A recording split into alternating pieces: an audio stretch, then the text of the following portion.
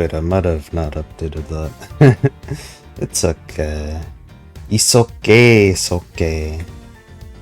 Let me fucking...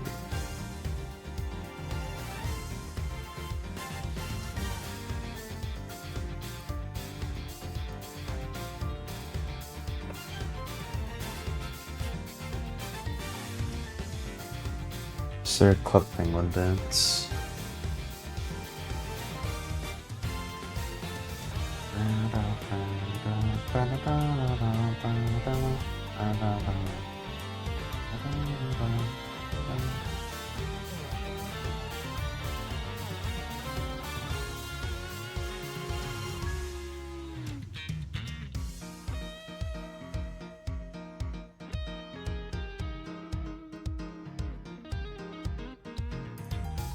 Yeah, let's do Default Dance Piranha. That one's a classic.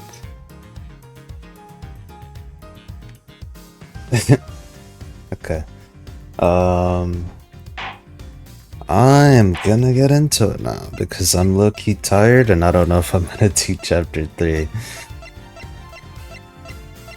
But let's do it. I remember stopping at it like, yeah, this point. Alright, bro. You've been lying to us. Why? Why did you lie?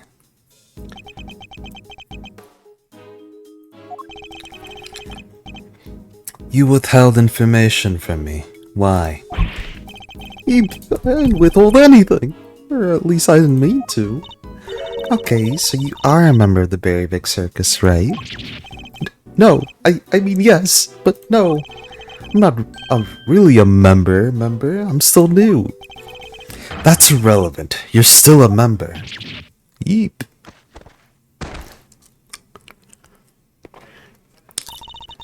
Let's try this again. Why didn't you tell us? Because it would have looked so suspicious, me being a performer in the circus show. And me being friends with Bronco?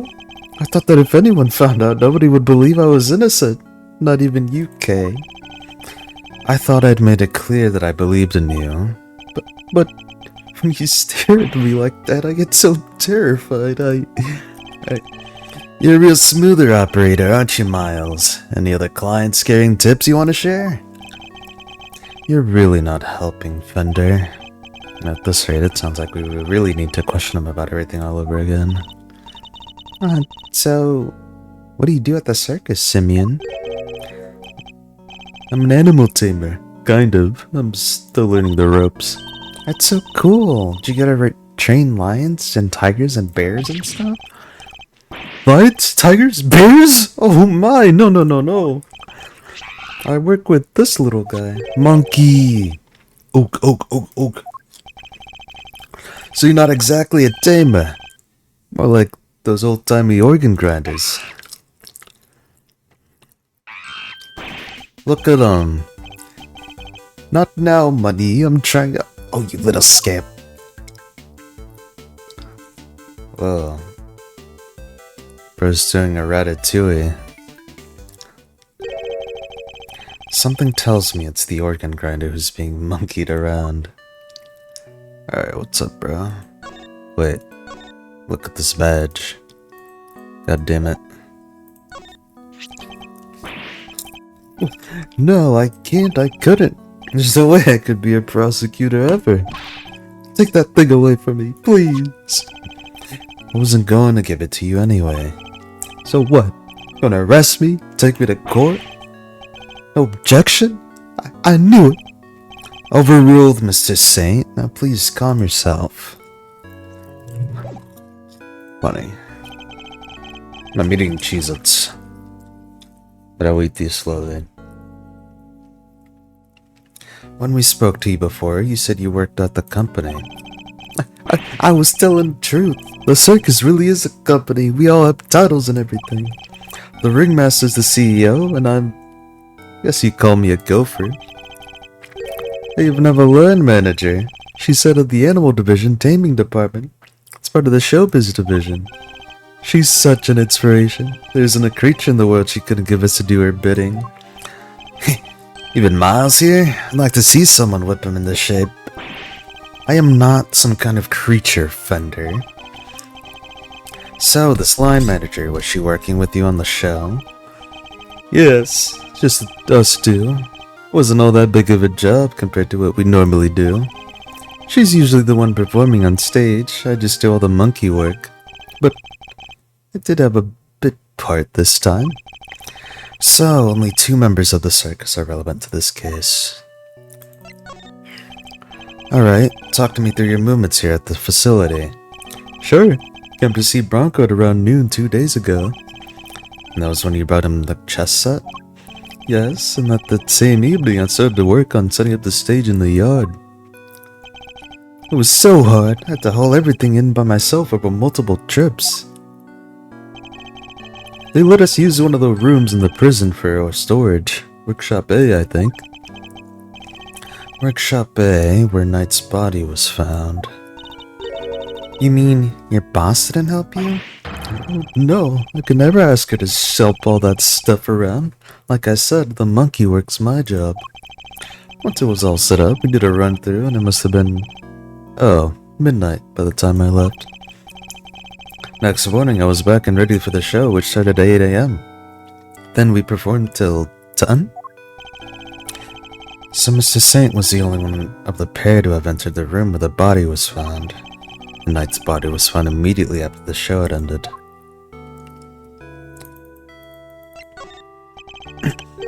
Do you have any idea why you were arrested? Why so quickly? I've never seen a guy get booked so fast.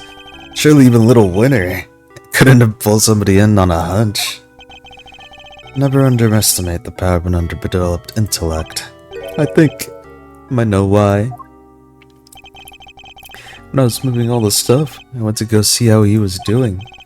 Bronco, I mean. You went to the holding cells on your own? Tell me you had permission. No, it wasn't a formal visit or anything, so I just sort of snuck over and hoped no one would stop me. But you'd just seen him earlier that same day. Why take the risk? I've known him since we were kids, and both of us were all alone. He doesn't have any family, you see, just like me. I knew he'd be feeling lonely, that he'd want somebody to talk to, so I had to go see him. You don't have any family? For a while I had my dad, but he passed away when I was a little kid. Losing one's father as a child, I know that pain all too well. He's just like you and me, Mr. Edgeworth. Empathy? In my Miles Edgeworth? Impossible. There was nobody else nearby when you went to see him. No, the other holding cells were empty. I didn't see any guards. Well, somebody must have seen you or you wouldn't be in here. Oh no, I messed up so bad, didn't I? So, the assumption that something happened while the two were alone together? At least, I imagine that would be Winter and Judge Cabell's thinking. In any case, I think we'll need to speak to your boss next. Last I heard, she's supposed to be around today too. Somewhere in the yard. Tell her I'm sorry, won't you? I'm so sorry. Can't believe I let this happen. Sure thing, Simeon. We're here for you. If there's anything else we can do, just say the word. But, I mean, there's nothing I can do for you in return. You don't have to worry about that. We're friends. We know what it's like to be in your shoes. We're all part of the same club after all. Right, Mr. Edgeworth? Unfortunately so, I'm afraid. Thank you for sharing such personal details with us. By the sound of it, you had a little reason to kill Knight. If anything, you're the one most affected by his passing. And what's more, I simply don't believe a person as gentle as you is capable of murder. Rest assured, we believe you, and we will get you out of here. I have a sneaking suspicion that he is actually the killer, and I don't like that at all. Well, what do we have here? A gosh darn defense attorney? That's what. Bravo, big guy. Can't believe I'm saying it, but you even remind me of your old man for a moment there. I did? From the Book of Gregory, an attorney is a friend to the friendless. Simeon, me bucko, this god'll suffer any hardship for your friendship. Things are gonna be shiply amazing. I didn't realize talk like a pirate day had come early this year, Thunder. That's just the thing. You never know when the pirates will strike next. No way, kid. Want some candy? No thanks. I don't like sweet stuff. Oh, huh. Bummer. I wouldn't mind a nice ship myself. Great Deep's galleon and for the Dread Pirate K. Yar, me hearties. We'll sail the 7 seas together and claim the greatest treasure of all. The One Piece! The truth. That's the One Piece. Shiver me timbers, you two will be the death of me. Edgeworth's learning to be fucking quirky. We won. Come on, let's set sail for the prison yard. No sea shanties on the way, please.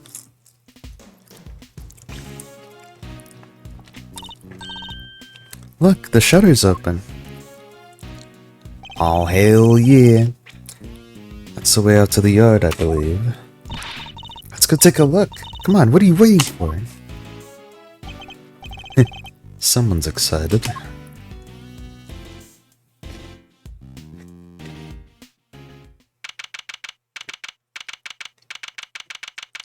I wonder who it could be. So, this is the famous yard. The circus performance was taking place here just before the body was discovered. Check it out! It's like the backdrop of some epic festival. Ding. Most of the prisoners were assembled here when the body was discovered, which means that anyone who saw the show has an alibi.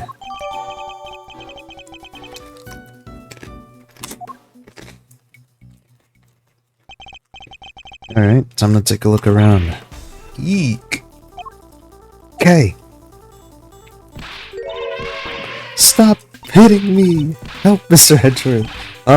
Seize and desist, you beast! Damn, this elephant does not like you, bro. Stay, Azzy, stay! Is it the clown case? God damn it, man. Not you again. Oh, you found a new friend to play with. Good for you, girl. Play with? Your elephant nearly ate me. No way she'd never do something like that. Azzy doesn't bite. It's not very often. So she does have a taste for human flesh. What?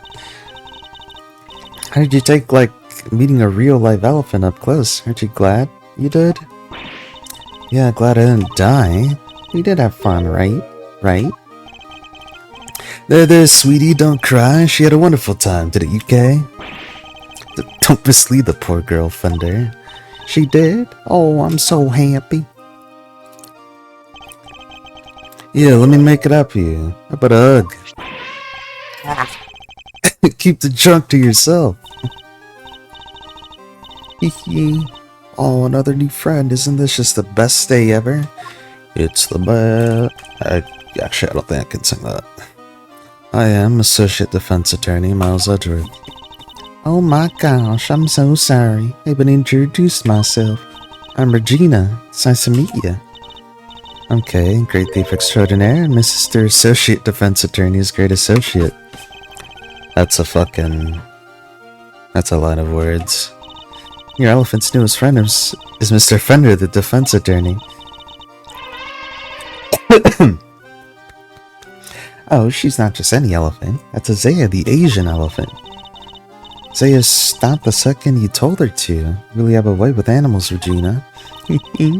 Well, I wouldn't be much of an animal tamer if I didn't. What? So you're Simeon's boss?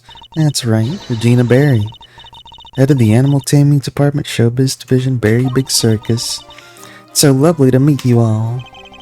Pleasure's all ours, mademoiselle. My name is Eddie Fender. I'm a bit of an ace attorney. He said the thing.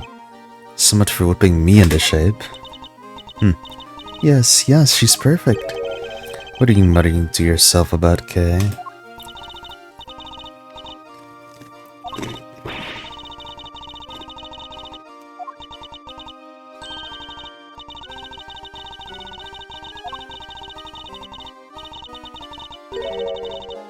You have her profile?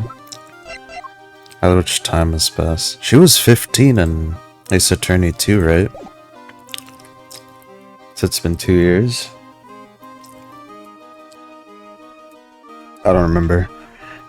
That's one thing we don't want to steal. Gotta keep it on the down low, all stealthy ninja-like. But where's the fun in that a show? Down low sounds like it might get me down. Bummer. I think we've got a fundamental difference of opinion going on here. It would indeed appear that negotiations are broken down. Maybe next time, okay? Well, Mr. Edgeworth, let's get cracking. Too bad we can't see much of what's beyond the metal fence, though. Indeed, we're in sore need of information in addition to evidence. Therefore, we should make an effort to talk with any persons of interest as well. Alright. It's a pond. Why is there a fucking fish skeleton there?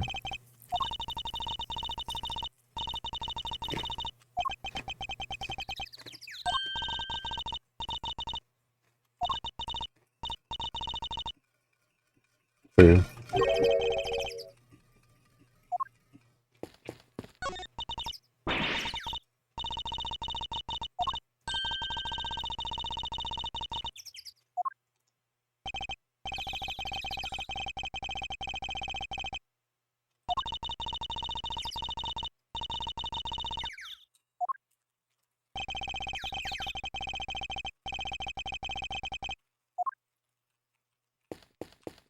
Alright. What's up, elephant? An Asian elephant named Azea and one of the very big circus's many animals. She certainly seems very fond of petting humans based on what we've seen. Well, most humans. You can't just glare at her like that, Miss Badger. She'll think you're trying to show her who's boss. Are you telling me she thinks I'm one of her kind? No, just that she respects you, I guess. How comforting. What's up, Thunder? What's up? Doesn't love a good circus performance, eh? A foray into the realm of fantasy. The performance is a good one. It can certainly be entertaining, yes. Man, I'm getting pumped up just thinking about it. Chance to escape reality, however brief, can often bring a powerful tonic. Got that right. Doesn't it make you want to hug something? It's like the circus. Only a show here right in the shadow of the fence that keeps these guys in. Guess the magic of the big top is enough to make them forget they're in the same boat as the animals. Fence, special examiner too. It is part of the facility after all. Well, missed the big show, but we got the stage, all this and other stuff to check out. He's right, I should also look at the show set and equipment just in case something useful turns out. Chat over, huh? You don't exactly give a guy a lot to work with, Miles. He low-key reminds me of Kaito.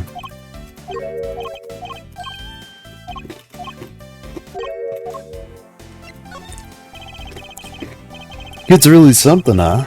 Wish I had a tenth of her starry-eyed outlook.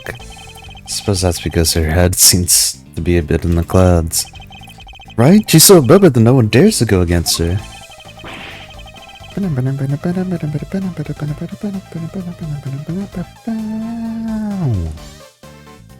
That part is so peak. But she doesn't even need to crack the whip with the animals.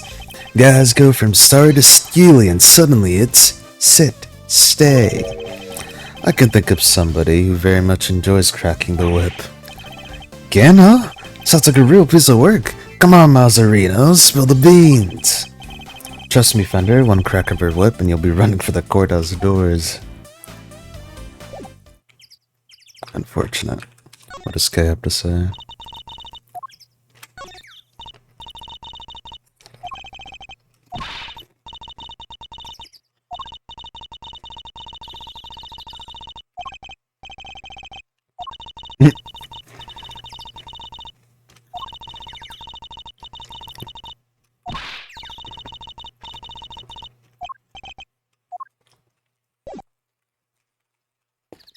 Alright. Power room. Yeah, someone would like go in there and turn off the power and then just transport the body through here, I'd assume.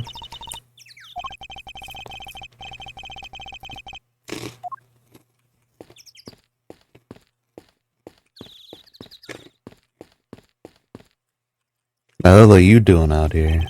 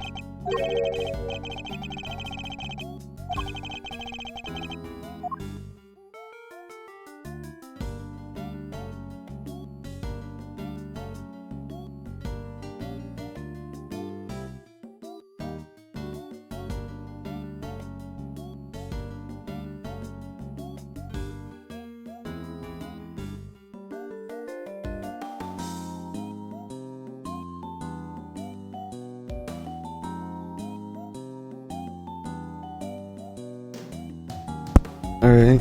Well, I have to be right back. I've been assigned a chore. Unfortunate, but I must do it. Be right back.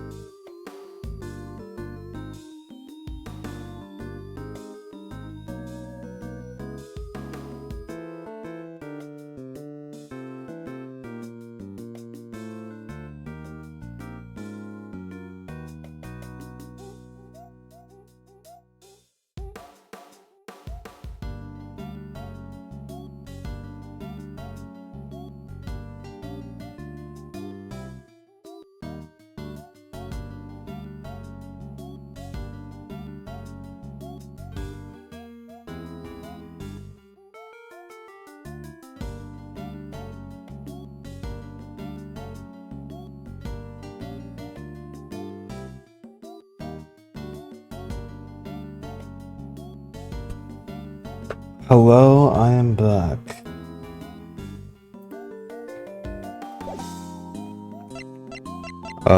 Yeah. I was supposed to present something with dirt or mud.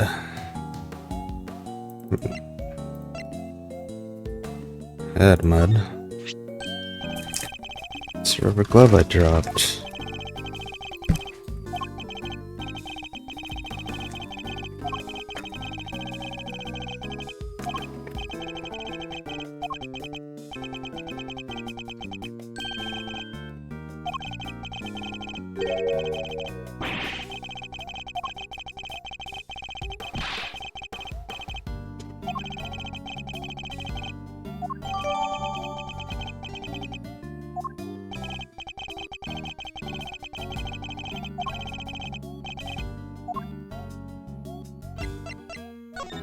Get this badge.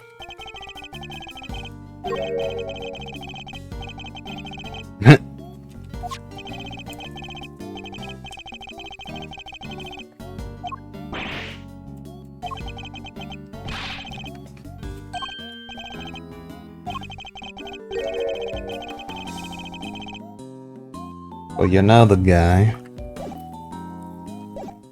Alright, that's enough of you. Got a well.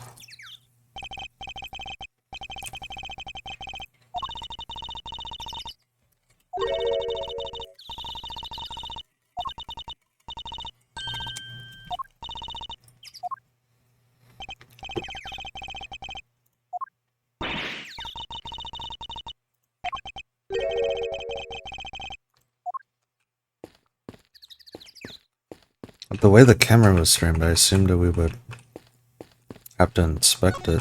I guess not.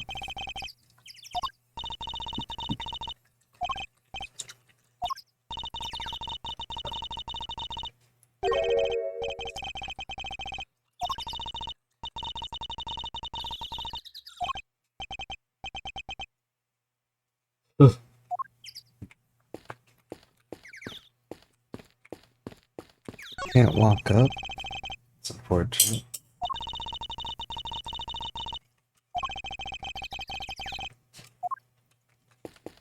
Is that everything?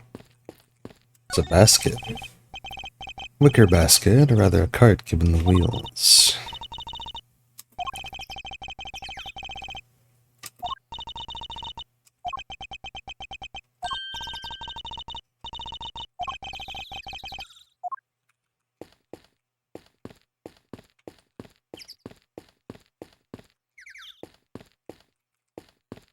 Under. Alright, what's up, Regina? You're the head of the animal taming department. You must be Mr. Saint's boss. That's right. My dad founded the Very Big Circus. And he passed away. He was murdered. I'm sorry to hear that. Damn. Fucking murdered dad club. Well, more like dead dad club. Because I don't think Simeon's dad was murdered. He just passed away, according to him. We have a new ringmaster now, and he's made the circus bigger and better than ever. He's such a nice man, and he was a good friend of my dad's too. Wow, that's great. Lucky you. Is it, fucking... what's his face?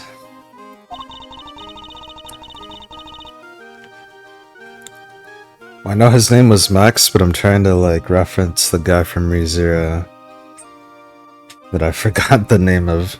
Oh well. Jesus. Only animal taming in Verlintric have more than one person right now. The Very Big Circus is getting bigger and better day by day. Sounds like you guys are really going places. They're getting on well. Leave them to it. Yeah, look at this badge. For me? Thank you very much. I'd say you could have it. It's not for me? No. My apologies. It was my fault for needlessly waving it in your face. It's okay. Forgive you. This time. Wait, why am I apologizing? Guess she didn't say anything. Can you tell me about the show? Oh, it's a wonderful thing. It even has a story. Not just any story. It's a love story. Isn't that a dream? Sounds like a regular riot. So who's the star of the show? Let me guess, you? No, silly. That would be Azea. She falls in love with none other than Regent the Tiger. It's a heart-rending saga of forbidden interspecies romance. Zootopia? Whoa, Nelly! I've heard of odd couples, but that takes the biscuit. It's not all. There's a love triangle too. It's so romantic. That sounds pretty incredible, huh, Mr. Edgeworth? So, the elephant is the heroine? Suppose that's a first time for everything. And, who's the third wheel? Oh, that would be the big old meanie who tries to tear our star-crossed lovers apart. Oh, what animal do you think it is, Mr. Edgeworth? Given that it's a circus, perhaps a lion? I think a raven would be cool, like the Yatagarasu. No, it's a sneaky monkey. Ugh. That certainly lowered the stakes. Oh, you mean money, right? Nope again. The role of the monkey is played by Simeon. Bruh. Money's far too small to play against Azea and Regent, silly. Anyway, the evil villain tries to tear Azea and Regent apart. What will become of the fated twosome? That's the word. It's so exciting, isn't it? Wow, sure is. So, Mr. Saint was more than just the little helper that he claims to be. Poor Simeon. It'd be terrible if he couldn't perform with us anymore.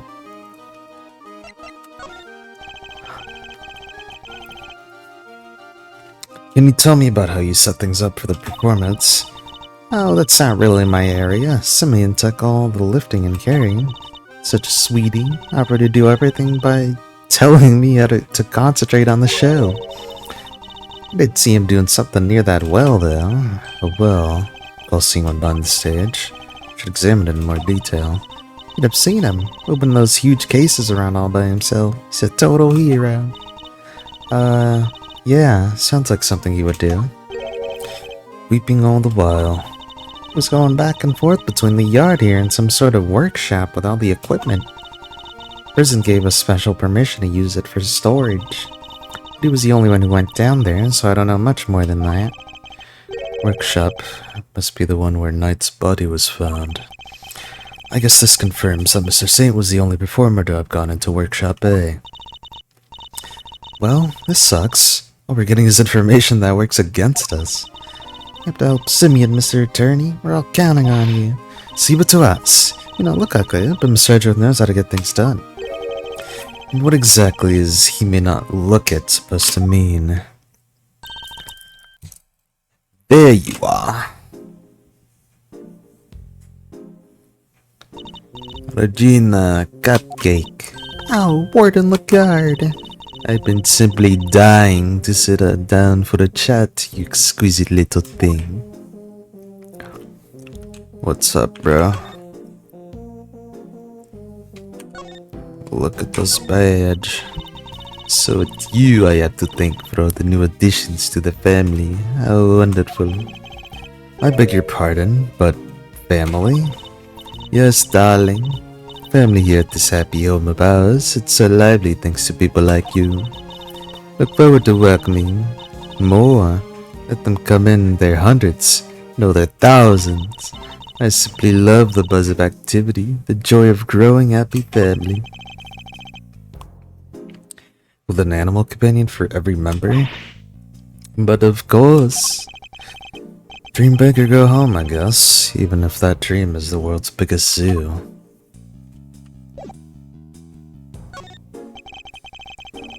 Mind if I ask a little about the prison? Oh, not at all. This place is my pride and joy, my home. Sure, it was a prison when I first arrived. It was awful. I don't know what she said after that. An utter disgrace. Awful? I suppose you mean the prisoners were unruly. I most certainly do not. They're angels, every one of them. They've always have been. No, it was the ambiance that was awful. I fretted and brooded, and then it hit me. The animals, if anyone could brighten up the place, it was them. It is nice having them around. Isn't it just? And just look at my fabulous little family. Why, my darling, Frankie's the very picture of rehabilitation. Except when he's shuffling through dead men's pockets.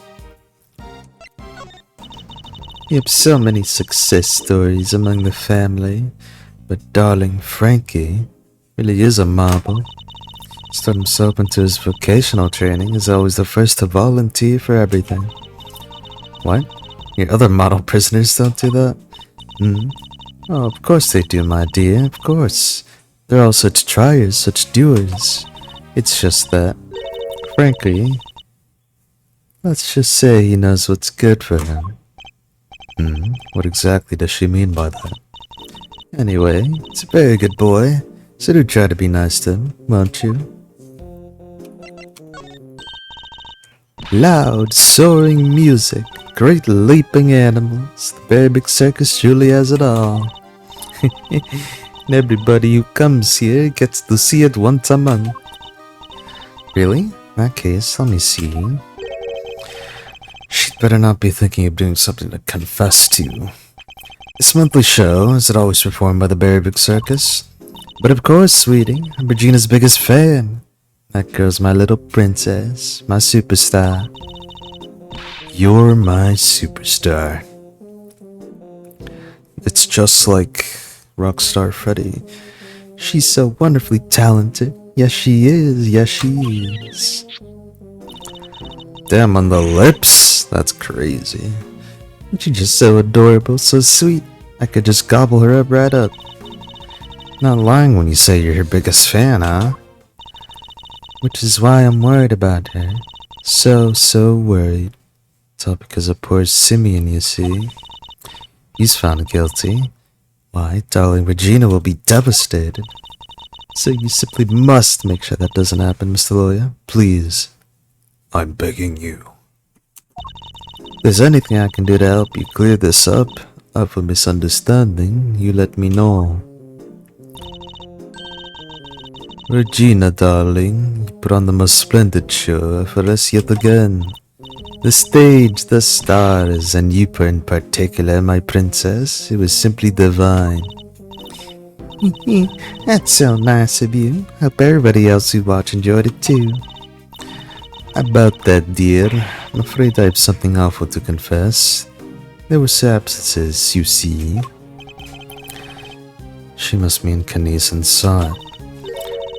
We were 3 members short. Unbelievable, I know. How will you ever forgive me? I'm sorry, but you're saying 3 inmates didn't attend the show. That's right, sweetie. I counted the seats myself. 1, 2, 3 no-shows. I always make sure there are enough seats for everybody. Mr. Edgeworth, it's not right, is it?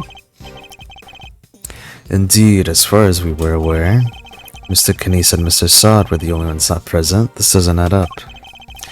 Who's the third missing prisoner and what were they doing? It seems we need to investigate further. Oh, I was enjoying my chat with dear Regina so much I almost forgot. I must feed the little one. Little one? Little one? What's up? Yikes. That ain't no little one. Holy shit, it's Gatorland.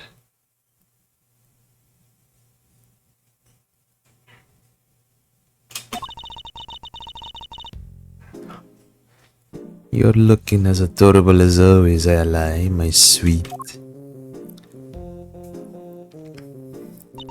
Oh, she's so pretty. What a cute name. Yes, Ally the alligator. Or Ally. Yeah, Ally makes more sense. Isn't she a darling? She's my favorite, aren't you? Yes, you are. I'm so jealous. Can I pet her? Of course, princess, of course. Boy howdy, these two are made for one another. They look like they'll be busy for a while. Maybe we should go back inside the prison and check the cells. Yes, let's. Perhaps we can find a clue there as to who our third missing prisoner might be.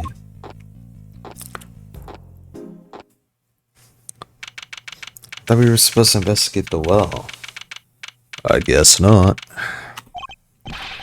Sir. Is this Gumshoe? Goat. Detective, you're not needed elsewhere? No, the judge and the kid aren't here yet. Oh, and I got your message. Oh, you searched the victim's cell. Did you manage to turn anything up? We struck gold, sir. Well, blood anyway. It was right where they're on the floor. Only tiny specks, though, but at least it was something. Yeah, proves that the holding cell was the scene of the crime, right? Not quite. Proves it's a possibility, but it's not conclusive yet. Thought you'd say that, sir, which is why I ordered some follow-up work. I asked for forensics to analyze the blood and see if it matches the victims. They're on it as we speak. Nice work, Gummy. You thought of everything. Detective, I must say, I'm impressed. Did you hit your head or something? Gee, you don't look so surprised, sir. I just hope things continue to go in our favor. Alrighty. So the proofs of the murder happened in the detention center, and the next trick... I don't think I said anything of that right.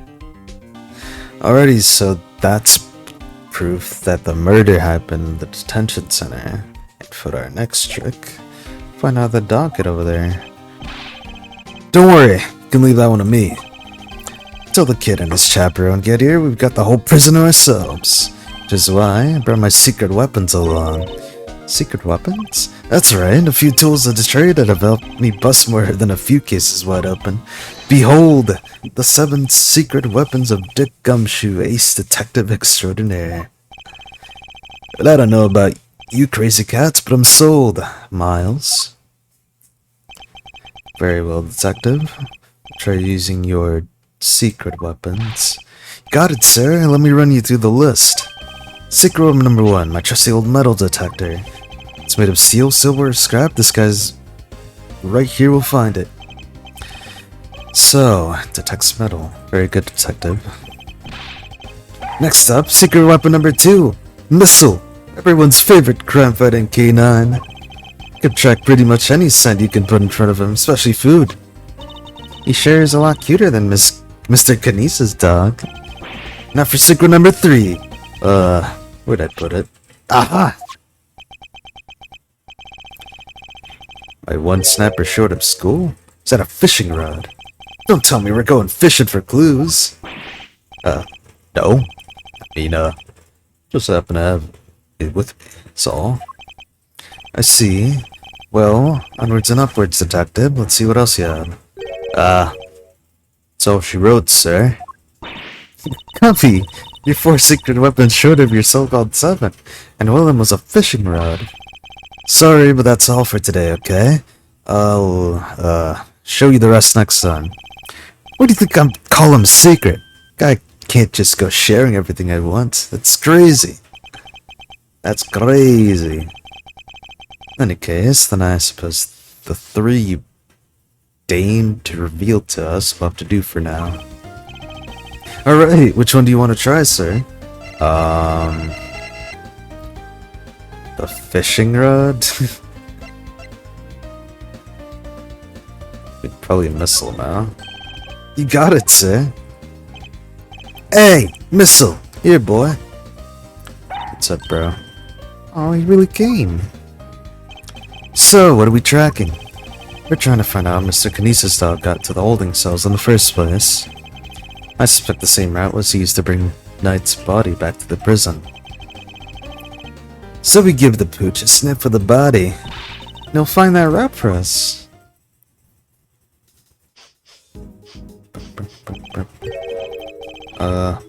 Someone else saw something sweet. All I smell is the odor of blood. It's faint, sir, but it's there. Almost like cake, maybe? The body smell of cake. Okay, Missile, get a nose full. Here we go! Follow that dog! It's the way to. Set it for the maximum security. He's going in. Just have to follow after him.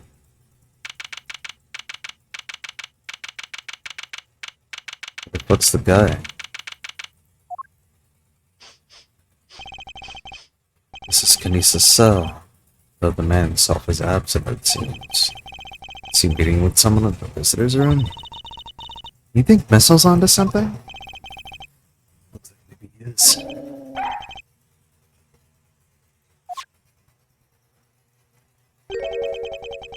Is there something here? Get snooping, Mr. Arthur. Cookies? Oh, these are cookies. Tea and rice crackers. Mr. Kinesis clearly doesn't like for comforts. I think of worse ways to spend my time in jail than drinking tea and rice crackers. But this was a maximum security, not maximum comfort. And nobody else gets a special treatment. Complaining me isn't going to help. Perhaps you should take it up with the man himself. Yikes, no thanks. Look, Mr. Edward, that chisel on the floor is a bit smaller than the other ones. I'm no woodworker, but perhaps it's an all-purpose one that can be used in a pinch regardless of the job. All-purpose pocket chisel. Makes sense. Always nice when your tools are useful and easy to carry.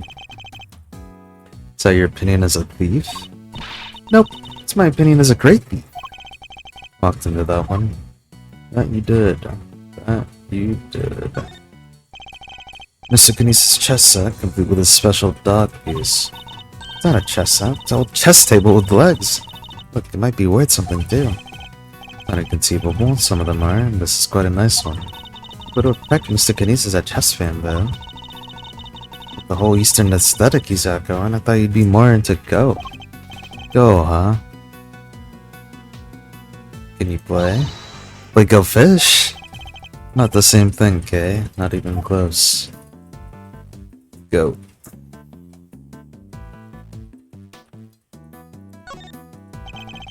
Mr. Kinesis' chisels, everyone a potential murder weapon. It reminds me of something. Furrows in your brow. When you frown, it looks like somebody's took a chisel to your forehead. I have no idea what you mean. See? They're so deep. Don't tell me you don't see it, Mr. Wood Carving Face. You quite finished. What's the matter, boy? Wait. Is this cake what you were after? Woof, woof, woof. Whoa! Down, boy, stop that! No, you can't have it. Dogs can eat chocolate, you know that. If you won't behave, I'll just have to eat it myself. Not bad. That's some real outside of the chocolate box thinking there. Not sure everybody agrees, though. Yummy! I wanted some. Daring of you both to assume the food in a prison is safe to eat. Well, daring or dumb. So anyway, it looks like it really was a cake Missile was tracking. Talk about a waste of time. I suppose we just got our desserts. Or got our just desserts. Little guy's definitely capable, right? Sure he is. This was just a blip. You'll follow the right set this time, I promise. Seek, boy.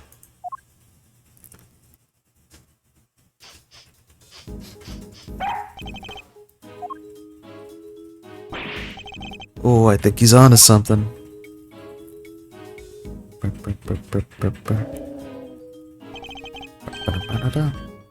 Whatever it is, it's in here. Mr. Carcerado's cell. We need to take a look inside. Detective, call the guard. Yes, sir. Yes, sir. Thank you, officer. A question before we begin. Is the prisoner, Mr. Carcerado, still in solitary? No, sir. No, sir. Came back a little while ago. We see you for the noon roll call. Guess he must be on work duty someplace. I see. A few beats are kind of soaked in his cell. Yes, sir. Interesting. Got an hourglass. So how many minutes do you think this timer is for, Mr. Edgeworth? Well, Mr. Croft said it's a boxer, so 3 minutes would be my assumption. Same as the length of a round in boxing. Thanks for playing, but the correct answer is kinda maybe about 2 minutes. Why? Because there's a crack in it and a bit of the sand's filled out. Nah. It hurts so much when she's right.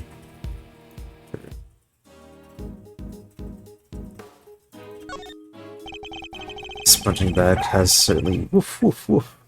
Oh, this is it. What breed were you again, Missile? Sure wasn't a boxer? No way! No way indeed. Quickly, detective, move the sandbag aside. Yes, sir! A hole! Could this be? Whoa there! Wait, Missile! I'm going in too! Wait, stop! Sir! I'll go get her! Yeah. Ooh, that's tight. Shouldn't have eaten that cake. He's gone. Well, I'm not going in there. Guess we'll just have to wait.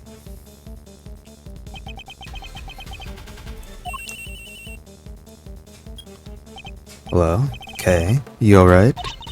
I'm not gonna believe this, but we're in the detention center. The detention center? That hole. It's a tunnel that leads right into Mr. Knight's cell. What? Don't go anywhere. I'm on my way.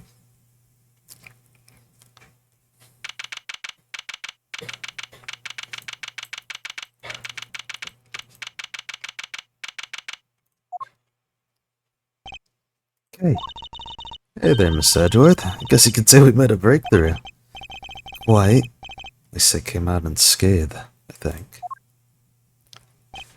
Sir, the floorboards under the bed were torn up. Damn. So that's how they did it. There's no doubt about it. This must be the route we've been looking for. The corridor connecting the detention center and the prison is locked down by heavy security doors. But with the help of this tunnel, it can be circumvented. It was a sweet scent that started this whole search. Could it be that the scent was in fact coming from Knight's body after all? Incidentally, Knight's body was covered in dirt that might have come from being dragged to this tunnel. Hey, there's a lake down there. Well, it's pitch black so I couldn't see a lot. Luckily, my camera has a flash so I took some pictures. Let's see what you captured. A lot of forks and mugs. Oh, and paw prints. Spoons. Spoons, a fork. Guess these were digging the tunnel. On the side, there's footprints. Paw prints even, from a dog perhaps.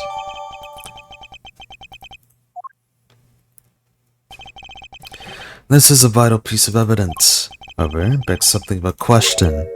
It does? Mr. Carcerado has certainly been making use of this tunnel, which means... Excuse me. Detective, need to find out where Mr. Carcerado is immediately. My suspicions are correct. Huh? Oh, nuts! Bros escaped. Guards were alerted and they began searching for Mr. Carcerado right away. But after a thorough investigation of both the prison and detention center, he was nowhere to be found. Bro escaped? That's crazy. Oh, we got another viewer. What's up, man?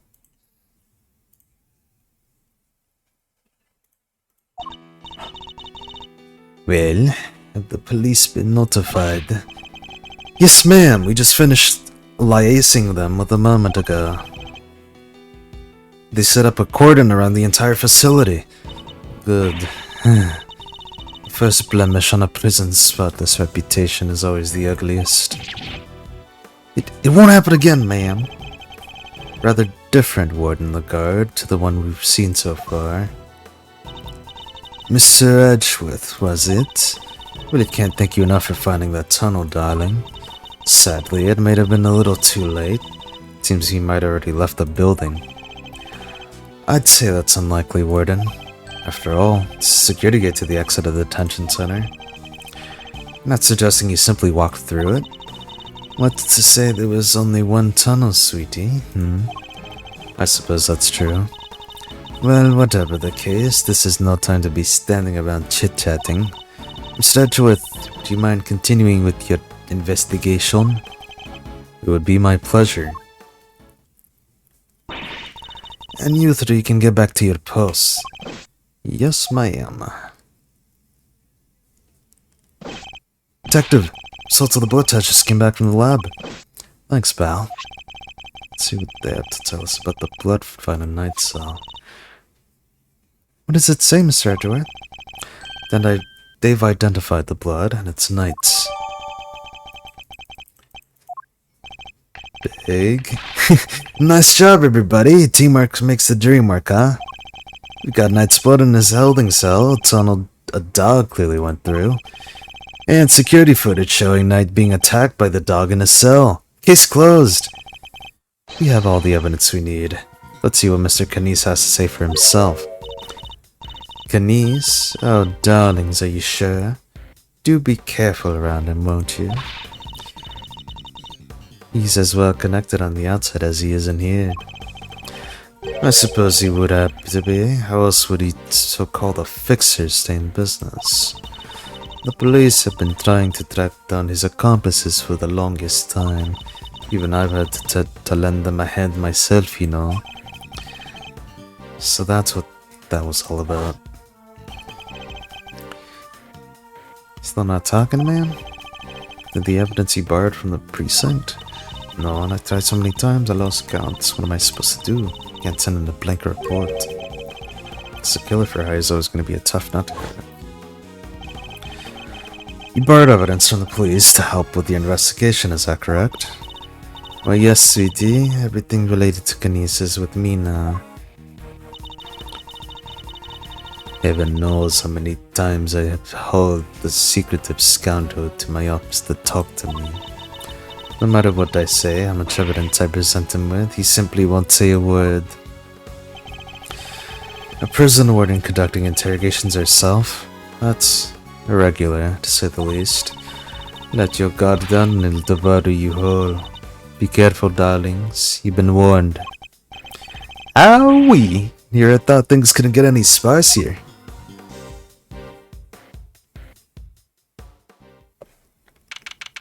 Alright, what's up?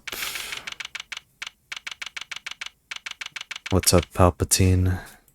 And it's these two bums. God damn it, man. Judge Cavell, I didn't expect to find you here. We have been conducting inquiries, which given we are in charge of the investigation is hardly strange. What is strange is that you are still here, Mr. Edgeworth. I gave you a warning, did I not? I told you that your badge was at risk should our paths cross again, and yet here you are. I'm sorry that you thought that I might be so easily discouraged, Your Honor, but I'm not about to let the truth slip from my grasp no matter what you or the committee might say. I'm here to present a certain someone with evidence that you yourself should have uncovered. You have more business with me, I take it, Mr. Edgeworth. I do. I promised I would be back to prove to you that you were the killer, and here I am. This should be amusing. Very well. Whenever you are ready. Objection! Not so fast. I have some truths of my own to share. Cursory deductions, in fact. Indeed, we are more certain than ever that Simeon Saint was the murderer. And that only he could have moved Mr. Knight from his holding cell to the prison proper. We shall prove this to you beyond a shadow of a doubt. But first, a question. Are you quite determined to continue this course, Mr. Edgeworth? Should you fail to rebut our deductions, there will be no going back. Your very career hangs in the balance. What? You'll take his badge if you don't like how this goes? That's intimidation! Not at all. If anything, I am showing him mercy. This is not Mr. Edgeworth's case. It never was. And I am undergo no obligation to hear him out. If he is prepared to accept the potential ramifications of his actions, I will allow him one last chance.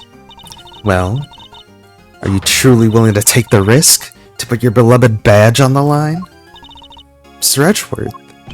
Sir! I accept your terms.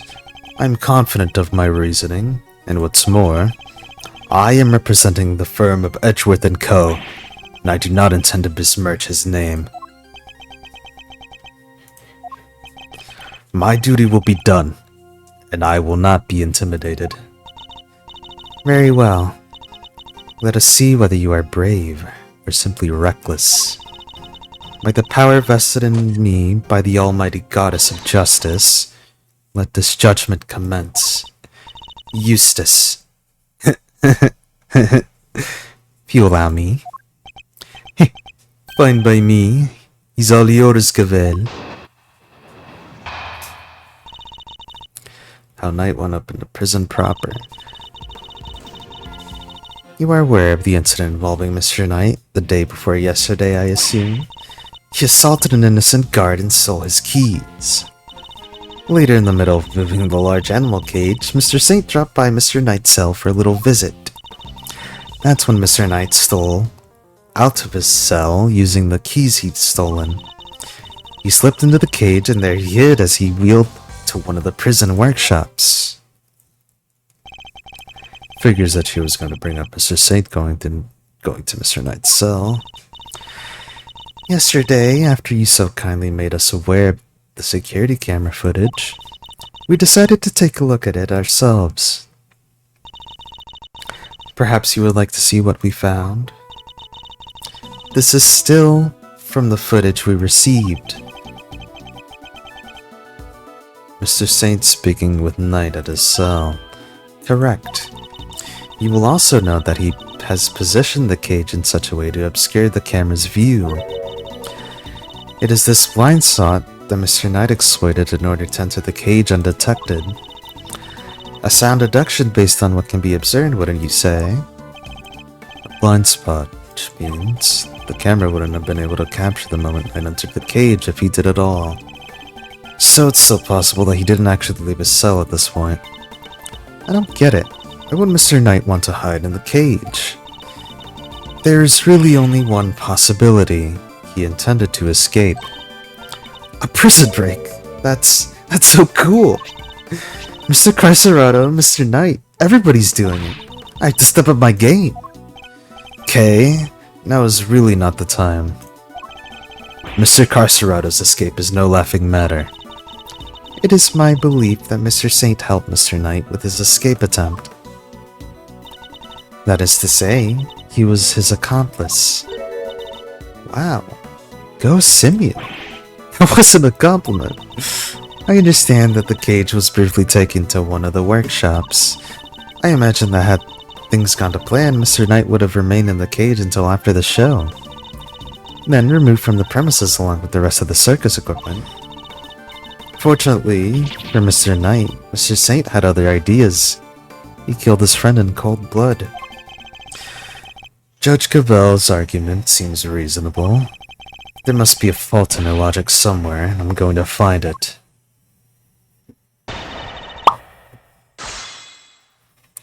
Alright. Hold it! Let's show these bums who's boss. As I mess up the first cross-examination of the day.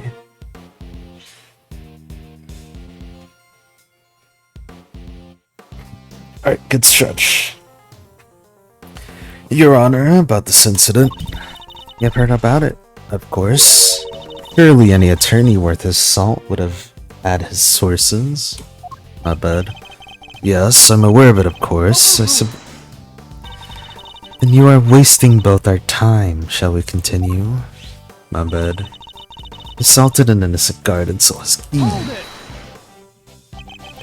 Do you have any proof that Knight stole the keys? I can think of no other reason for him to carry out such a brutal attack. Once the guard he assaulted regains consciousness, I'm sure he will confirm our suspicions. I wouldn't be so sure. Perhaps I should press her further on her reasoning. Sure, why not? Sorry, but I believe there is a flaw in your reasoning. If Knight had the keys, there was nothing to stop him from leaving whenever he wanted. Why wait for Mr. Saint? There's no need, surely. Chose the option he deemed most likely to succeed. He stole the keys and hid them somewhere, then waited for an opportune moment to present itself. He hid the keys? I'm afraid you made uncharacteristic oversight, Your Honor. But Knight wasn't hiding any keys. That has been proven already. This is the piece of evidence that proves Knight didn't have the keys.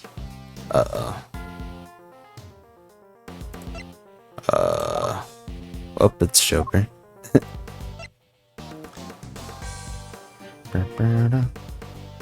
Is it the fact that they haven't been recovered? Take that! Since you know about the incident, I assume you must already know this, but after the assault, the guards searched both Knight and his cell, and no keys were found. And if the whereabouts of the keys cannot be proven, then neither can your theory. I have considered the matter of the missing keys, and I do not think it's such an issue. I still believe he had them. After all, the guards only stated that they were unable to locate them. And this is because they were cleverly hidden inside the pocket chest set. Knight's chest set, the same set in which the murder weapon was also allegedly hidden.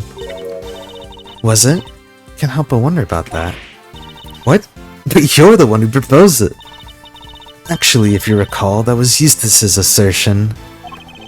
So, the two of them are of one mind on this, I take it. Allow me to restate the facts. Mr. Knight hid the key he stole from the guard inside his chest set.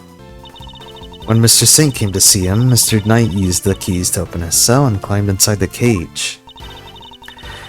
He was then moved from his holding cell to the workshop in the prison proper, all with the help of his friend and accomplice. Had things gone according to plan, he would have been taken out of the facility after the show. But they did not. Instead, his accomplice murdered him while the show was taking place in the yard. Objection! But Mr. Saint was a part of that performance. How would he even have the time to commit the murder? How indeed? Allow me to explain. As you know, many stage performance follows a set narrative. Yesterday's show was one such example. She's done her homework, I see. The suspect played the role of an antagonist opposite the elephantine heroine of the show. In the latter part of the performance, the heroine's love prevails and the villain is defeated. This victory is depicted in a very unique manner, whereby the villain is sent flying from the stage by the heroine. He's sent flying by the elephant? Isn't that dangerous? Having been ejected from the stage in this manner, the villain no longer appears in the performance. In other words, the suspect did not appear on stage for a period of approximately 15 minutes. And you're saying the crime took place during that time? Yes, I'm afraid so. After all, it's more than sufficient window, wouldn't you say? Objection!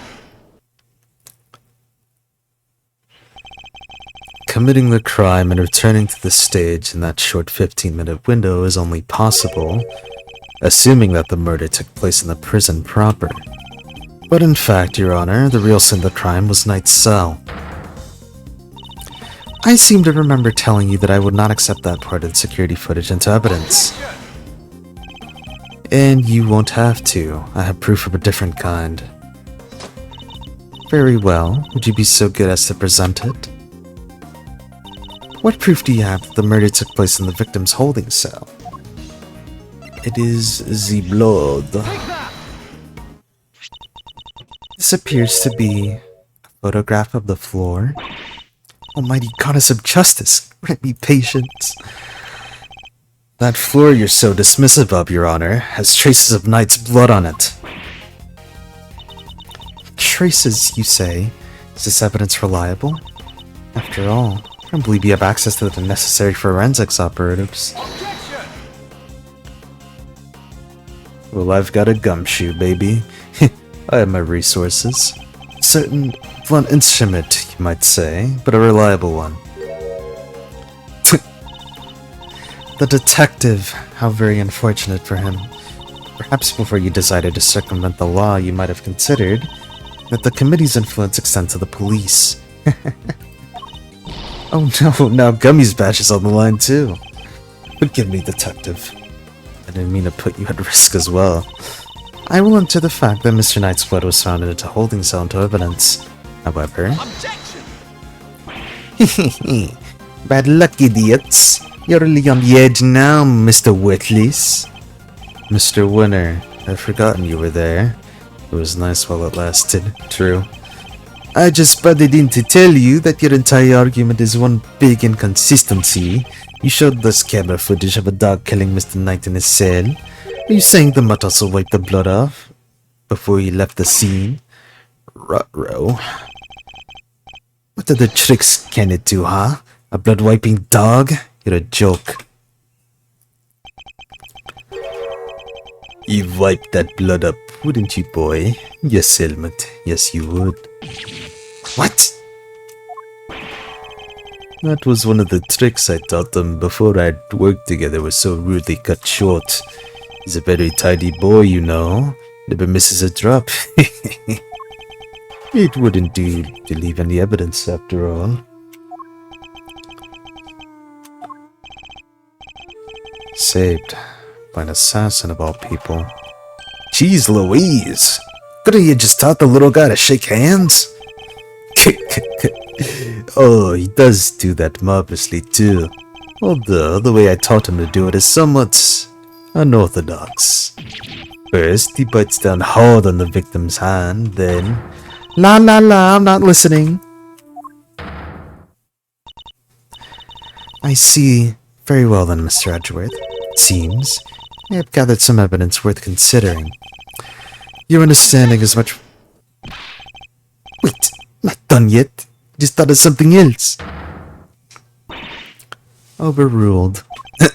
Who? Boy. Somebody's taking up prisoners. Eustace, would you be so kind as to allow me? All yours, Gavel.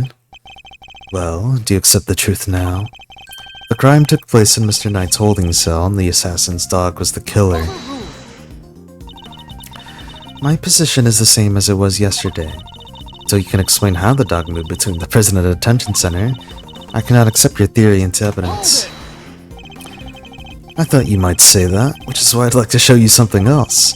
This piece of evidence shows how the dog could freely travel between the prison and the detention center. We're digging tunnels over here. This is... At least they aren't going after his cellar. Are they not? His badge being removed removes him of a salary.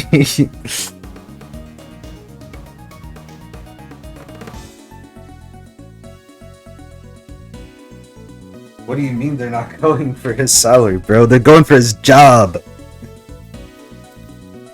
It's a secret passageway. It runs beneath the prison. Wait, what? Secret passageway? It was dug by one Mr. Rocco Carceretto, escapee.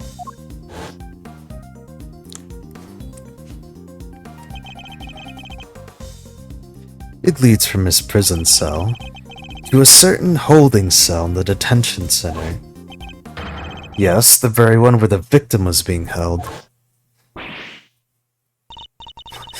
Well, this is certainly a surprise. To think that it was beneath our feet this entire time. Mr. Knies, you know of this tunnel, didn't you? Because it's the same tunnel that was used to carry out the murderer. Or the murder. Fine boom, fine boom, fine boom, fine boom. In the name of the goddess of justice, overruled. Mr. Edgeworth, you are out of line. How so, Your Honor? Evidence is everything. Whether in a court of law or at a scene of an investigation. Isn't that your little catchphrase? Well, it just so happens that I have some evidence of my own. Bronco Knight's autopsy report. His autopsy report? When did we get that? How do you not know you had it? The police handed it to me only a short while ago. Findings are still preliminary, but it has something of value to tell us nonetheless. The Goddess of Justice speaks to us through these pages, Mr. Edgeworth.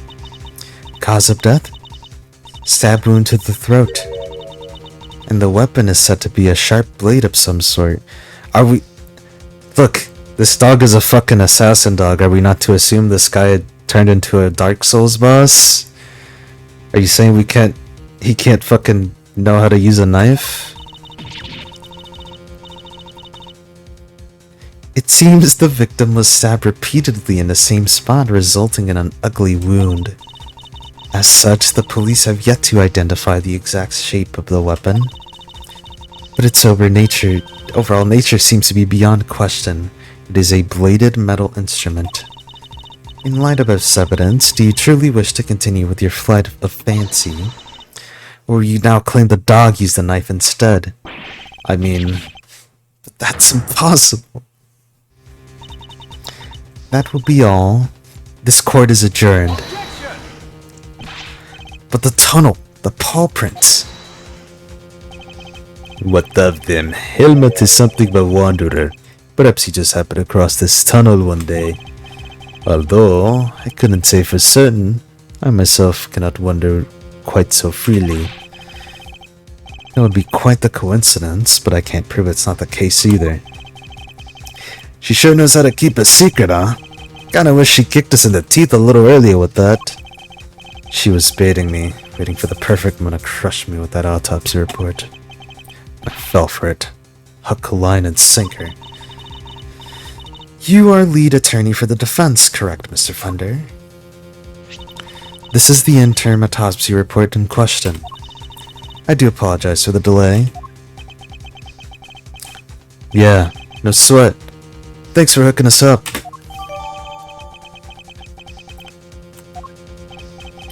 Yep, this all checks out. Yep. Mr. Fender, a handshake is not necessary when receiving official court documents, you know. So please feel free to let go of my hand. It's not a holy relic after all. I was just trying to be friendly, Your Honor. Had you lingered a moment longer, the Goddess of Justice would have spoken to you through my gavel. Alright, I got it. Nice work, Gavel. Just like we planned it. I did only as you instructed, Eustace, but thank you. This guy's a bum.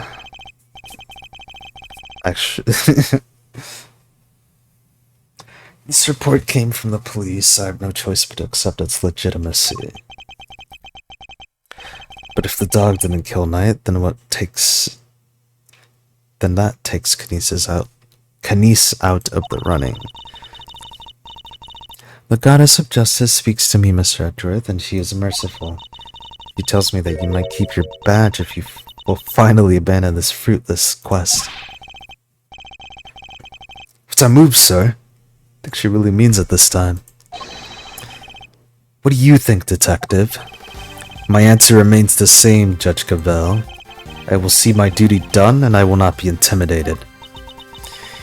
Even with how things stand, you still refuse to concede? This may be very well your last chance. Your badge hangs by a thread. Then let it fall if I must. I have something far more important to protect as an associate attorney. My client. The Goddess of Justice is in no doubt saddened by your refusal to accept yet another offer to mercy. Attaboy, Miles. That's what I like to see. Looks like the defense never rests is really starting to mean something to you. Credit to your old man, though. He's the one who said it first. My father? In fact, could swear I saw Gregory's spirit in you for a second there. Said you changed since your days in Von Karma's shadow. I didn't believe you at first, but I'm starting to. Thank you, Fender. Alright, kids. This is where the rubber really hits the road. Put your thinking caps on. Let's make our break time. If it's true that night I was offered that off with a bladed weapon, does our whole case really fall apart? Bladed weapon? Of course. There were 5 chisels in Kinesis' cell when we last looked. Former assassin wouldn't struggle to commit murder with a tool like that. In which case, the one that killed Mr. Knight was. Have you quite finished? Be your best hunch. Evidence is everything. It may well be my little catchphrase, but it's also true. So the murder weapon was a sharp blade. Then where is it? The guards didn't find it. Why could you let this go? So what if they didn't find it? What are you driving at? What if I were to tell you that I now know what the real murder weapon was? It was right under our noses the whole time. Indeed. It was one of Mr. Kinesis' chisels. What? I would advise you to stop bombarding us with your irresponsible half-baked theories, Mr. Edgeworth. They repeatedly insisted that Mr. Knight was killed in his cell by a dog. I simply go where the evidence takes me, both in the courtroom and at the scene of the crime. If the murder weapon was in fact a chisel, then yes, the murderer could have not been the dog. But that begs the question of what exactly it was we saw in the security footage. Oh yeah, the security footage! How do you explain that, Mr. Smarty Pants? An excellent question. The footage shows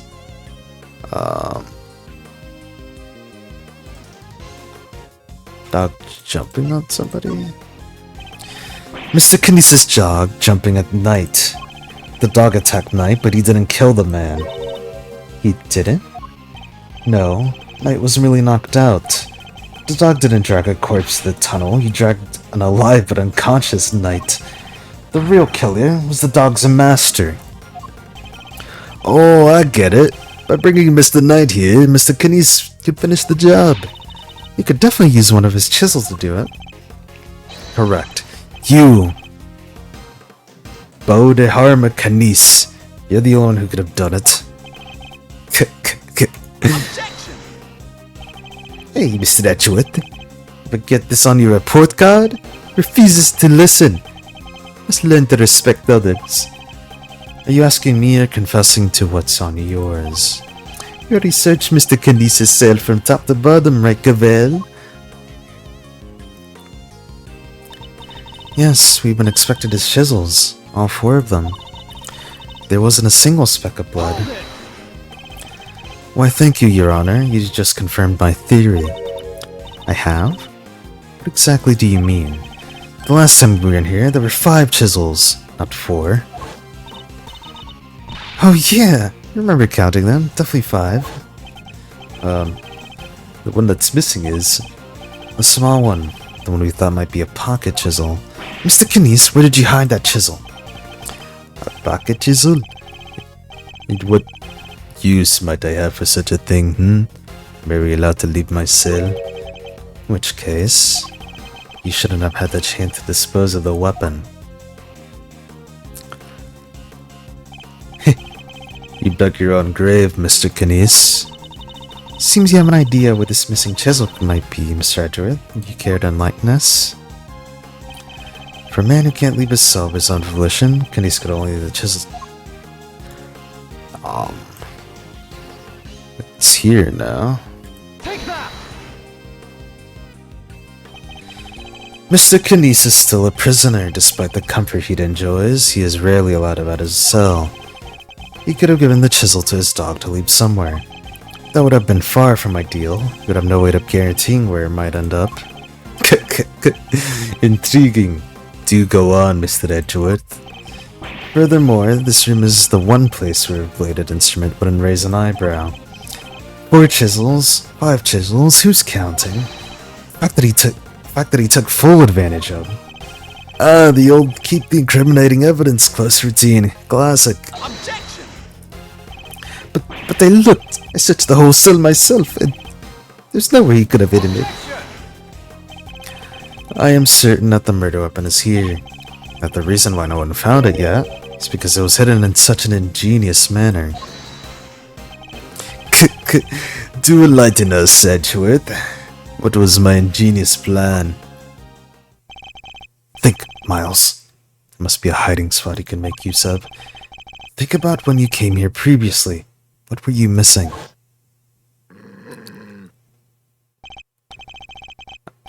He's not trying us out permanently, right? Let's get out of here. It's on the dog. Is it not? The dog! He hasn't made a sound today. And we were here before. He barked and growled repeatedly. Even Kanice even encouraged him to do so. That must be it. I knew something was off. I can hardly believe it.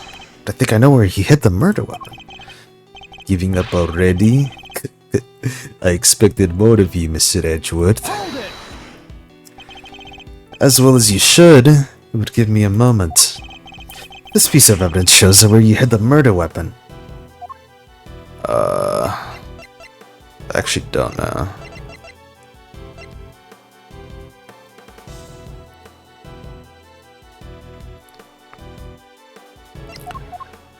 Like it's the dog? But how do we prove that?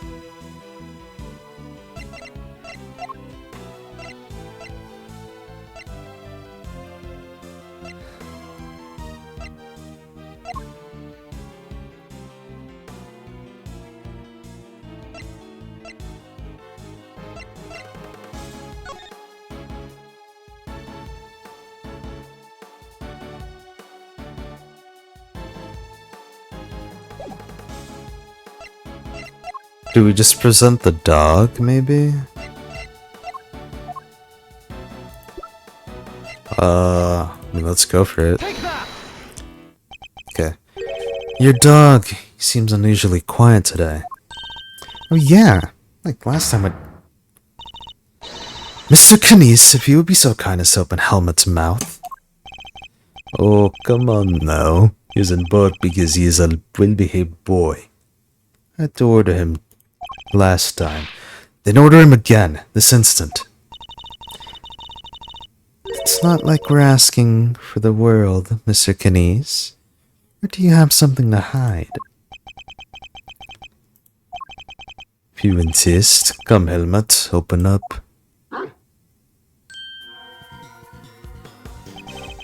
And there we have it. A chisel that small was easy. What? What? A chisel in the dog? Why is there a chisel in the dog? I thought he'd been straight to quiet. I guess his brain is finally caught up. Eustace, why don't you be a good boy and call forensics? Tell them it's urgent. Ah, okay.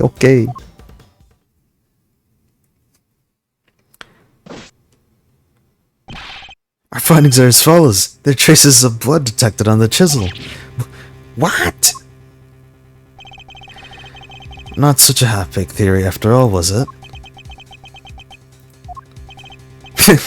Alright, so we're all on the same page here. This is our murder weapon, yeah? The forensic evidence cannot be ignored. We have no choice but to concede that this is most likely the case.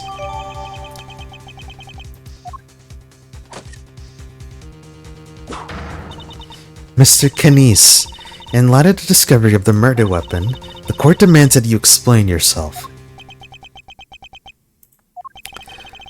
We found the route your dog took to the holding cells, and now we have the chisel.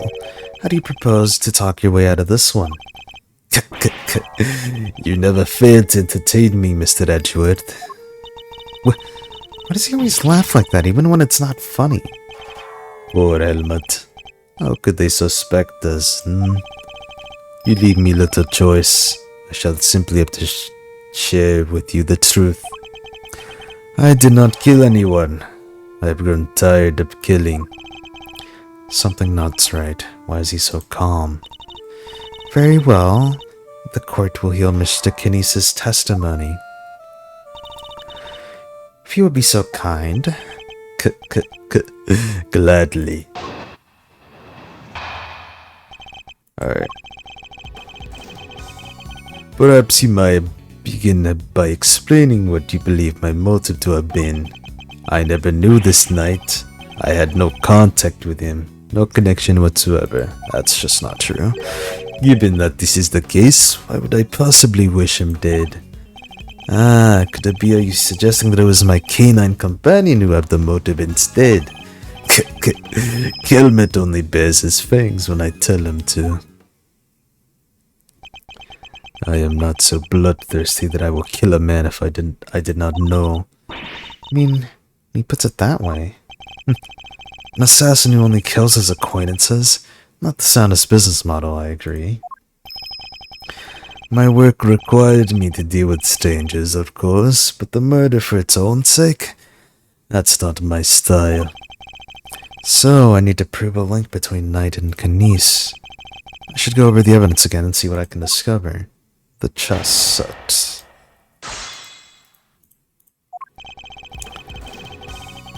Hold it!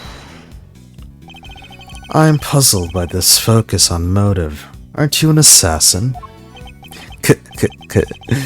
Assassin or not, Mr. Edgeworth, I don't spill blood for nothing. Neither in a professional nor in a private capacity. That's just how it's done. That's just not how it's done, is it, boy? No, it's not. Hold it! You didn't know who he was? That's quite unlike you, Mr. Knies. You overestimate me, Mr. Edgeworth. Perhaps you had a harder time putting me in here than I'd realized, but I'm no master criminal. That said, you are no run-of-the-mill prisoner either. You're the fixer, correct? I find it highly unlikely that a man in such a position would have no knowledge of a new detainee at all. Then you have a rather inflated idea of my position. I have my connections, yes, but I am not all-knowing. I knew nothing of Mr. Knight. Hold it! You're an assassin. Since when have you needed a motive? He's a strange man, isn't he, Helmut? Yes, he is. Is he a fool? A genius? It's so hard to say. Objection! Drop the act, Mr. Knies, and answer the question. No. You will answer mine. Who am I, Mr. Edgeworth? I'm the very same person you caught. An assassin. Murderer for hire. Were I one to kill without rhyme or reason, I would still be free to recite sutras in peace out there. Smart canine companion, yeah, they'll kill them out. Hold it! Of course not, but your dog was trained to kill. What is this man talking about, Helmut? Why would I say he's such an awful thing about you? He's a silly man, that he is, yes. Then perhaps he killed the wrong person. That would explain the lack of motive. Do your precious police dogs attack people willy-nilly? Have some respect, Mr. Edgeworth. If you're going to accuse Helmut of something, at least show us some evidence to back up your claims. What if I had any? Hold it! Then you must have done so, didn't you? You ordered Knight's death. Oh, Mr. Edgeworth, you'll have to try harder than that. Forgotten what I just said. I did not know Knight. I did not know that name. If you are going to insist otherwise, then at least you can do is show us some proof. He must show some proof, mustn't he, Helmut? Yes, he must. Whether it was Knies or his dog that committed the killing, Knight wouldn't be dead if Knies himself hadn't wanted him to be. My first order of business should be to prove that Knies and Knight knew of each other.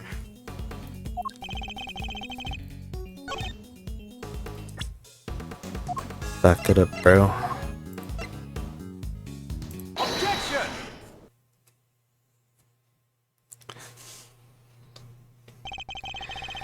You're getting sloppy, Mr. Knies. You may have trained your dog to clean up your mess, but some things still require a human touch. We found this in the victim's room. It's a record of a game of correspondence chess. What's more, the game depicted matches the game laid out on your board. What? The number of possible games has been calculated to be 10 to the power of 120. That's on the low end. Wait, so that's 10 times 10, 120 times over, right? 100,000. I give up. I mean, what do you call a number that big? A vanishing unlikely coincidence, that's what. Now, tell us why you killed the knight. Unless that is, you would prefer to explain the coincidence.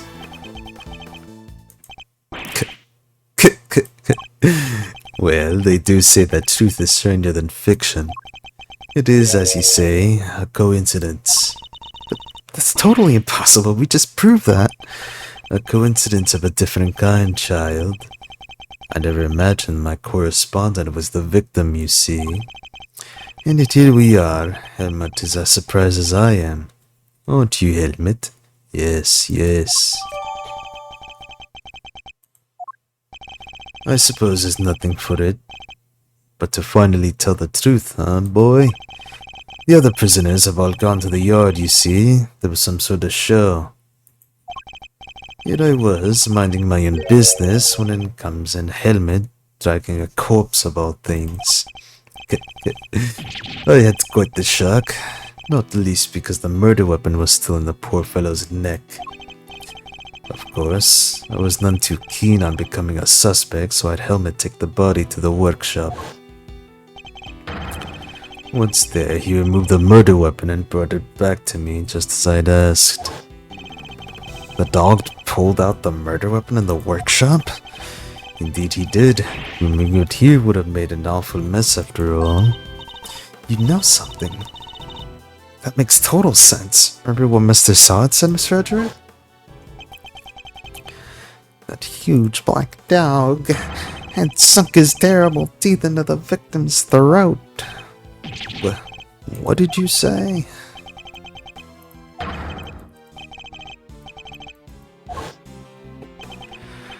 I see. So what Mr. Saw actually saw was Helmut removing this murder weapon then. Precisely. I can't say I wasn't a little disappointed that he was spotted, of course. Silly boy. It's not like you to slip like that, is it now? And there you have it. That is about all there is to tell. I did not kill the man. At most I am responsible for the removal of the weapon. Now, will that be all? Poor Helmut is growing restless. Growling. Sorry, but if you could entertain us for just a little longer, Mr. Knies. Thunder? No offense, Palio, but I don't think you quite told us everything. I'm sure we'd all like to know what you thought you needed to pull the chisel out in the first place. He's right. Makes sense that he would move the body to avoid suspicion. Knies had no reason at all to recover the murder weapon. So the mute one isn't as dumb as I thought. Please answer the question, Mr. Knies. It was because of the bell. The one attached to the chisel and the one around Helmut's neck. Of a very distinctive design, if you will. Of course, they were something of a trademark of yours, were they not? I don't get it. How does that even work? But at Armand Knies, the blind butcher, his appearance is always announced by the sound of bells. The last sound his victims would ever hear.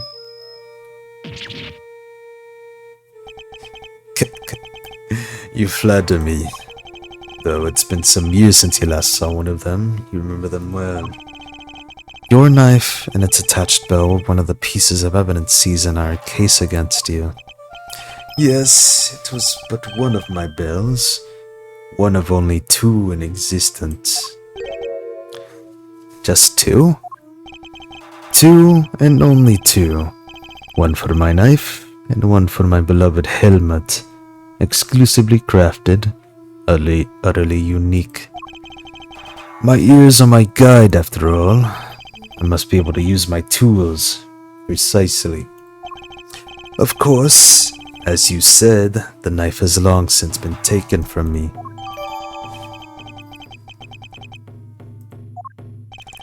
When Helmut brought the body to my cell, I was rather surprised to hear a familiar sound. At first, I was sure that my knife had been used to do the deed, but no, a chisel, an ordinary chisel. It's certainly no assassin's blade. Nonetheless, the blade would have suggested my involvement. Compounding the matter is the fact that I am the only person in this prison permitted to use such tools. It was clear that I would become the prime suspect, and so the chisel had to be removed and hidden. Hold it! You still claim that all you did was have the dog move the body, that he had nothing to do with the killing? How could I? I told you, the chisel is not mine. You need not take my word, Mr. Edgeworth. Why don't I have it checked for fingerprints? Eustace! Huh? Me? I don't know how to check for prints. Get forensics. Oh, right. Sure thing. Wait. We got him! Fingerprints! They're Mr. Knight's. And Mr. Kinesis? Nope. Just Mr. Knight's. Oh, and forensics says there's no sign of prints having been wiped off. Only Knight's fingerprints? This isn't good. Should I get them to check again? Now, do you see? I've never so much as touched that chisel. Helmut carried it in his mouth, that is all. Therefore, any prints must belong to whoever had it last. So, the murder weapon belonged to the victim? Oh, that's not helpful. As I said, I've not touched the chisel, therefore I cannot be the killer. Or do you wish to suggest otherwise? Got nothing to counter with. What could this mean? Is he not the killer after all? Is he actually telling the truth? No, he can't be.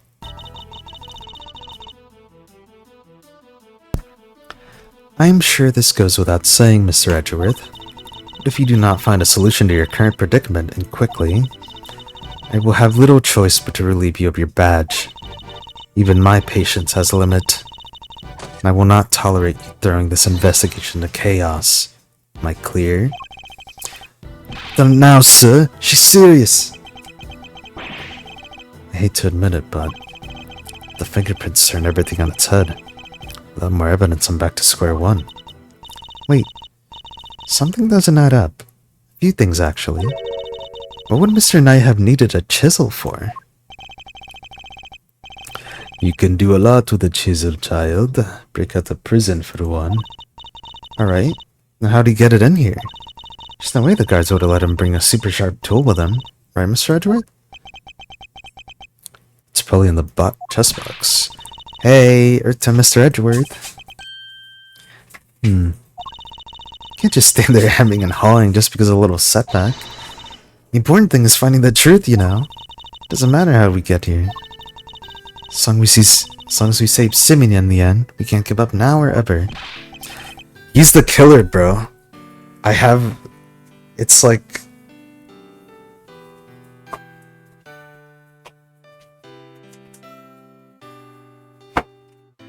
Sorry, I had to let a dog out, but...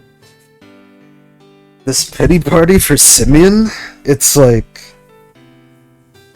I don't know. I'm mad suspect.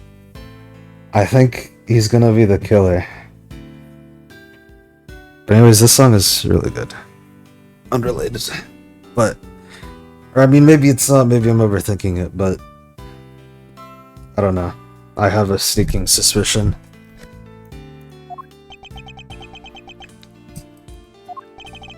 I'll second that. You won me around with that, Kay. I'm half tempted to offer you a job for real. It's like I said, the defense never rests. Or rather, like your pop said. What do you think lies at the heart of those words, Miles? Any guesses? The heart of those words? It's like this. As defense attorneys, our clients' fate rests on our shoulders.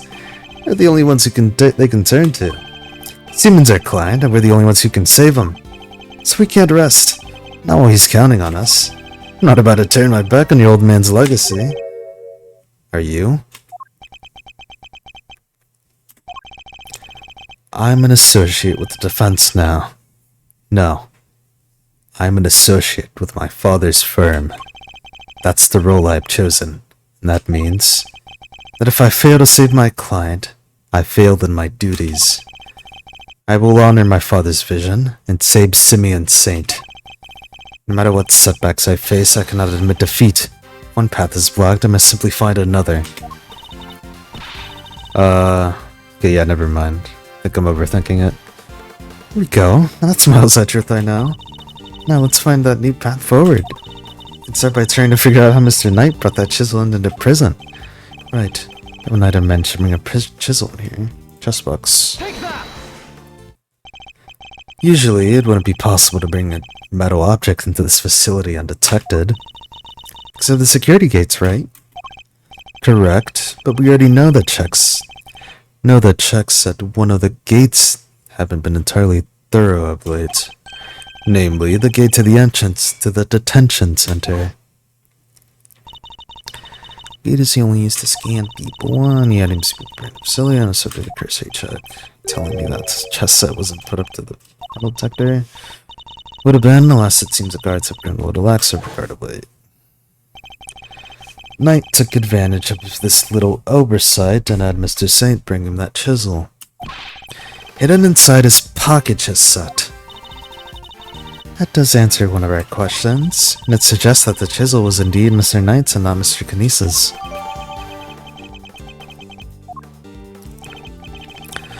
However, we still have one rather pressing problem to address.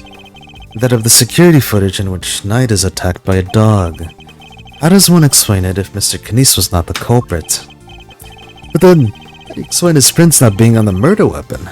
This one's a real 3 proper. The court too finds itself wanting for a satisfactory explanation. Wait, sir. Think it might be time to show you another one of my secret weapons. Introducing secret weapon number 4, Lil V.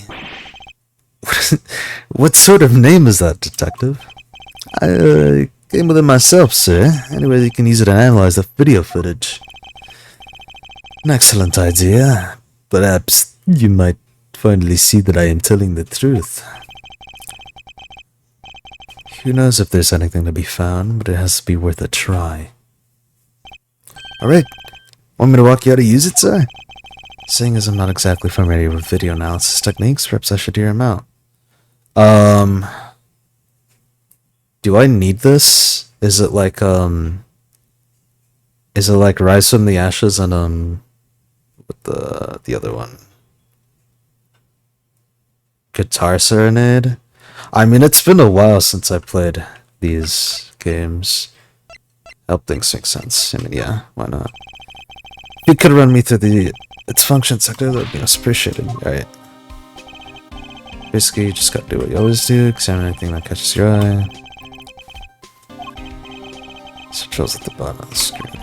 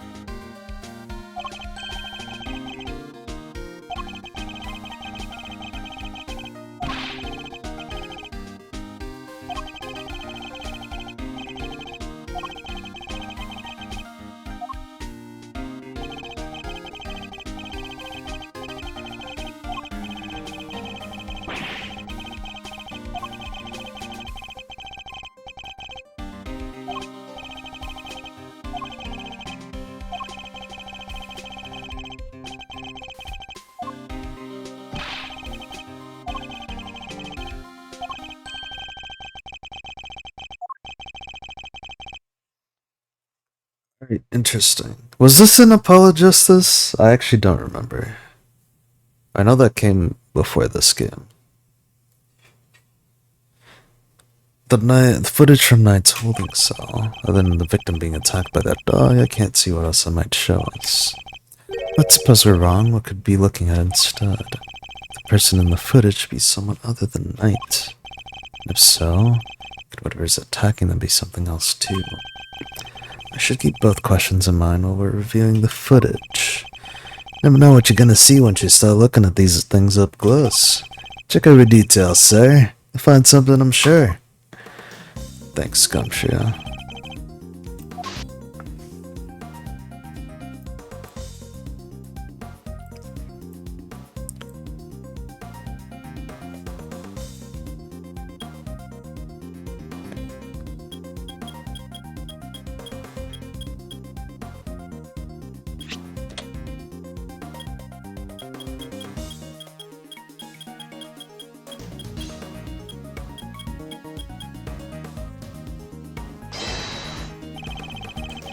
Look in the mirror here too.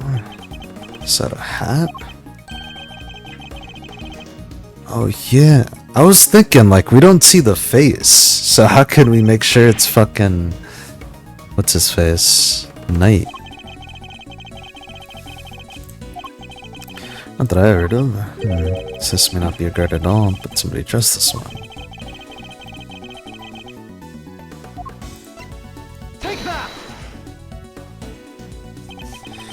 So, no guards have been reported being attacked by an animal as far as we know, but we did hear about a guard's spare uniform being stolen.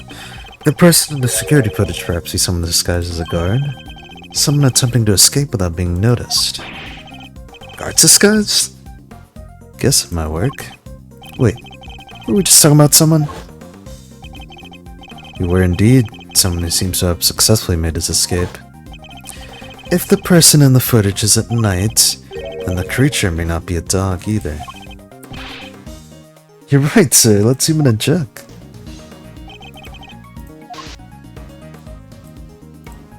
It's probably a bear, then.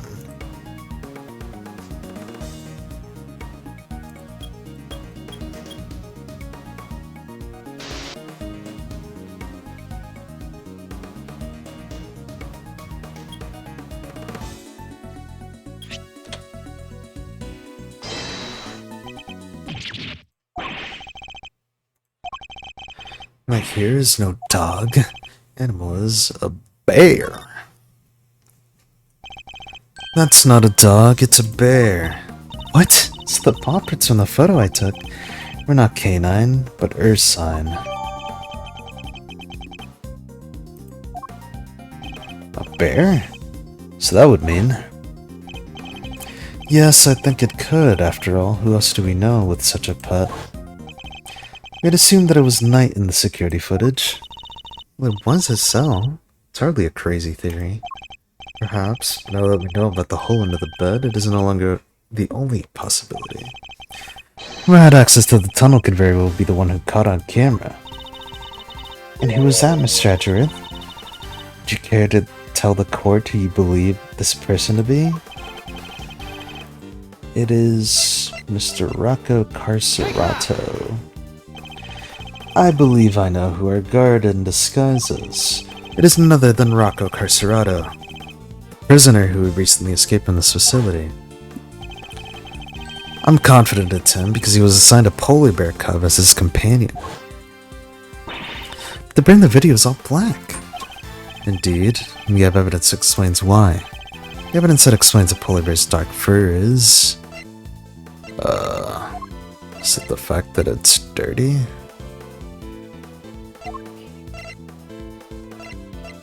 Percentage spot that's about a bear.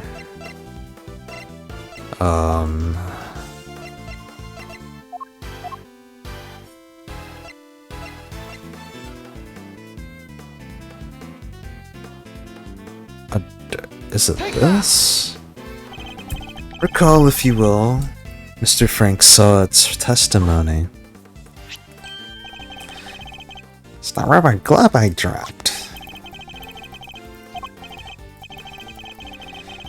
This might have been the pet treatments I've been practicing. I was giving one of the animals in my pack right when the incident happened. The show had already started, so around 9 a.m.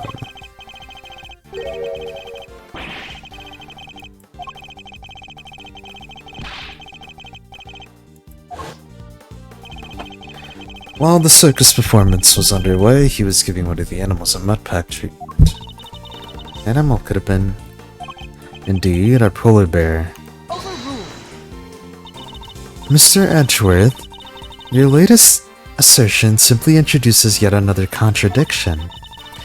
The footage from... I fully understand, Your Honor, and your doubts are entirely justified. Mr. Sawat mentioned applying the mud pack while the circus performance was still underway. And does this indeed introduce a new contradiction concerning the security footage? Does? Yes, let's put it this way. When would you expect the footage to have been recorded, Kay? It was taken right after you applied the mud pack treatment. Should have been around 9 AM. In which case, something isn't right about the footage. Really? What's that? Any contradiction to security footage. What is recorded? It was only 6 AM, bro. Take that! Mr. Sawat said he administered the treatment at around 9 AM, in which case the security footage should also show a time of around 9. However, the timestamp says 6:42 AM. On the day of the murder, the prisoners all went out to the yard to watch the circus. All except 3. Mr. Kanisa remained in a cell with maximum security. Mr. Sawat, who was administering a mud pack treatment in the workshop, and Rocco Carcerado, who had been awaiting the precise moment to put his escape plan into action. I believe he entrusted the bear to Mr. Sawat before entering the tunnel.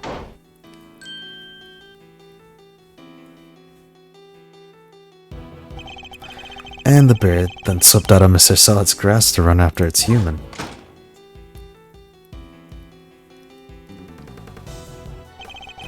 Mr. Sawat would have then left the workshop to pursue the bear, at which point he saw Mr. Kanisa's dog retrieving the murder weapon from Mr. Knight's body.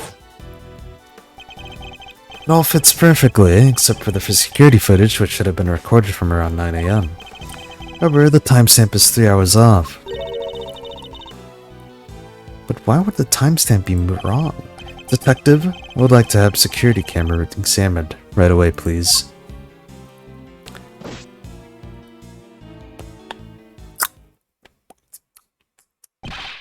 Baxter, let's talk with the guards and... It seems like the time codes can't slip on these cameras if they lose power. What? They're pretty old, sir. Guess the clock stops when the power's off. Which would mean that the power was off for approximately 3 hours at some point. That's not all, sir. Remember how the night stealing the keys? No one would believe him, of course, considering, well, he seemed kind of like the only suspect. Turns out, that wasn't all he said. He also said that he was knocked out cold, just like the other guy. Which may not necessarily been a lie. Darlings, there you all are. This room is packed. How goes the investigation? Is there anything I can do to help things along? Actually, there might be something we can do for you. Wood and Lagarde. The escapee, Mr. Carcerado, I believe, he still may be on the premises. He's disguised as a guard. Here's a proof, should you need it. We're reasonably certain that the person captured on tape, this is our man. If I'm correct, he might even be right here in the room with us now. Hey, Mr. Carcerado would be wearing a bracelet, right? Yes, a bracelet you could easily be hidden under the sleeves of a stolen uniform. Furthermore, the doors out of the prison proper don't have those sensors that detect the bracelets installed. So if he avoided the doors with sensors, he would simply wait for an opportunity to finally make his escape. And yes, I suppose he could. You just have to avoid the workshops and the cells and... Oh my. He's one of you, isn't he? He's right here right now. Look, it's Teddy. Hey, balls off! Get your mitts off me, you big palooka! Thank you, Teddy. Very kind of you to confirm our suspicions. Hurrah! Dang it, kid, if it weren't for you, I'd What a thing it is to be loved, huh, Mr. Carcerado? I'm almost envious. Gods, apprehend this man. A moment, if you will. I have some questions for our would-be escapee. If we're to learn the truth, I will need to speak with him. With your permission, of course. Can hardly say no now, can I? Well, come on then. The best shot. Mr. Carcerado's escape route led directly to the Knight's cell. So it's highly possible that he has something to offer. Tell me what you were doing on the day Mr. Knight's body was discovered.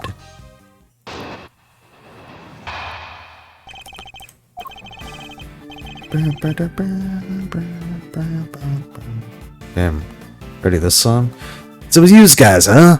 You're the ones who found my secret gateway tunnel. Who knows how long it took me to dig that frickin' thing? I had me a guard's uniform, hole dug, and a plan in place, so I went on the day you found the guy. Then this little guy just had to come right after me. The sack of fur was covered in mud, too. I had to go back to our cell. Would have gotten away with it if somebody had night and brought you bums down here. You claimed to have dug that tunnel just now. How exactly did you do it? How? Something I could get my hands on, see?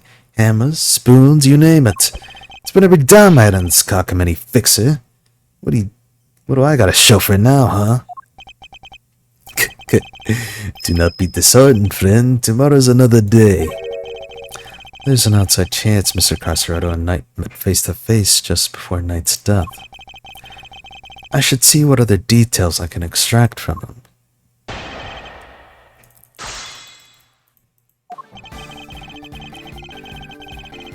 Hold it! Shut up! We telling to hold it. Tunnel. You don't know nothing. You don't know what I had to do. I had to come crawling in the fixer mug. I had to grab a kowtow day after day after day. You could have given me back hours, huh? The days? The months? I can't get a word in edgewise. You should have never stuck your nose in my tunnel. Never! Hold it! So, the tunnel was all your own work? Every inch! See anybody else in my cell when you was here? That's quite an effort, even for an athlete. Yeah. Now that I think about it, it's an insane amount of digging for one guy. Yeah? We don't even know the half of it, kid. Didn't even like that I had a choice. Just nobody and don't get caught. Them's the rules the con's gotta live by. Huh. You know, the rules of being a great thief are pretty similar. Okay. Rather you didn't start sympathizing with the suspect. I was just joking, Mr. Edward. I know somebody can joke to me. You punks owe me.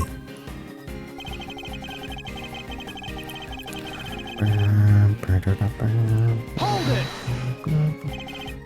The uniform, was that from the fixer too? Uh-huh, sure was. Maybe he had something on one of the guards. Let the guy swipe him pal's locker. And were you wearing it when you were crawling through the tunnel? Nope, would have gotten dirt on it. Had to hold on to it till I got to the holding cell. What if I was out of here and all dressed up? I'm gonna cell door should have been a piece of cake. Miguel thinks, freedom beckons. The fireball here jumps at me. Which would be the moment captured on camera. I see. I'd be grateful if you could add that to your testimony. So I said that's all just up and cell should have been a piece of cake. Hold it! Opening the cell door should have been a piece of cake, you say? Sure. I think it seems easy after dragging yourself to the hole in the ground. You were familiar with the layout of the detention center even though you live in the prison? What wouldn't I be? Ain't like I never been there before. If he's familiar with the detention center, then he'd surely be aware that unlike the doors in the main prison, the holding cell doors are locked with actual keys. And I'm sure Mr. Carcerado would have needed that particular piece of evidence to make his escape. Then this little guy jumped right after me. When was it that you realized you were being pursued? Right when I got out of that tunnel. When I thought I was home free. You notice anything before that? When you were in the tunnel, perhaps? Nah, wasn't around there. Made sure of it. Knew the little guy would have been all over me if I had a rash. Like a rash if he had been. I was so close, could smell it. And there he was, the little bum. Don't you think you're being a little too mean to your friend? Poor Teddy. Mean nothing. I'm on me last time and now he's wrong with me again. Kid's all over me. What am I supposed to do? And after me yesterday was bad enough. Hold it! You didn't consider trying to escape with Teddy? What if I couldn't? All that mud would have given us away. Guess to break out of the slammer don't exactly grow on trees, pal. When one comes along, you gotta do it right. Foiled by the one who loves him most. It's almost tragic. There's an outside chance Mr. Carcerado and Knight met face to face just before his murder. I should listen carefully to each of his statements and look over the evidence we have.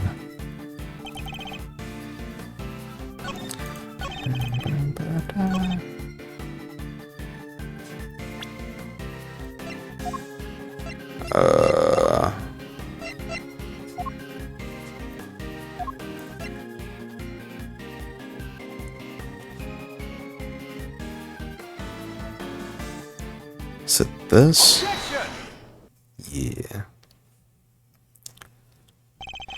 You claim that leaving the holding cell would have been a piece of cake, as you put it. Yeah, got a problem with that? You can make it a problem, you catch my drift.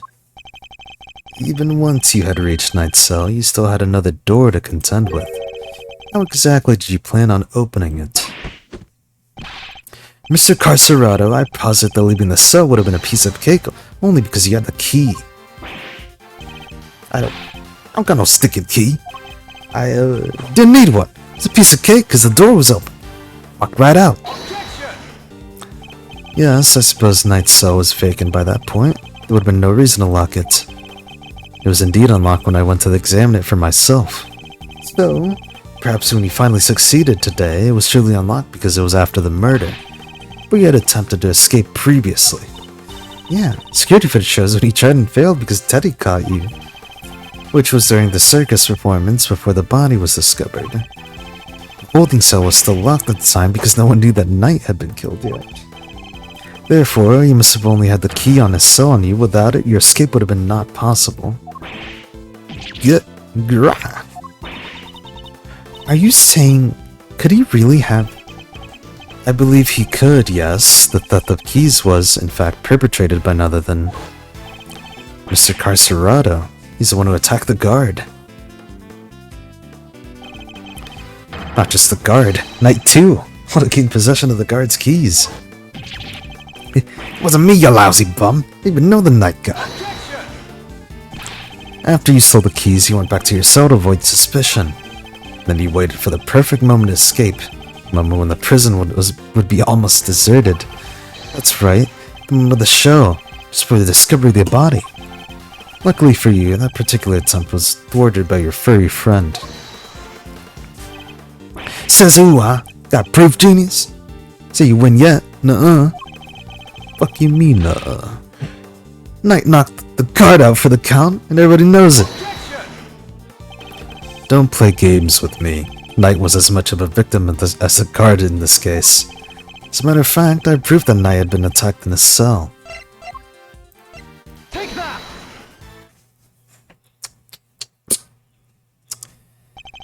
We found traces of Knight's blood on the cleanly wiped floor of his cell. What could possibly explain such a thing other than him having been attacked? It was you who attacked him. You ambushed the both of them and stole the keys. Why?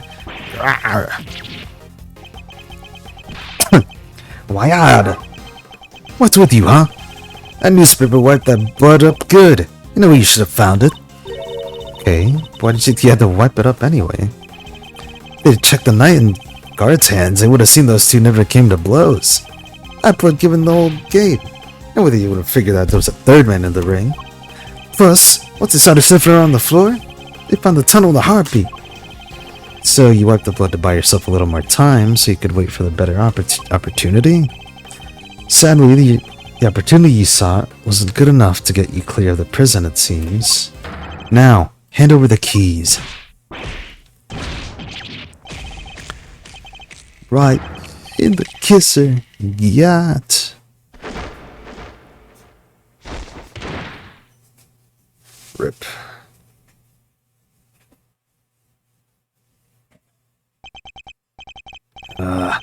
KO'd by a lousy stinking bum. Fine.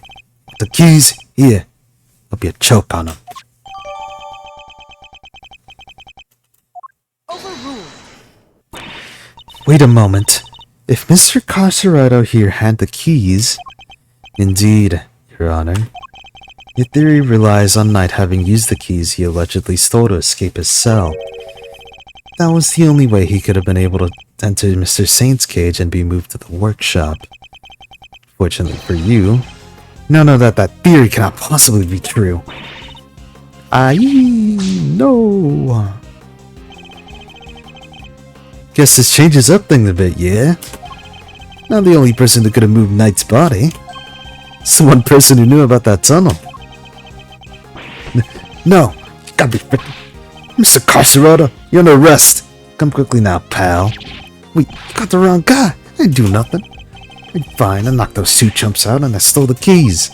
But after that, I went straight back to my cell and waited for my moment. Next time I went on Knight's cell, there was nobody around. I mean, nobody.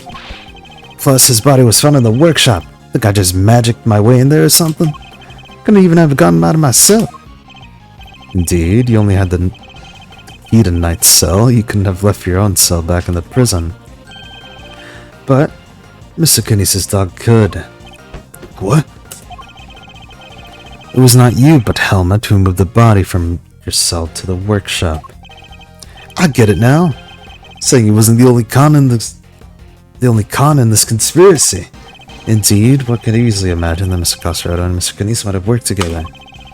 Mr. Carcerado would have killed Knight and dragged him back to his cell. Then, Mr. Kinesis' dog took him from there to the workshop. There are no restrictions on the animal's movements when in the prison. Movements in the detention center, the prison proper, however, is tightly controlled. There was only one possible route, and only you could have taken advantage of it, Mr. Carcerado. How could you be so sure, huh? Maybe there's more of them and you just don't know. Something tells me that digging even a single tunnel isn't arduous enough. Got that right. Try scapping more than one hole in the dirt with a spoon. Lucky for me, I didn't have to dig the whole way. Somebody did a bunch of the work for me. What? You dug the entire tunnel yourself? Oh, I know when they put me in that cell. Ran all the way from here to the well to the yard already. Then look down to the well to check from there. Same tunnel, right? I just made good on what somebody else already started. Then what was the original tunnel for? Who knows? You don't know with all the answers, pal. Maybe someone else tried to break out. Ooh, maybe one of the animals dug it. Like to get water from the well or something. I've heard more plausible scenarios than that in B-grade movies, Kay. Well's dry, kid. You know water to be had down there. Though, come to think of it, a smell. Yeah, we smell kinda nice down there. Nice? Gee, I don't know. Smelled sorta like dessert, I guess. A sweet scent. That sounds very familiar. Where did we come across sweet scent before? The body. Take that! Detective Gumshoe noticed a sweet smell when we were examining Knight's body. With the help of a police dog, we followed the scent of the body and traced its route back to the prison. And that, Mr. Carcerado, was how we found your tunnel. Could that same sweet scent be what you noticed coming from the well? Very clever, Mr. Edgeworth. You mean to suggest that this evidence is of the body having moved through the tunnel? I do. Furthermore, Mr. Carcerado, you're the only person who could have done it. Nobody else had access. You have our thanks, Mr. Carcerado. Truly. Finally, the truth comes into view. Now, unburden yourself. It is time. Confess your role in this tragic incident. What? You ain't pinning this on me. Glad to see that we are finally in agreement, Your Honor. Oh, if only that were true, Mr. Edgeworth. Mr. Carcerado may have been an accomplice, but not of Mr. Kinesis. No, he was working with Mr. Knight. What do you mean? I do not believe that he moved Mr. Knight's body. Instead, I believe he lent Mr. Knight the use of the keys he stole. Gotta be kidding me. Granted, it seems likely that he attacked Mr. Knight. That doesn't necessarily mean that Mr. Knight was knocked unconscious as a result. And what if he wasn't? What if he and Mr. Carcerado had reached a certain agreement? What kind of agreement exactly? Mr. Knight was plotting an escape for which he required the means of leaving a cell. And here was the precise means in the form of the keys Mr. Carcerado had stolen from the guard. Mr. Carcerado himself would need to pass through Mr. Knight's cell in order to effect his own escape. Mr. Knight needed only to shout and alert the guards, and Mr. Carcerado's plans would be ruined. And so, the two struck a deal. Lady, you were striking a deal with my fist. My. Still you deny it? So, we're agreeing that we still disagree? Mr. Knight had Mr. Carcerado unlock his cell so that when Mr. Saint arrived, he could escape into the cage.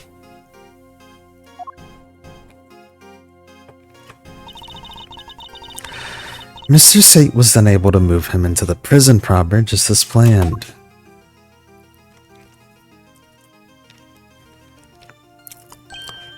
Aha! Then he took Mr. Knight into the workshop and did the dirty deed. Were neither of you listening? The scent of Knight's body proves that it was taken through the tunnel. It was moved from his cell to... Perhaps if you would let me finish, Mr. Edgeworth. I am not denying that Mr. Knight's body was moved through the tunnel.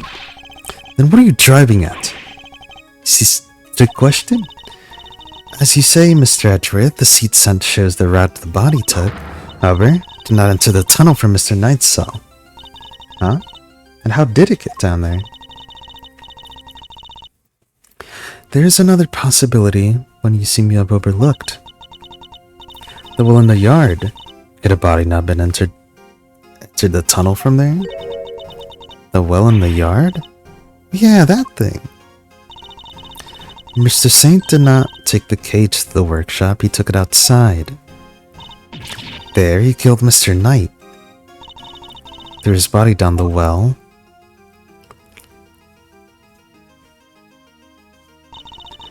Mr. Kinesis dog then dragged Mr. Knight's body here to his owner's cell from the bottom of the well.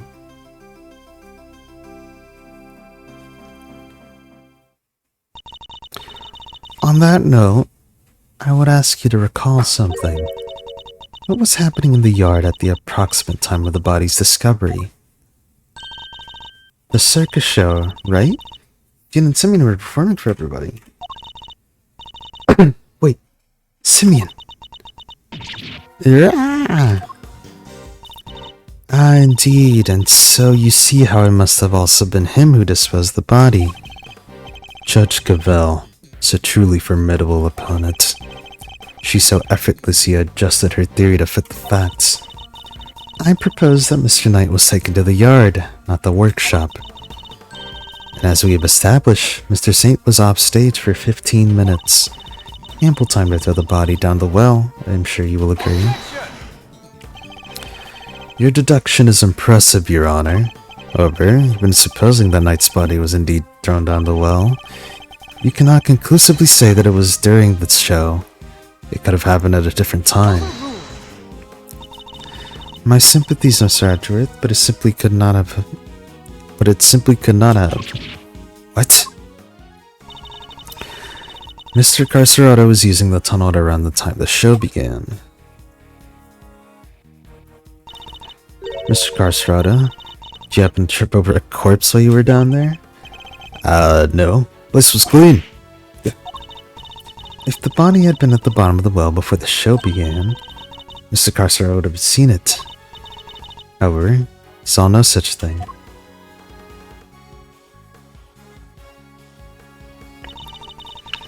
Which makes it somewhat difficult to support your theory. Furthermore, Mr. Knight's body was discovered in the workshop after the show. In summary, the body must have been thrown down the well and moved into the workshop at some point during the show. Tell me, who else could have done that but Mr. Saint? Go.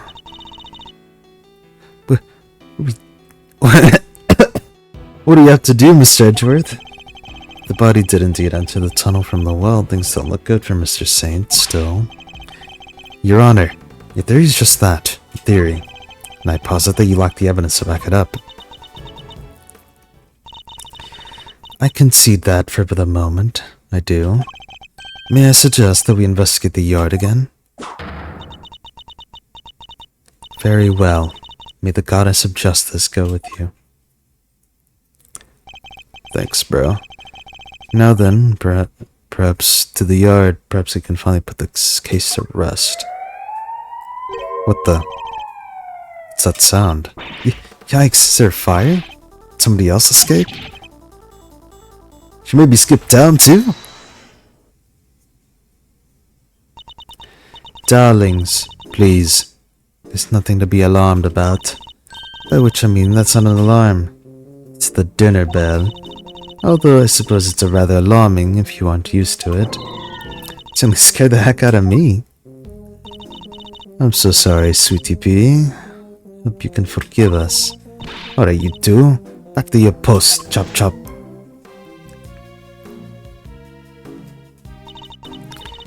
And for you, Rocco Carcerato, it's time you went back to your room. Fine, I get the picture. Come on, Teddy. We're out of here. Word in Lagarde. We'd like to take one more look around the yard now. Oh, darlings. Don't you have homes of your own to go to? Visiting hours are over, I'm afraid. Tomorrow, No.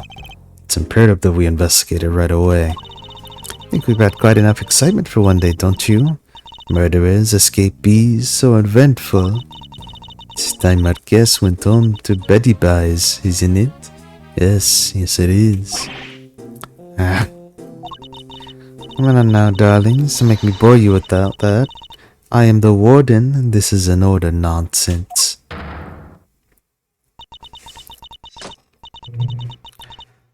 Warden Lagarde is right. Her word is law here, then we must respect her wishes. Mr. Edgeworth, the investigation of the yard will have to wait until tomorrow. You may keep your badge for now. The matter of your standing can wait. I bid you all a good day.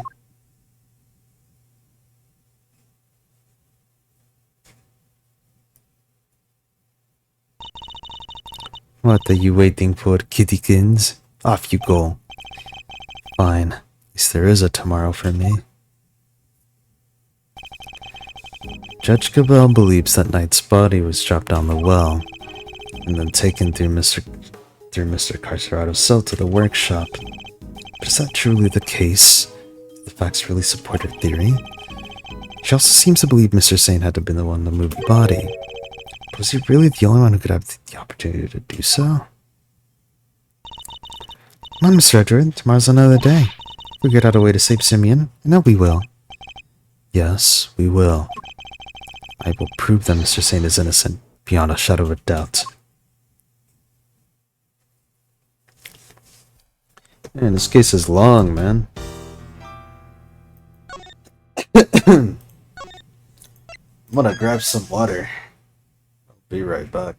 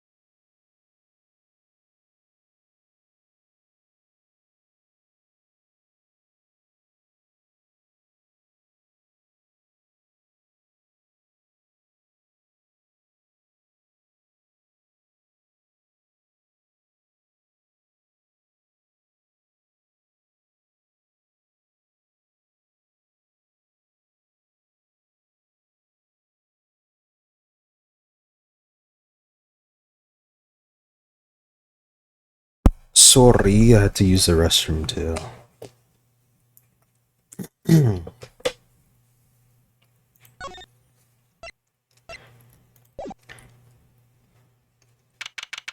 Not to leave in like 10 to get food, by the way. I mean, the thing is a lock and key now. Here we are again. Let's hope that we can find something this time that will finally reveal the truth behind it all. Although, that might be easier said than done. Nothing left to investigate. Judge Cabell's seduction yesterday. No possibility when you see overlooked.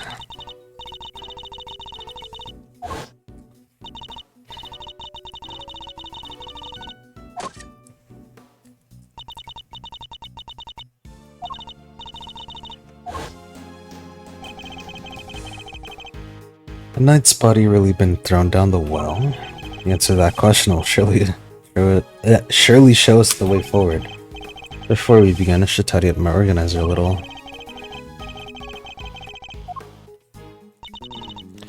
Let's see here. It's a cover on it. Dried up well, slept bang in the middle of a prison? Figures to be locked.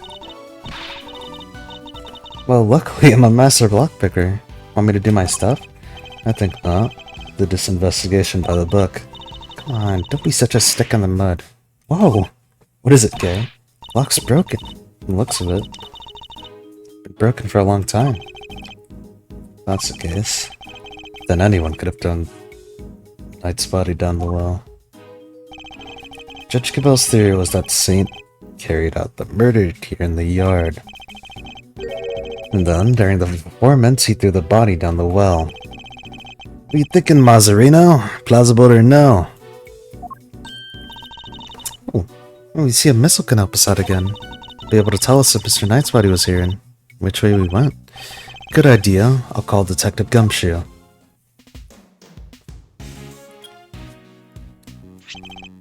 Gumshoe speaking. Detective, I need your assistance. Come to the prison yard and bring Missile with you. You bet, sir. Gumshoe summoned secret weapon to the rescue again, huh? I'm fairly sure Missile belongs to the precinct. I'd also like you to bring one of our witnesses. Call the Berry Big Circus and ask Miss Regina Berry to come down here with you. Yes, sir. Be there before you know it. Get you back at it again. So, what should we do while we're waiting for Gummy? How about quick game of hide and go seek? Good idea, kiddo, but where exactly would we hide? Sounds seriously considered. Game can wait, Kay.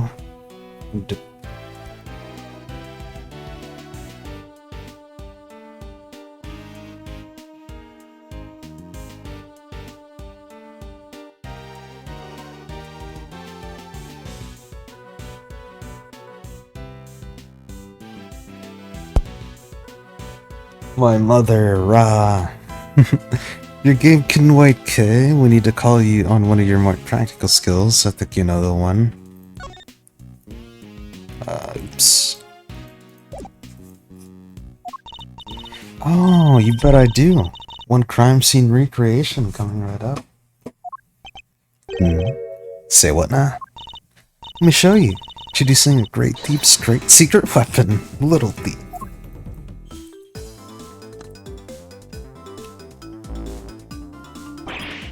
Whoa! The screen's appearing from thin air? Some next level tech, little sis. Wanna tap into the deets? What are you doing now?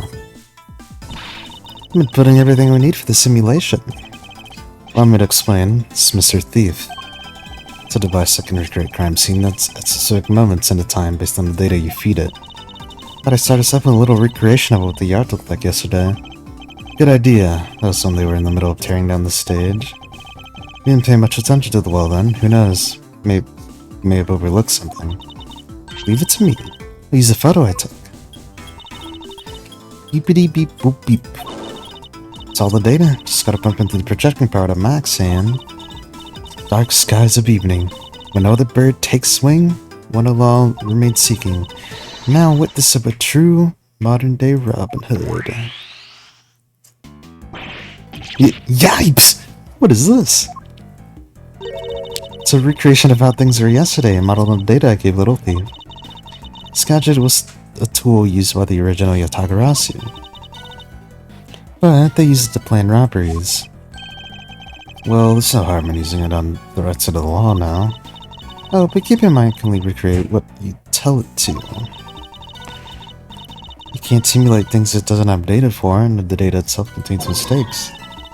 You know, why not put those same mistakes in the recreation too? Based on case photos, so we shouldn't run into problems. It's enough preamble, shall we get started?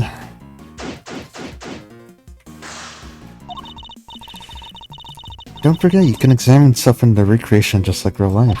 You can also present evidence to try to clear up any inconsistencies you find. Of course, thank you for the reminder. Now let's take a look at the well.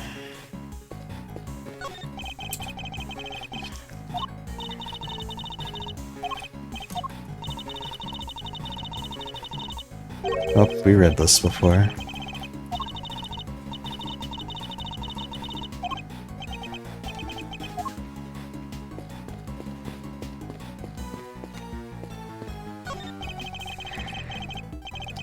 Great Grand Thief's secret weapon. Calling me intrigued, Mazarino. Not exactly by the book stuff though, yeah? Using Great Thief doodads in an official investigation. Whoa, enough with the death stares, Chief. I'm cool with it, okay? I can keep a secret. Anything for the truth, am I right? It's possible that vital evidence has already been destroyed. Without case reproduction of the scene, we have no hope of finding it. Hey, relax. Like I said, I'll just zip it and nod politely while you cats do your thing. Thank you. That would be very helpful.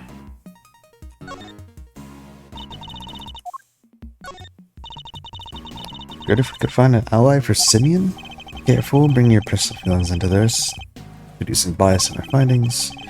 You must keep a cool head at all times while gathering information as quickly as possible. Oh, that's why you go around glaring at people. You're using your icy stare to methodically analyze your tight-lipped opponents. Do I really come across as that cold of a man?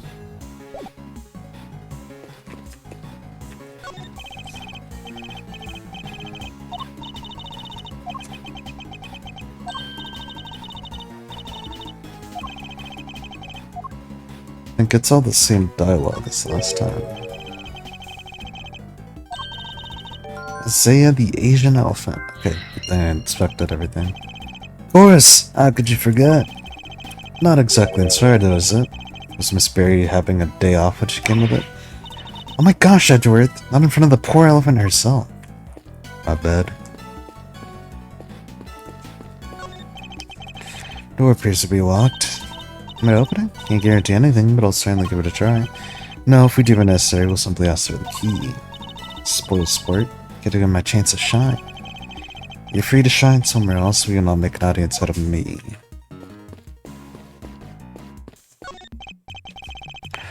Yes, this is where the circus show stood. If people would be interested in the Great Thieving Show? I'm sure police would be very good to attend. Alright, what's going on over here?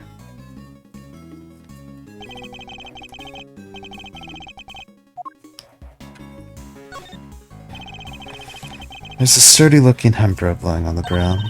That reminds me of the ropes he's planning to wear in school. The answer is no, Kay. What? I didn't say anything yet. See, has a metal shake attached to one end.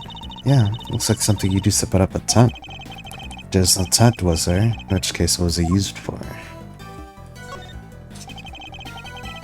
It's a metal weight of some kind. Looks like it weighs, which makes it a little tricky to read. Or how heavy it was, Kay?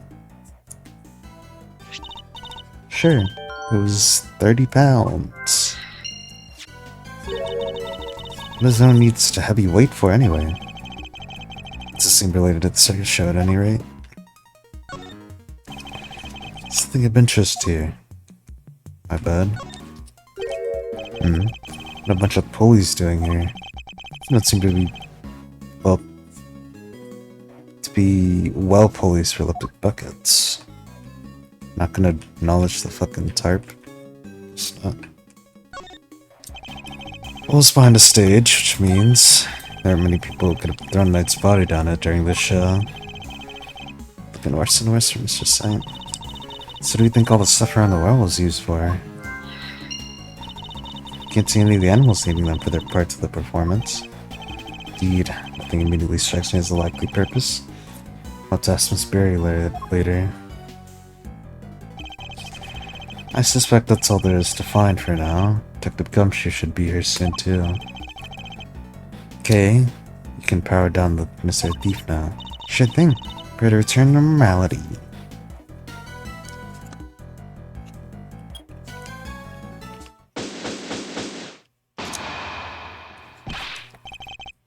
Sorry, sir. Came as quick as I could. Ha! Speak of the devil. Ah, detective. That was indeed impressively quick. No, me, sir. Never did like to keep you waiting. Thanks for coming all this way too, Regina. No problem. Seemed way more fun in the rehearsals, so I just ditched them for the day. It's very much appreciated. Alright, detective. Let's get started with the missile. Yes, sir. Hey, missile, over here, boy. Oh, he's angry. What's the matter? Come on, boy. Come on. What's wrong with him? Looks like he's scared of something, sir. Oh, the gator. Yeek! Alligator! Guess he's not a fan, sir. I'll doubt he'd be much of help us like this. Any other bright ideas, Mazzarino? Yes, actually. Miss Berry, would you mind lending us a hand? Ooh, I'd love to. Just tell me what you need. I'm gonna teach Allie some tricks. I don't doubt she could do it, but nothing quite like that. I'd simply like an account of what the yard looked like during the show. Like where this is going. Thinking of using Little Thief again, am I right? If you'd be so kind.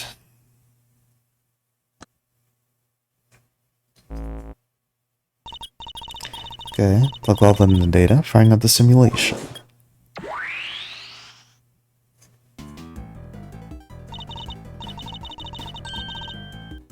Here you go, that's what the yard was like during the show. How much the body was prepared up and thrown down the well. Wow, it's so amazing. It's like magic. Eh, no magic here, just sweet, sweet data. Which is why... There behind the stage is missing. Yeah, Regina said she was involved in getting the stage set up. So I don't have any data on what it was like back there. No data, no simulation, huh? Brutal. So sorry, you guys. All because I let Simeon do everything by himself. Oh, no. It's all my frilly associate's fault. Objection, Fender. Anyway, got a fresh simulation now, but we still got the other data too. Switch back whenever you want to the recreation of taken out on the stage. You can examine the scene both during and after the show. Switch between the two at will.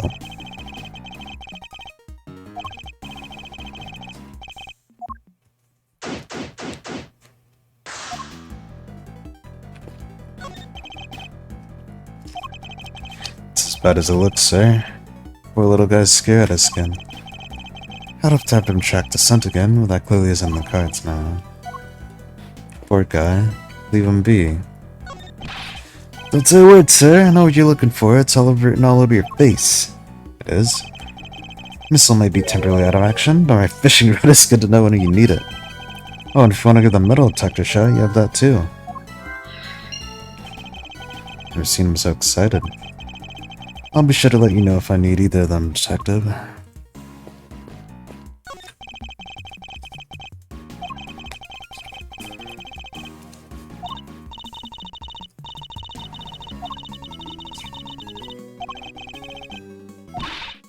Sure did, came in second. Even in the depths of night, when no other bird dares take flight, when alone soars to shine, the light of the righteous and the world's blight. Tell me you didn't actually sing that. Sure did. She did well to second place, or perhaps stole his morale. Was more that she failed to steal the first place.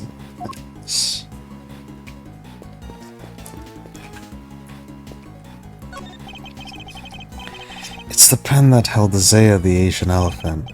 Now, indeed, the lady herself is on stage. No, they got her in here in the first place. What do you mean? The inch yard is people-sized. There's like a gazillion megawatts pumping through that fence. Kinda risky now. Not if one turned off the electricity. Yeah, but all the prisoners would escape. Could not just walk by an elephant? Think not. So we're a puzzler, alright. You give it some more thought. Should be enjoying the challenge. Leave her to it.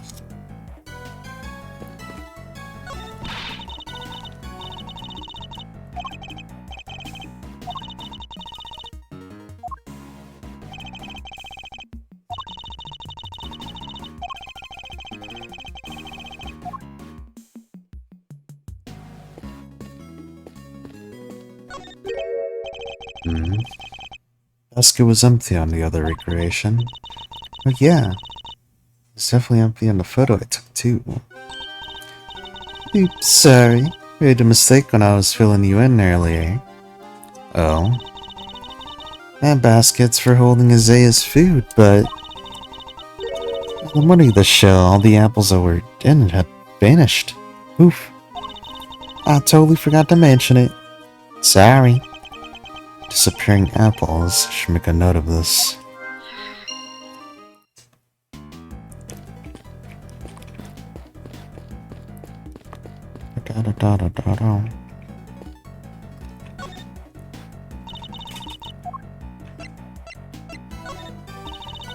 My little deep works, right? Yes, great simulation. I tried with investigate like a real crime scene. That's right, just go around and poke anything you find interesting. If it is wrong, then the recreation will be wrong too. See something weird, try presenting evidence, screw it up. Right, actually I'm still not very familiar with the new feature you mentioned. Upgrade, but she's such between recreations to we got program right now, alright. Seen as well as Render show 2 days ago, and staring down a show yesterday.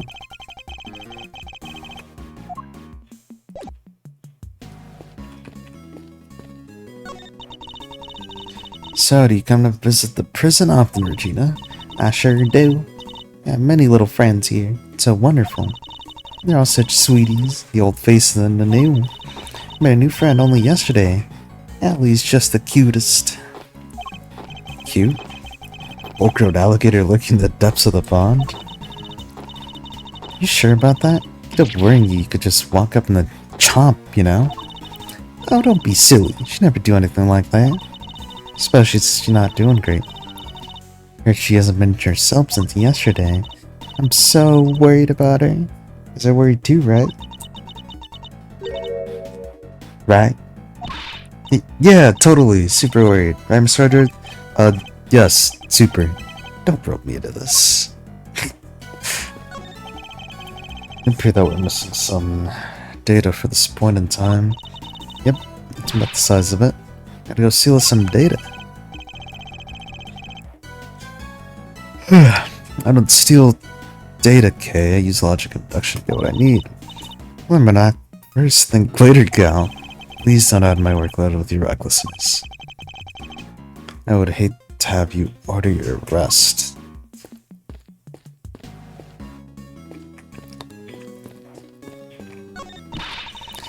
Story of forbidden love between a tiger and an elephant. Wish I could have seen it. Wish I could have seen Simeon up there on the stage too. Oh, he was wonderful. He flew off that stage. Ah, yes, that scene. Circus depicted in a very unique manner, whereby the villain is not flying from the stage.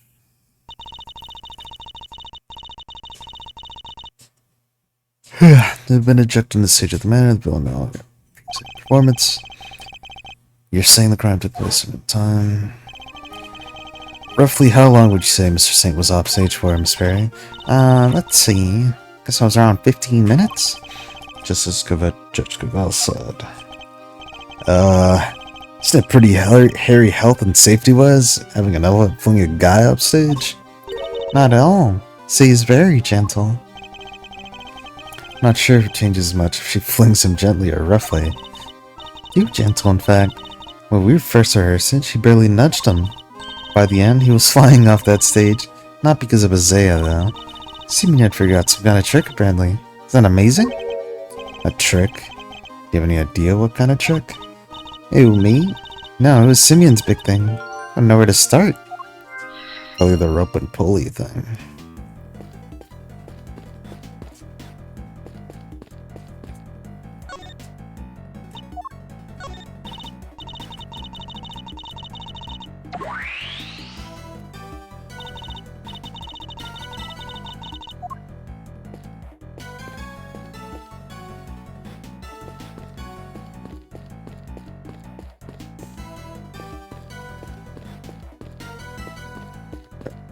We can, look at this. Oh. No, it's a pulley thing. Looks like this is designed for raising and loading a bucket. No sign of the bucket, though. Okay, we can deduce, it seems.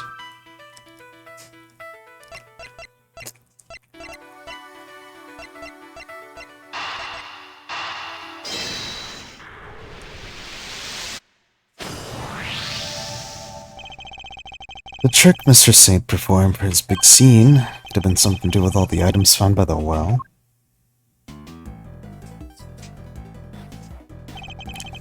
Take another look at these items.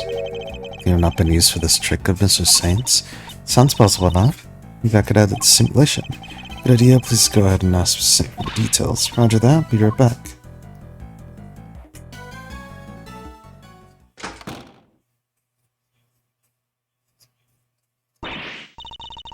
That's exactly how I did it. Excellent. Well, how does it work? So you put the pulley down the rope rails, find a heavyweight from rope, throw that down to the well. And the rope was wanted 2 more pulleys. Was then tied around his body.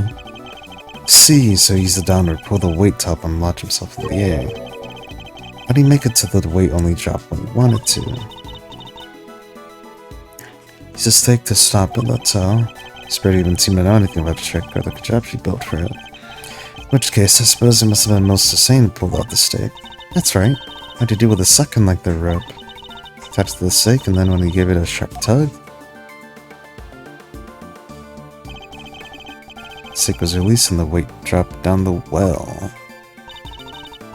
Great trick. To steal it. This one has to go into the Great Deep's repertoire. May not be quite easy. These kinds of circus tricks require years of practice to master. Simply stealing the idea won't be enough. Alright, practice it is then. Well, before you run away to do so, would you mind updating the simulation? Alright, see how our work for ourselves. Back to the recreation of the performance. Not added enough data.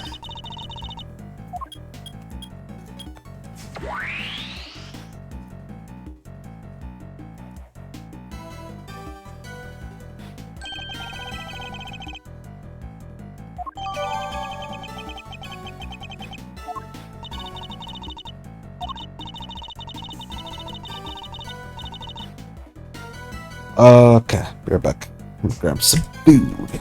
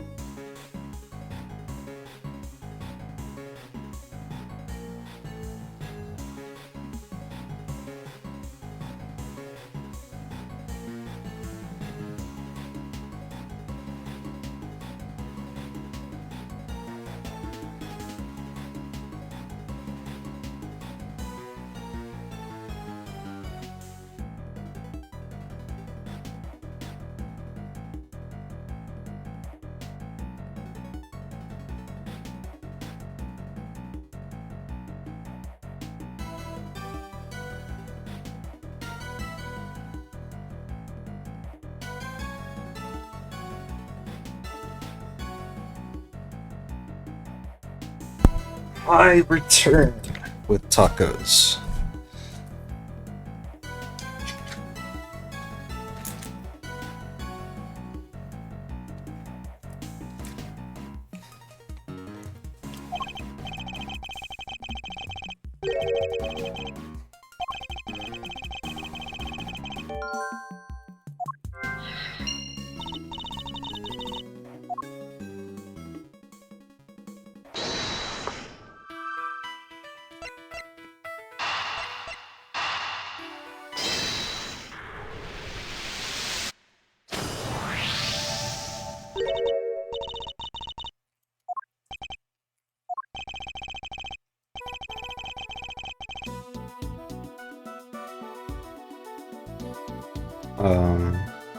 How heavy it is?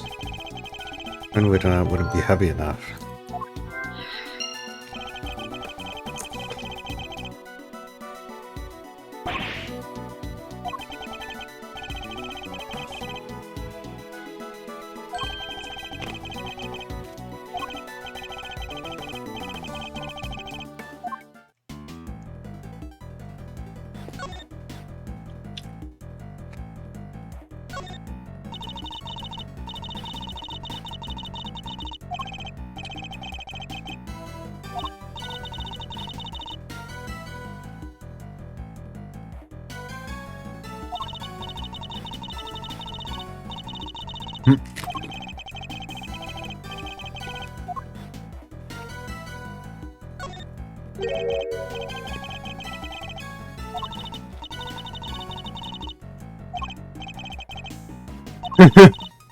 They just repeated the same thing.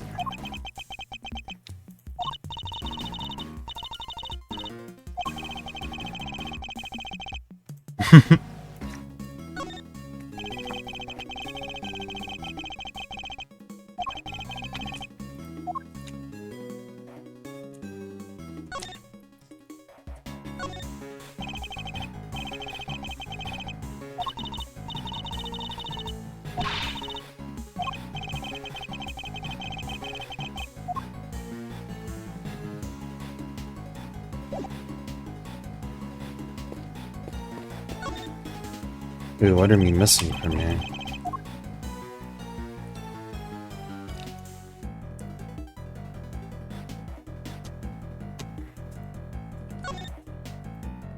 The rope? The rope.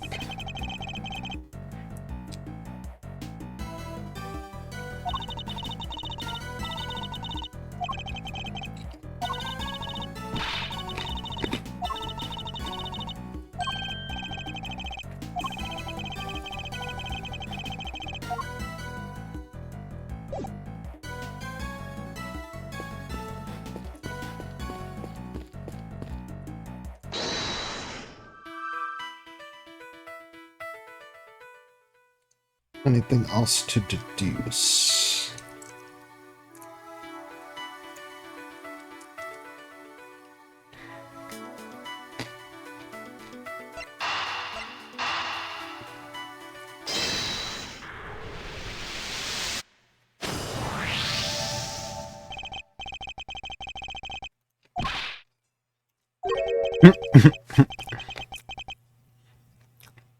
Why does he want people to use a fishing rod so badly?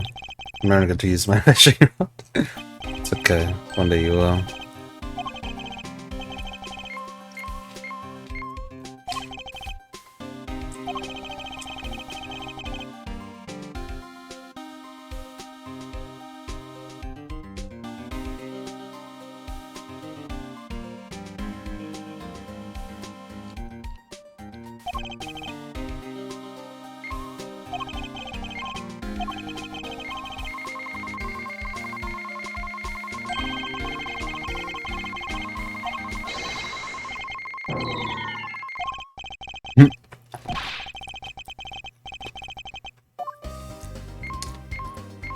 Whoa! You control Gumshoe. Peak Fiction?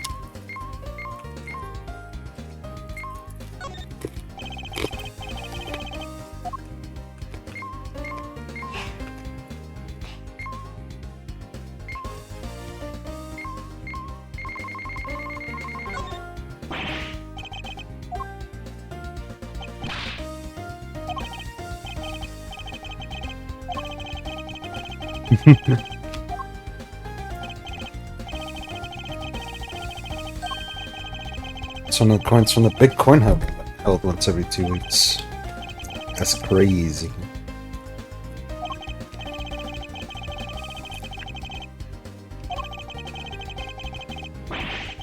Swap him for a jelly donut.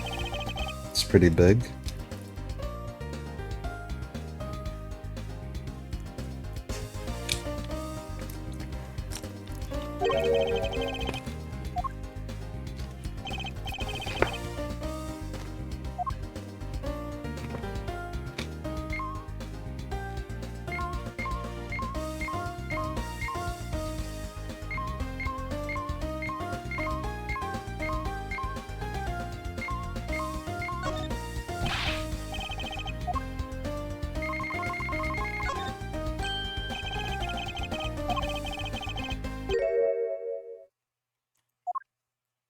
What is it? Found these little guys in the grass. Seems the way we found by the well. Mr. Saint Strike. Why are they in the grass?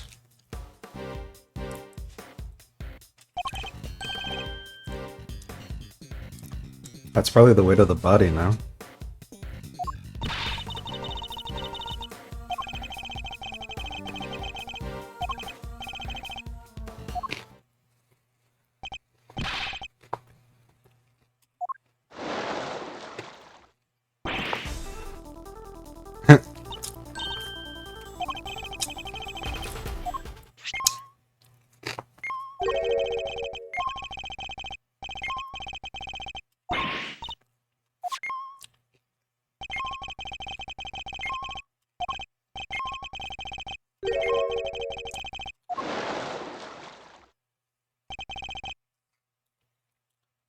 Gator's got something.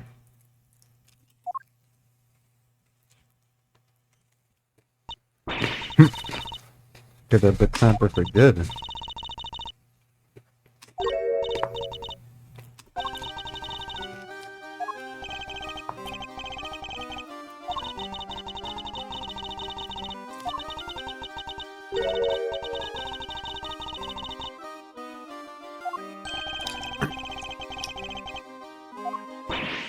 Interesting. I feel like that's not possible.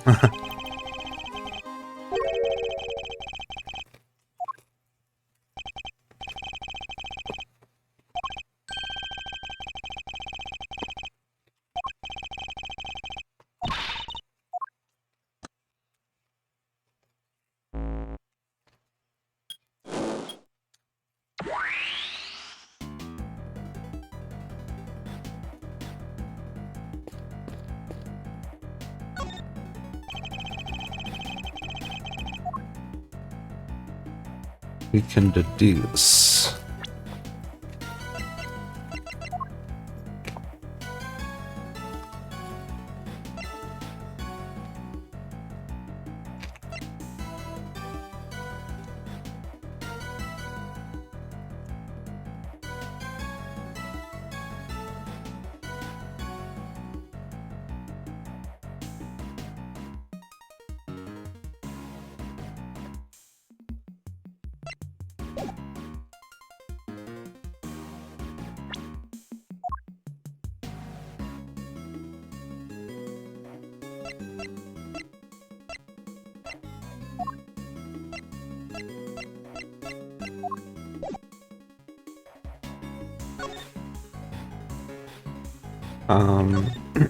Would it just be the weights?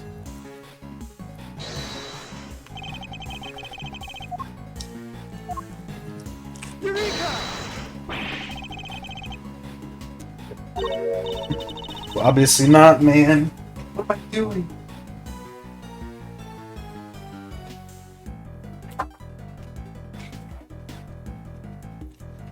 I'm trolling for content, guys. Wouldn't be Ace Attorney if there wasn't a few mishaps, yeah?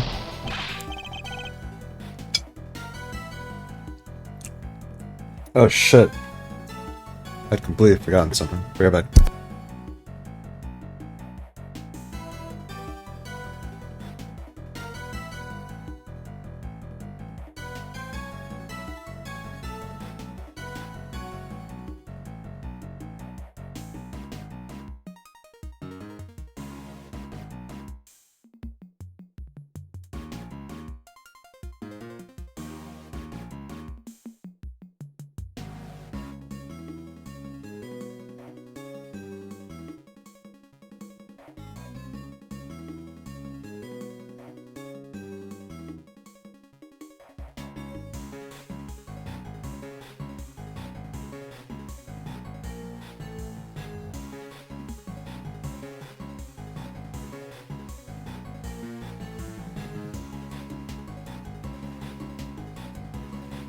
We're back. I completely forgot about my Arizona iced tea. It's missing something. It's missing the fucking weights, bro.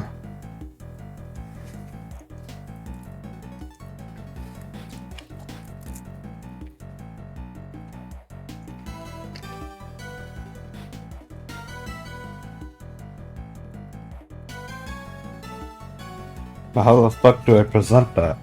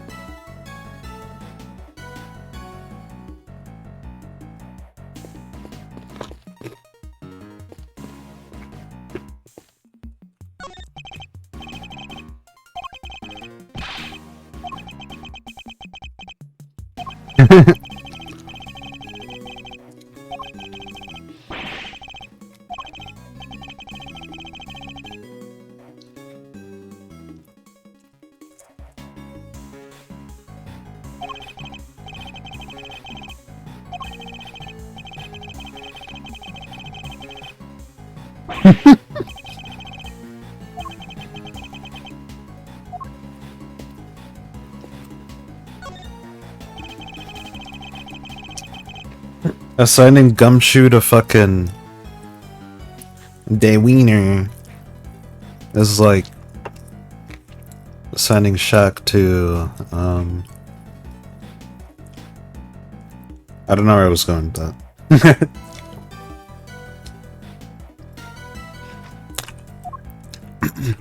I just wanted to make fun of fucking Eustace Winner.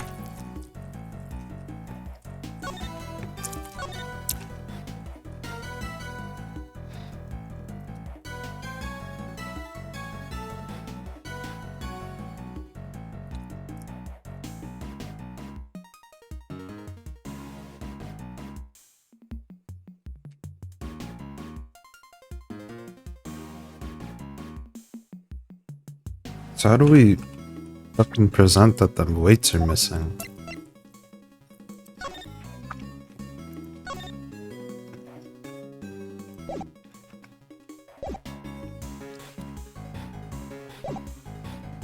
Or maybe I have the wrong, like thing.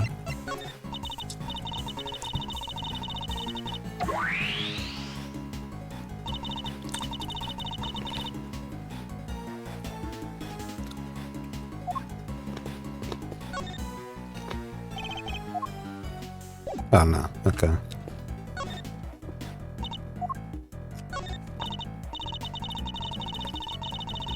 Not a basketball head. Yeah, you're right. Could have said assigning Celtic Shack to the Wizards or something along those lines. Yeah, I don't know what that means.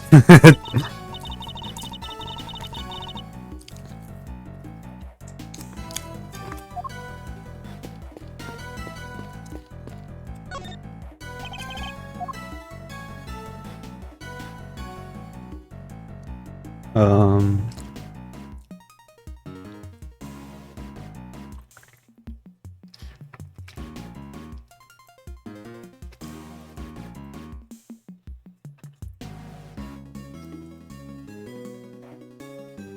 So obviously, the weights are missing. But how can we show that? Or does it want me to deduce that the body was used already?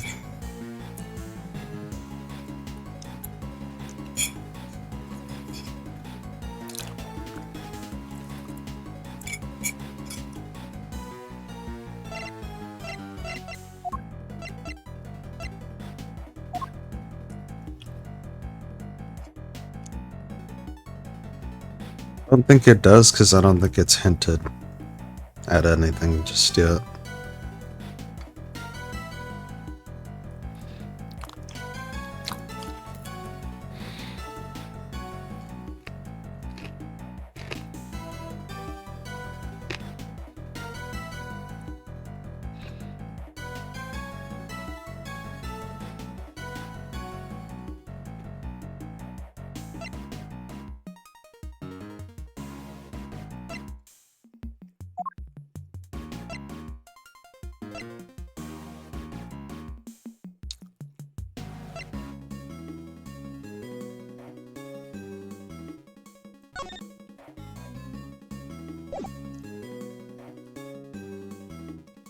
Very heavy weight. Does it want me to use the fucking body now?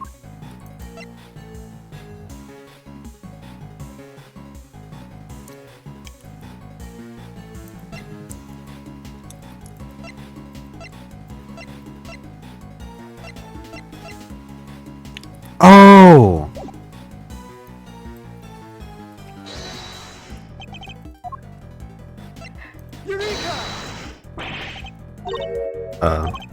Okay. No, it has to be the rope.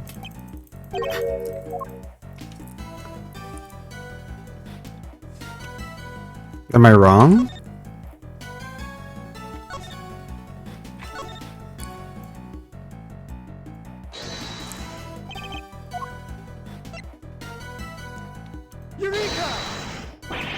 Okay.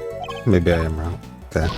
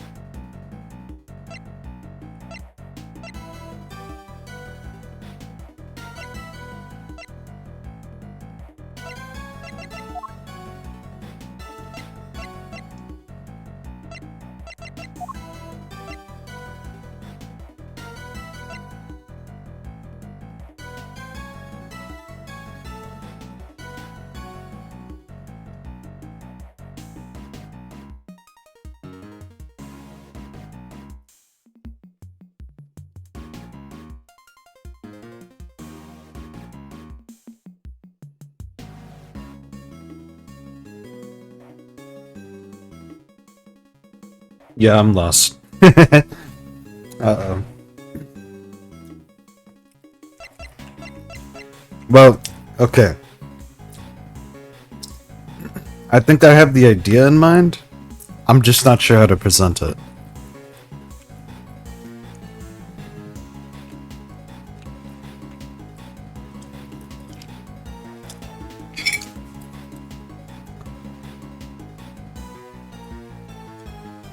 And I also don't know if I'm like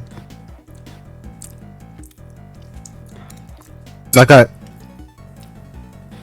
can assume I have like figured out how fucking did it, but what do I deduce? What do I fucking present, you know?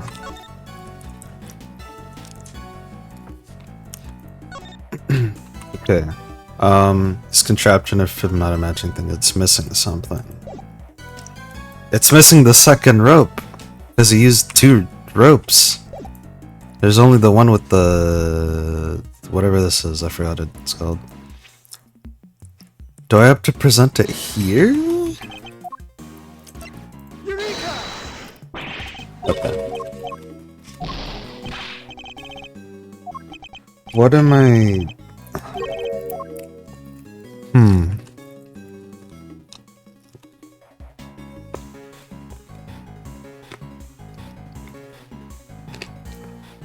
Using my big brain? It's not very big.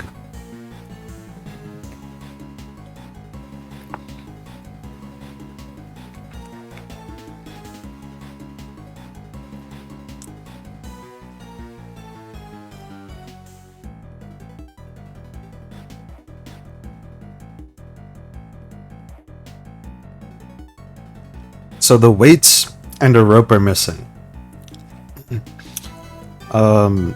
The rope being tied to the fucking body, of course.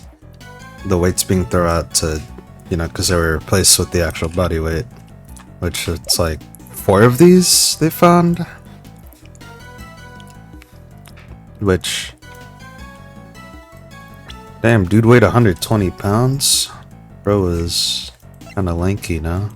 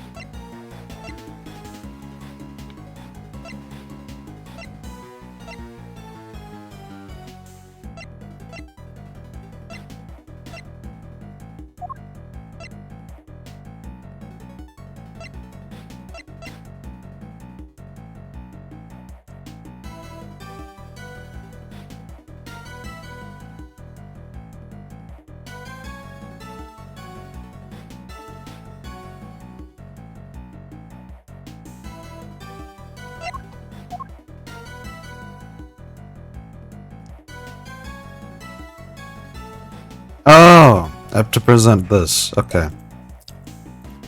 There we go. I should have read the fine print.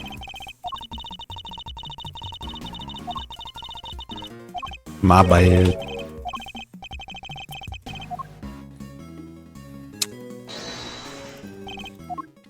Wait, didn't he just say something? Whatever. Eureka! There we go.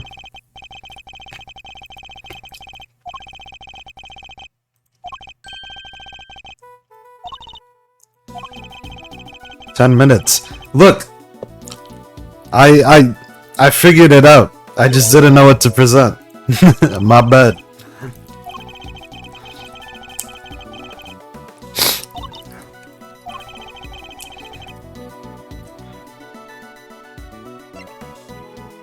Take that!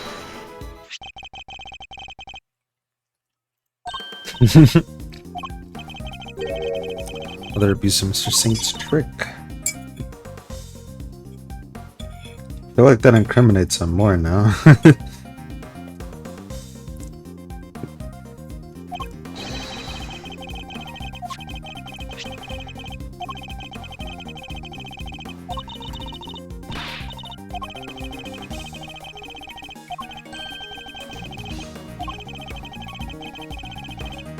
Was the body? Take that!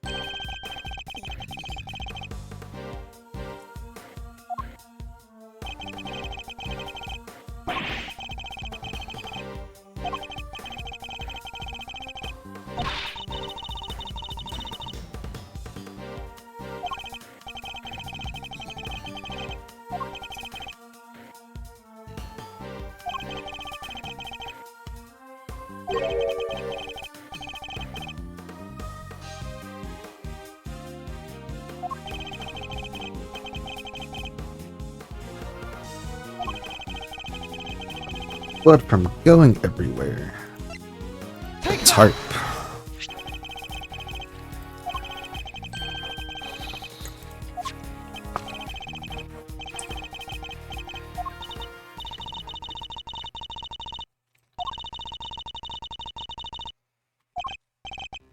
Not quite. Interesting.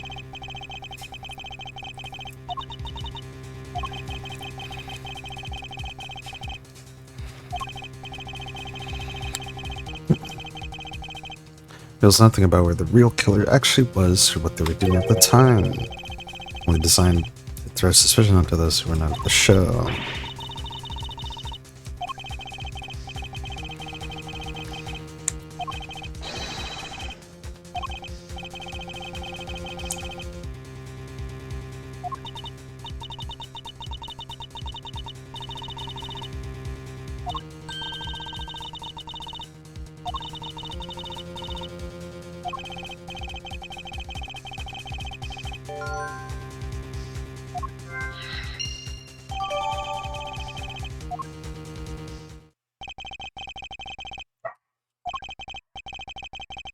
Won't be able to do much with it. I highly doubt he talked to spend bodies halfway done wells.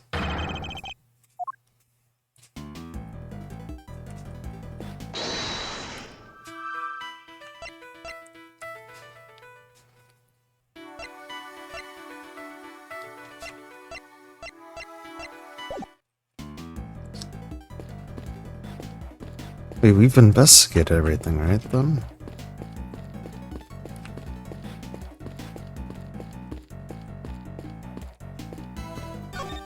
Yeah. Rick basket, da-da-da.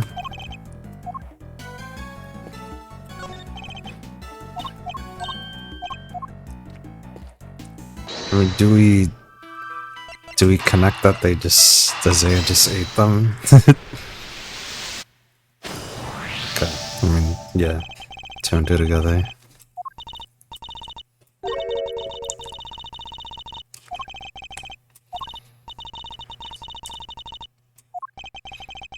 Someone moved it.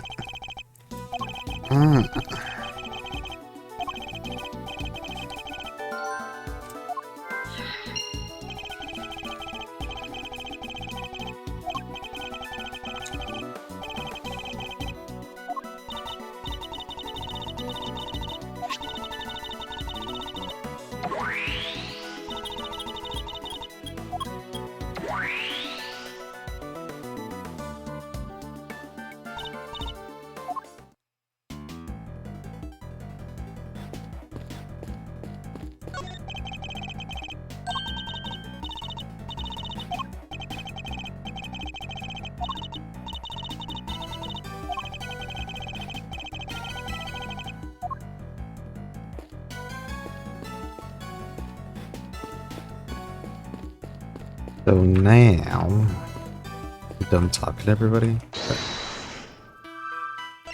Buddy's his weight. The night before the show.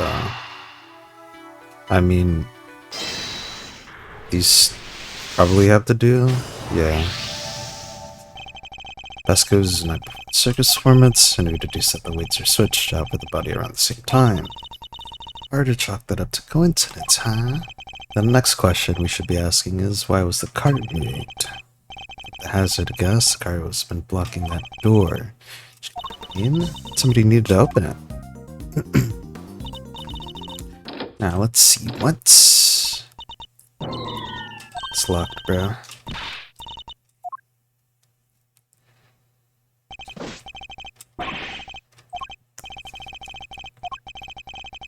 Gordon keeps all that up. Interesting.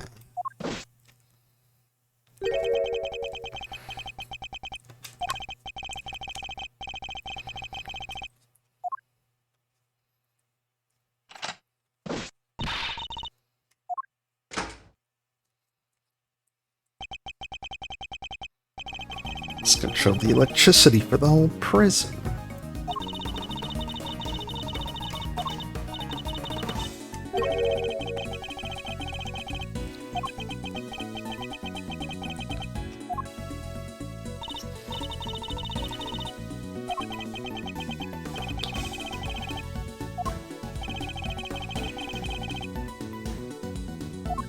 The camera. Take that! Stay archive in the security footage.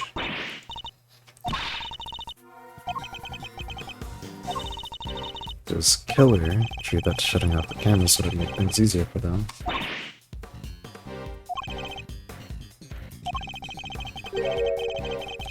Access to the breakers.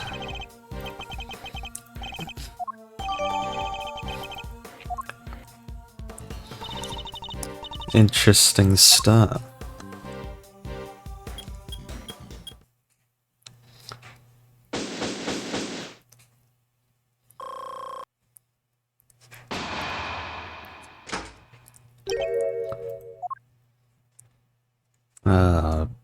Got Bum City now.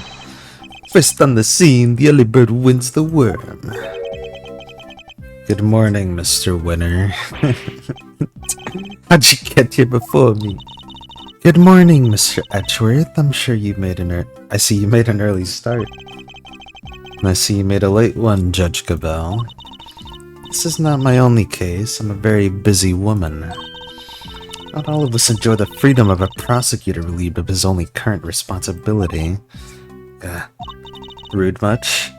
Oh, I do apologize. I meant, of course, an associate attorney. Associate? Like asinine. See about that. Eustace, let us begin the investigation of the yard. Yeah, go get some officers to help. No, it won't be necessary. Why not? We already finished investigating the yard and won quite the prize in the process. What? But I'm supposed to be the winner. Yeah, shut the fuck up, bro. Your Honor, I'd like to revisit your theory from yesterday. I'd thoroughly disprove it. I would caution you to choose your words carefully, Mr. Edgeworth. I'm sure you remember, badges in my hands.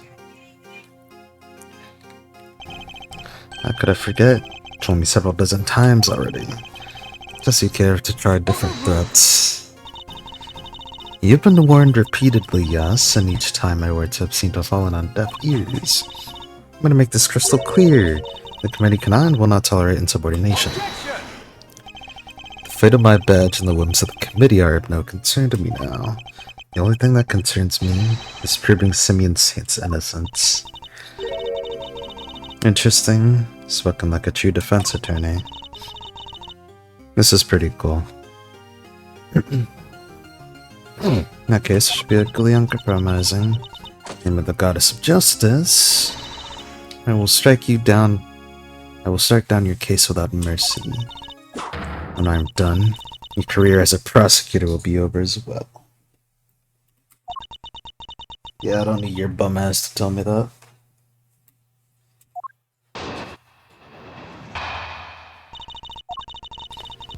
They remain the same as when I related to you yesterday.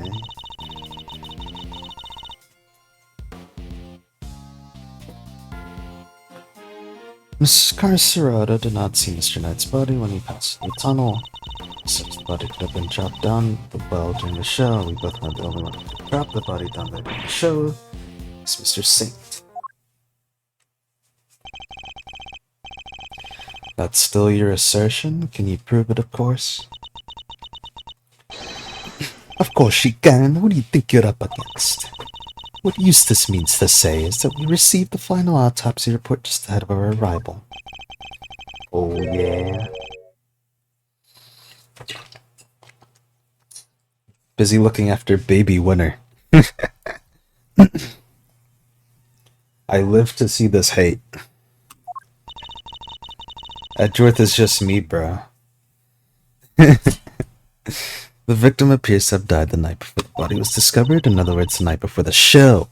Thank you for telling us. Cause of death is stated. It seemed the wound is 4 inches deep.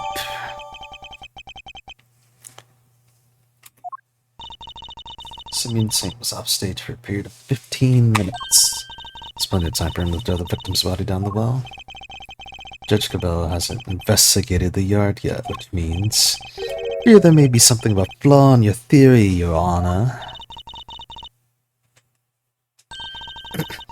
seem very confident of that, but do you have any evidence to prove it? Yes, I think I just might.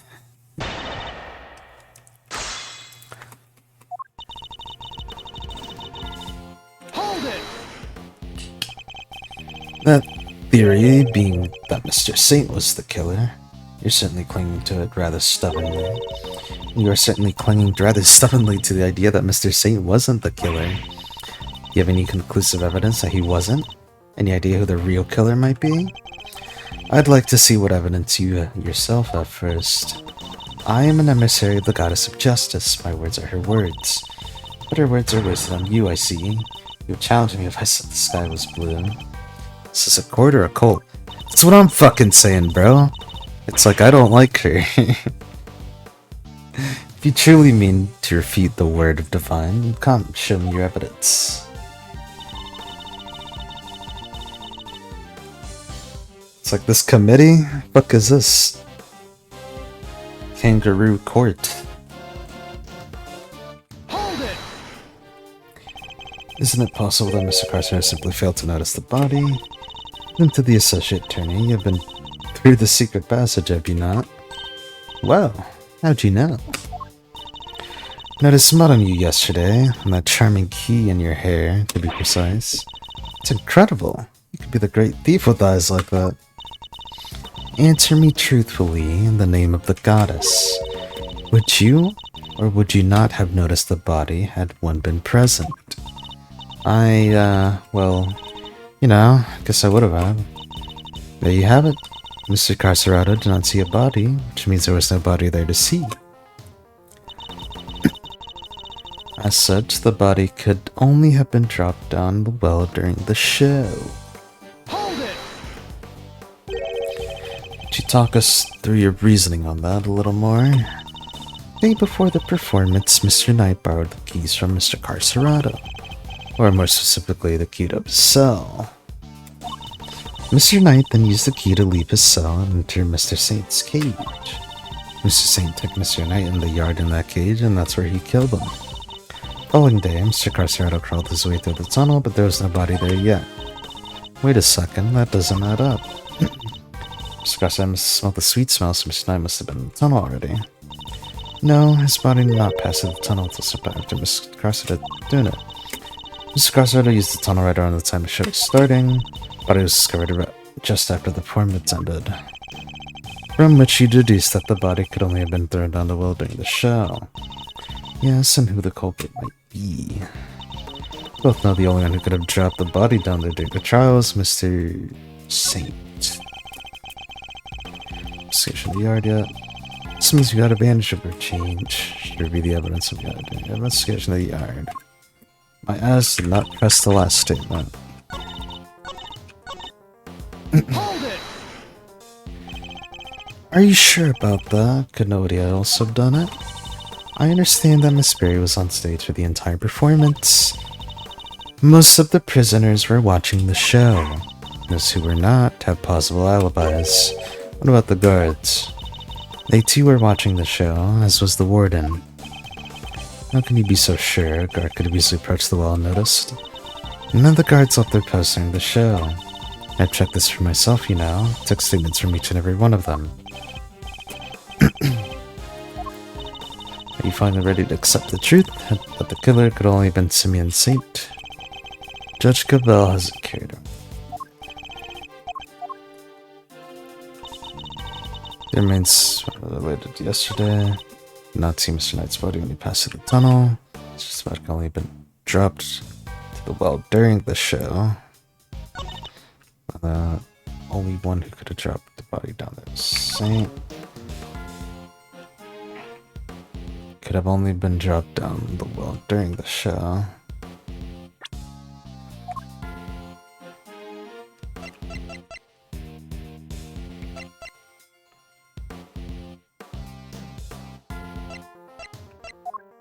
Is it this? Objection! No, it is not.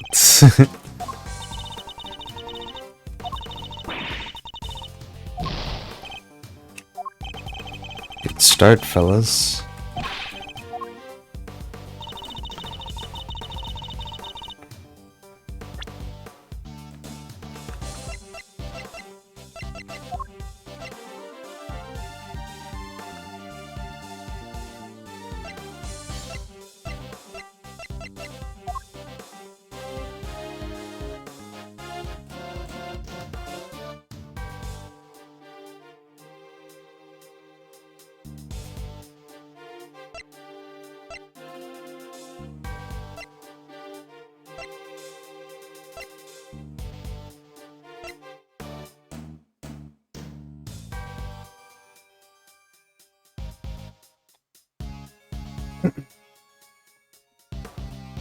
Wasn't working at the time of the incident. I don't think his bracelet was broken. I just think the sensors were down.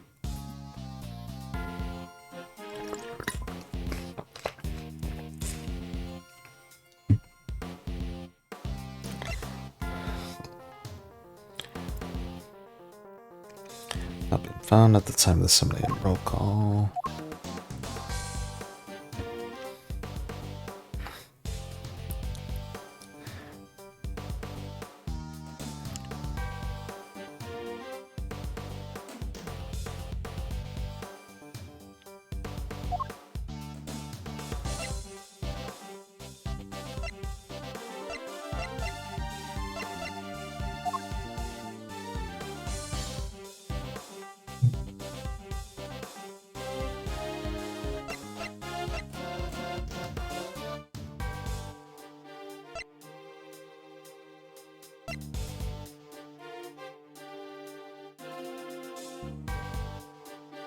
Estimated time of this between 3 AM and 6 AM.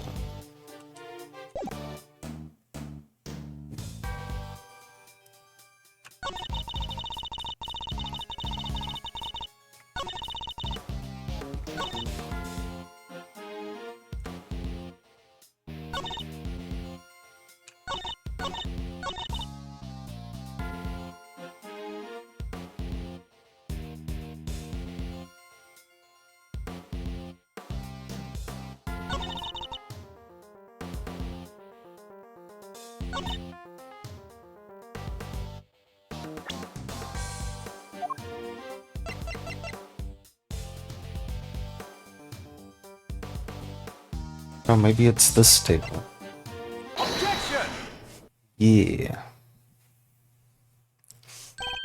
Sorry, Your Honor, but there's something else you're going to have to take into account. The one in the yard was rigged up to create a certain unique contraption. Contraption? Go on. You will recall that Mr. Safe was sent flying from the stage by the elephant. I do, just before he was to be absent for some time. He was only able to fly to the air thanks to a weighted rope he tied around himself. Dropping the weighted down the well allowed him to complete the trick. Objection! Wait, did that send him flying as soon as he set foot on the stage? Hold it!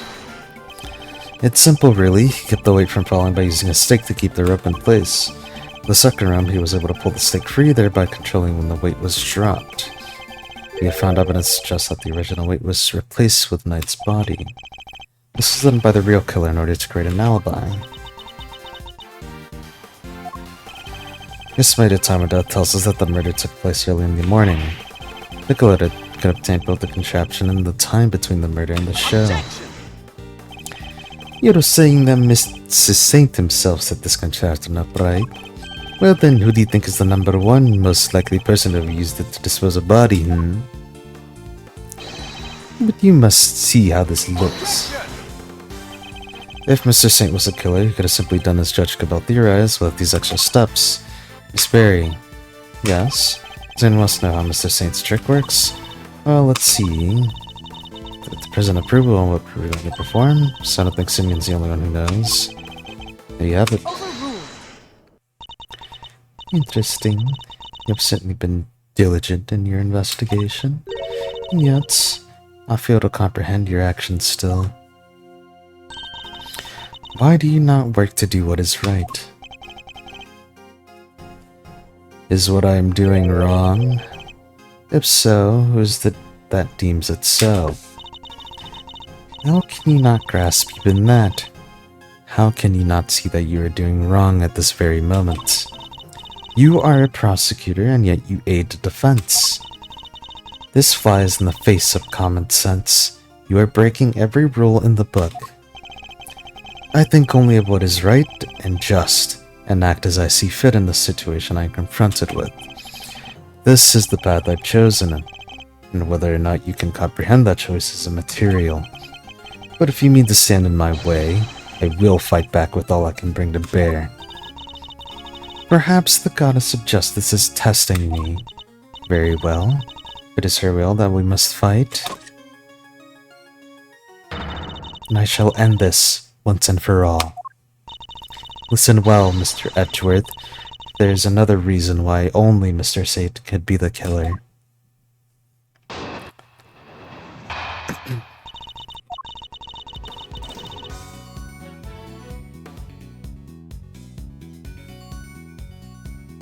If the body was moved from the yard to the workshop, then Mr. Knight must have been first. Then Mr. Knight must have been brought here to the yard from his cell.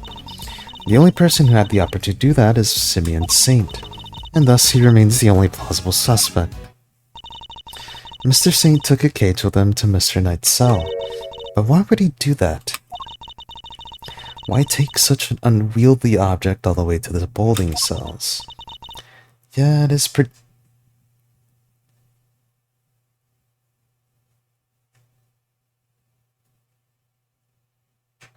Yeah, it is pretty sus. But we've all met Mr. Saint. That's exactly the kind of thing he would do. It's entirely plausible that he took the cage with him out of absent-mindedness and nothing else. Maybe plausible, but it is no more or less plausible than him having helped Mr. Knight escape. Ah, it's some real solid evidence if I'm gonna get her to budge.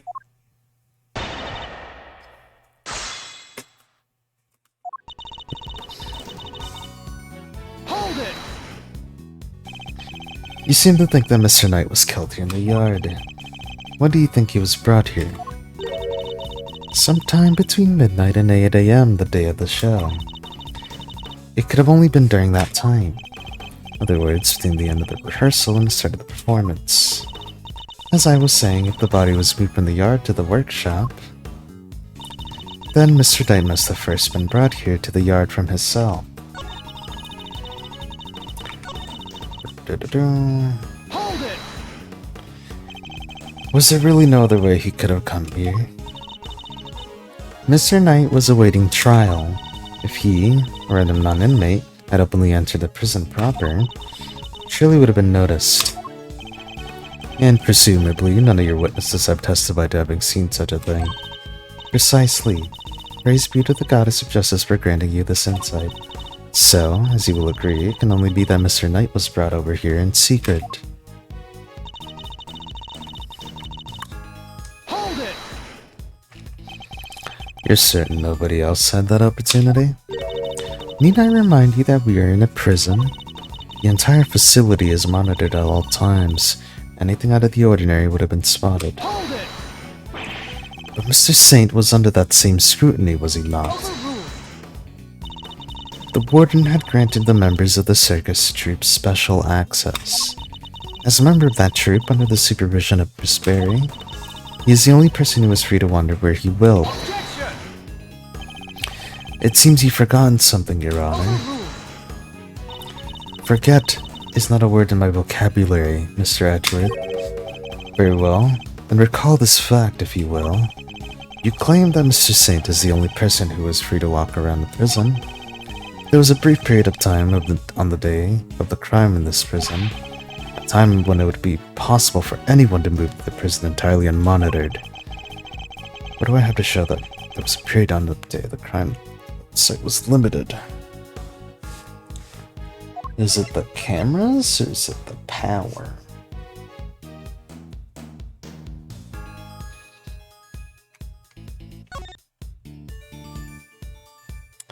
Yeah, they're all on for now.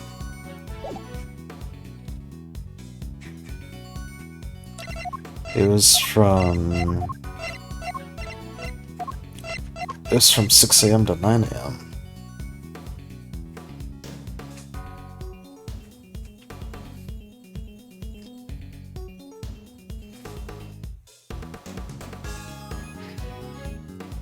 Is it the camera that I present here? Is it the breakers?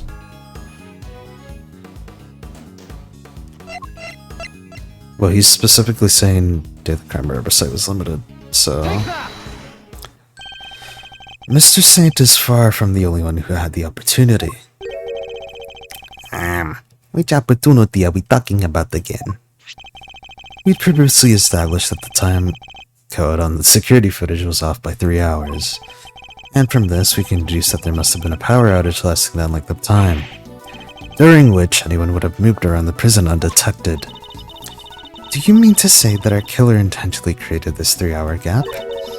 That is no simple camera... There was no simple camera malfunction? Is that even possible? It was completely possible to create a 3-hour gap using this, the breakers. Our investigation of the yard turned up something rather interesting. A panel of breakers, one which can be used to cut the power to the security cameras. We also learned that the door to the power room may have been open around the time of the murder. What? Such a shame to see one so capable fall so short of the mark. Sedge would know what he's doing. Then how does he explain the lock on the power room door? Oh yeah, it's kinda locked up tight. The warden's the only one with the key. Those breakers are vital to the prison's main infrastructure. So I very much doubt that anyone could have gained access to the power room's key so easily. That's the thing. No, but one person could have. I beg your pardon? That person, the killer, had easy access to it, in fact. And what's more, the position here is such that nobody would dare question them. What? There's no one like that. Victor's on the electric fence in there. It would be questioned in an instant. Only one person who meets the criteria. I'd believe it myself, but I have to follow what the logic leads. The person who had access to the power room key was the warden, bruh. Take that! The real culprit is... speak of the devil. Warden Lagarde. Oh, just look at you. Aren't you the cutest little pooch you? He's not just a pretty face, Missile also has quite the nose for sweet things. Seems he's smelling something very sweet indeed. It's coming from you. Oh, darling, you're making me blush. I'm not even wearing perfume. Then perhaps it is the sweet stench of death. You're a regular poet, aren't you? I had no idea. But if I didn't know better, I'd almost think you were calling Moore the killer. That is precisely what I'm calling you. What? Warden Lagarde is the killer? Mr. Edgeworth, do you realize what you're saying? Oh, such a naughty boy. How could he suspect me? I'm the one in charge around here. It's like we're in a murder mystery, aren't we? Well, about that. And equally far-fetched. This is preposterous. Hold it! Sadly, it is not, although I can hardly believe it myself. But this is where the evidence points, and we must trust in the evidence. This piece of evidence proves that Warden Lagarde is a killer. Oh.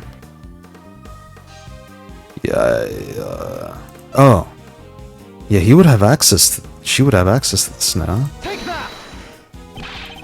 Okay, my bad.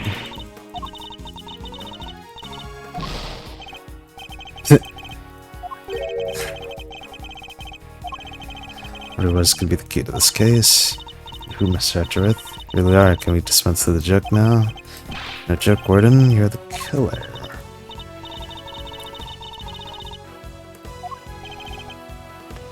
What piece of evidence proves?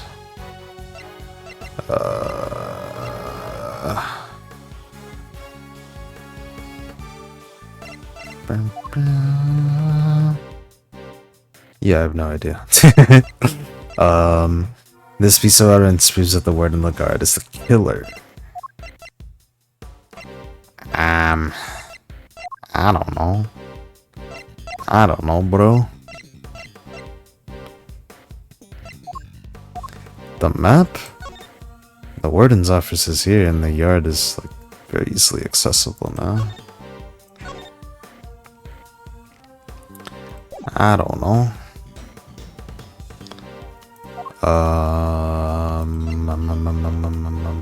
Look in the power room just up to the prison yard. They were tampered with the night, but the body was found.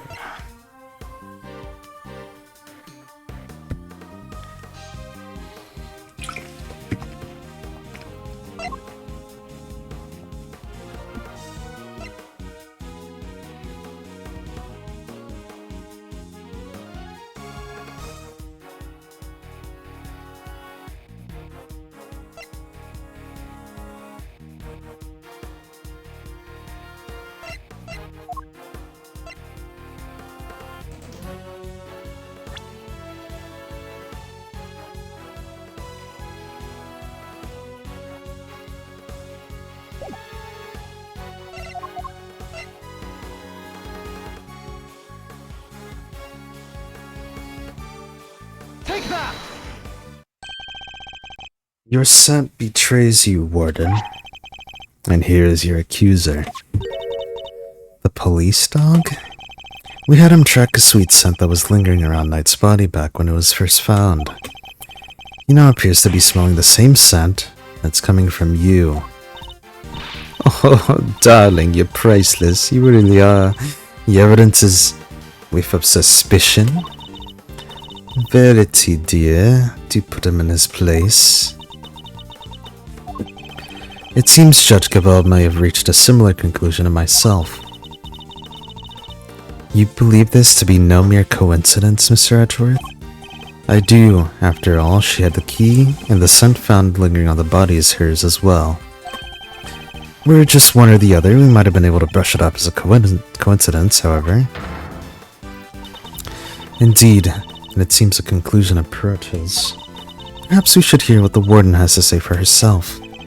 We should, and when we have, this case will finally be at an end. You know, being simply awful. Stop looking at me like that. Me, the killer? How could I possibly do such a thing?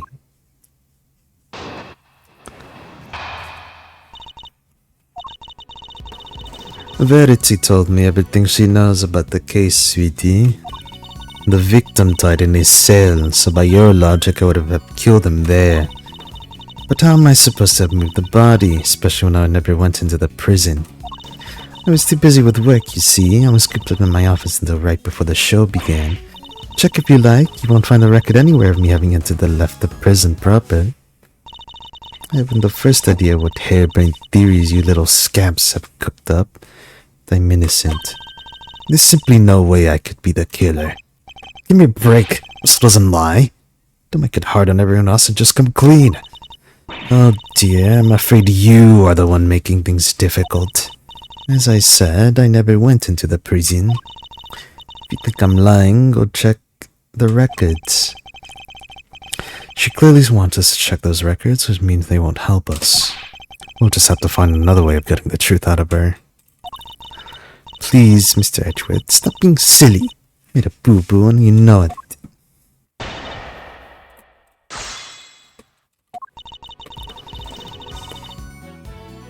Hold it! Judge Cabell told you everything? Are you close? Thick as thieves, darling. What do you ask? Are you jealous? Jealous of what? I had to ask Warden Lagarde for a lot of information on the first day of our investigation.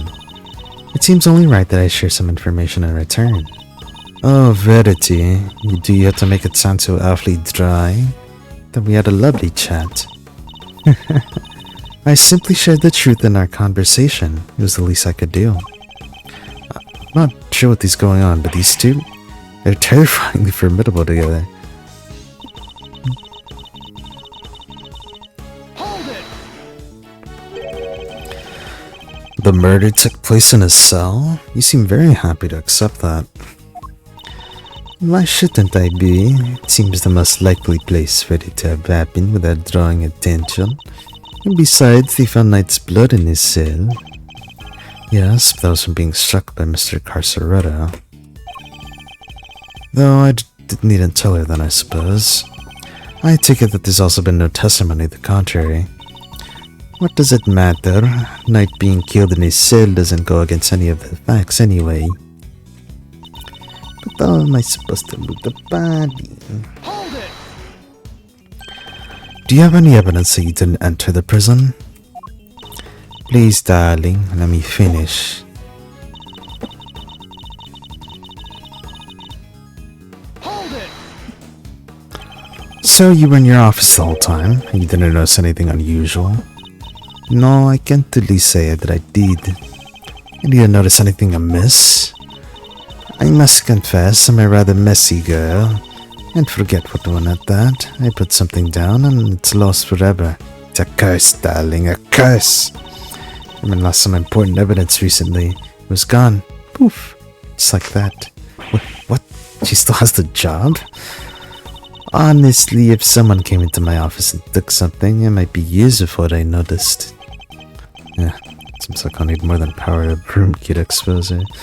On the day of the murder, I was working in my office. Oh, and looking for something I'd misplaced. If I had a reason to go to prison, I simply wouldn't have had the time. That could be like, if one run a record anywhere that entered me left the prison proper. Hold it! Sure, maybe you didn't go through the main entrance of the prison. What if you took another route? Oh, come now, sweetie. Surely you don't mean that awful, filthy tunnel they discovered.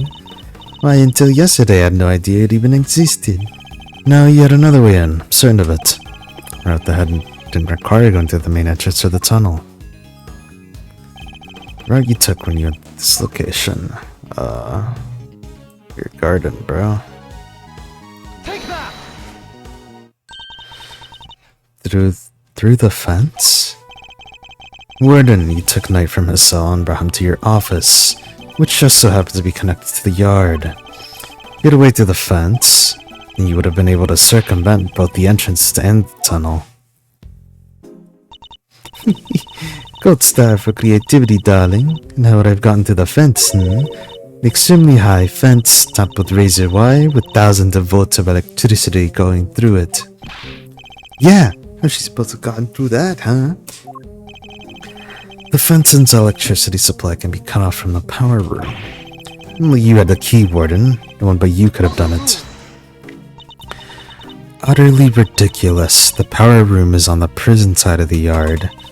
Warden Lagarde was on the detention center side. How would she even have reached the power room? Exactly, Verity, darling. Well, clever puss, you dug yourself a real hole now. Aye. If there is no record of Warden Lagarde having entered the prison proper,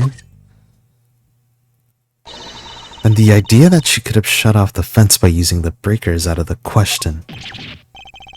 There must be a way she could have done it. Take a deep breath, big guy. Lose your cool and you lost everything. If I don't find a solution, she might still wriggle out of this. Hey, I said take a deep breath, not freak out and completely lose your cool. There's nothing to be gained by banging your head against the same wall, yeah? No matter how you look at it, Warden Lagarde couldn't have done it alone. Mr. Edgeworth, if you cannot...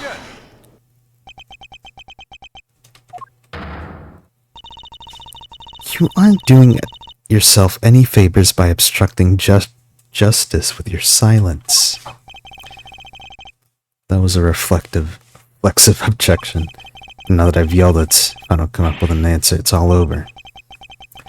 I have one more thing to add, if you'll permit me.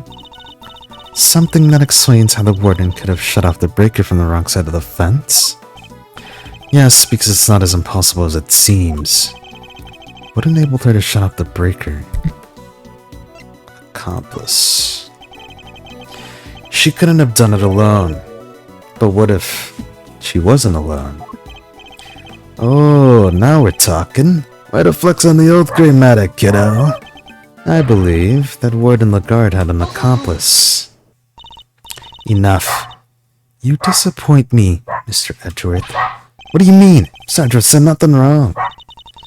The inmates of this prison are all issued with security bracelets.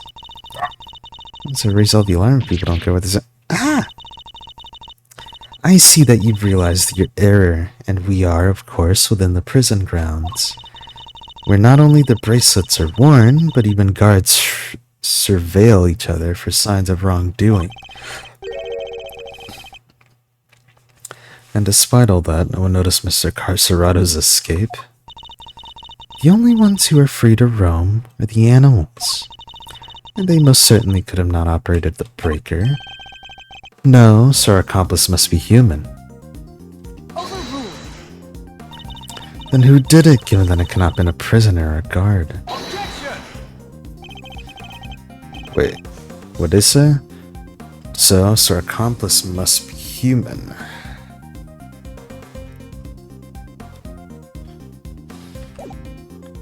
Fact is, There's one person, someone whose movements weren't restricted. I have just the evidence to show that free roaming person was.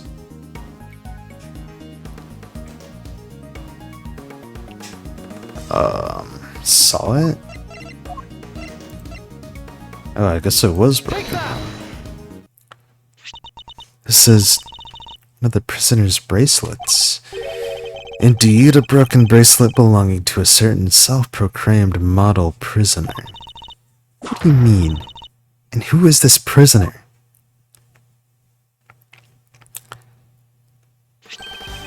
Frank saw it, Warden Lagarde's favorite inmate. It's strange, isn't it, Warden, that he was able to keep his broken bracelet hidden and wander freely around the prison all the while. That is pretty funky, and I don't mean it in a good way. It couldn't be the case that he was permitted some sort of special leeway, could it? Although you are in the habit of giving such leeway to certain others, Bodahar Canis, for example. Mr. Edgeworth, that is pure speculation. In that case, why don't we ask Mr. Sod himself? I'm confident he will confirm to us that he and Warden Lagarde were accomplices in this crime. If the two of them had worked together, a certain route into the prison becomes viable. The real route by which Knight was moved from his cell to the prison proper. Recall that there was two big obstacles in her path. First, the security cameras around outside Knight's cell. Second, the electrified fence in the yard. But she was able to remove both obstacles in one fell swoop, having Mr. Sod shut off the corresponding breakers. Alright, Mr. Edgeworth, you've had your fun. And, do you still deny it, Warden Lagarde? No, darling, you got me. I admit it. What, Warden? Tell me this isn't true. Sorry, Verity, honey, I'm afraid it is. Frankie helped me do it. What? No way. You did it, Mr. Edgeworth, you got her. Nice shooting, cowboy. She won't be wriggling out of this now. As Mr. Edgeworth said, I had Frankie switch off the breaker. But we didn't kill Knight, did we? No, sweetums, we didn't. What? Warden, explain yourself. Oh, Verity, dear. I doubt your precious goddess would want to hear my excuses now. She is all merciful. You have but to confess, and you shall be saved. Oh gosh. Alright. I was being threatened. I had no choice but to do as he said. Who's he? Bodahar Canis. That awful assassin. Canis? How long has it been since that awful man came here to my beautiful prison? I'll never forget the day he arrived.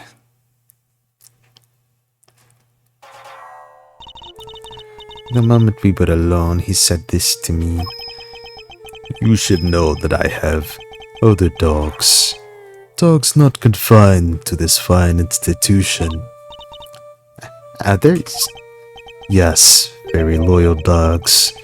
Dogs will do anything. Who will do anything I ask of them.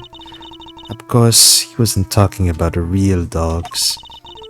He was talking about his very human cronies. Then he said one last thing. I would recommend that you take care now you treat me during my stay here. I wouldn't want to have to set my dogs on you or your precious family. I had no choice. I gave him that cell. I gave him everything he asked for. Everything? But is how he became the fixer? Yes, darling, I obeyed his every command and smuggled in for him all that he wanted. Eventually, I brought dear sweet Frankie into our little conspiracy. He got right away, of course, because I made things easier for him, too. So you were smuggling in contraband? How exactly?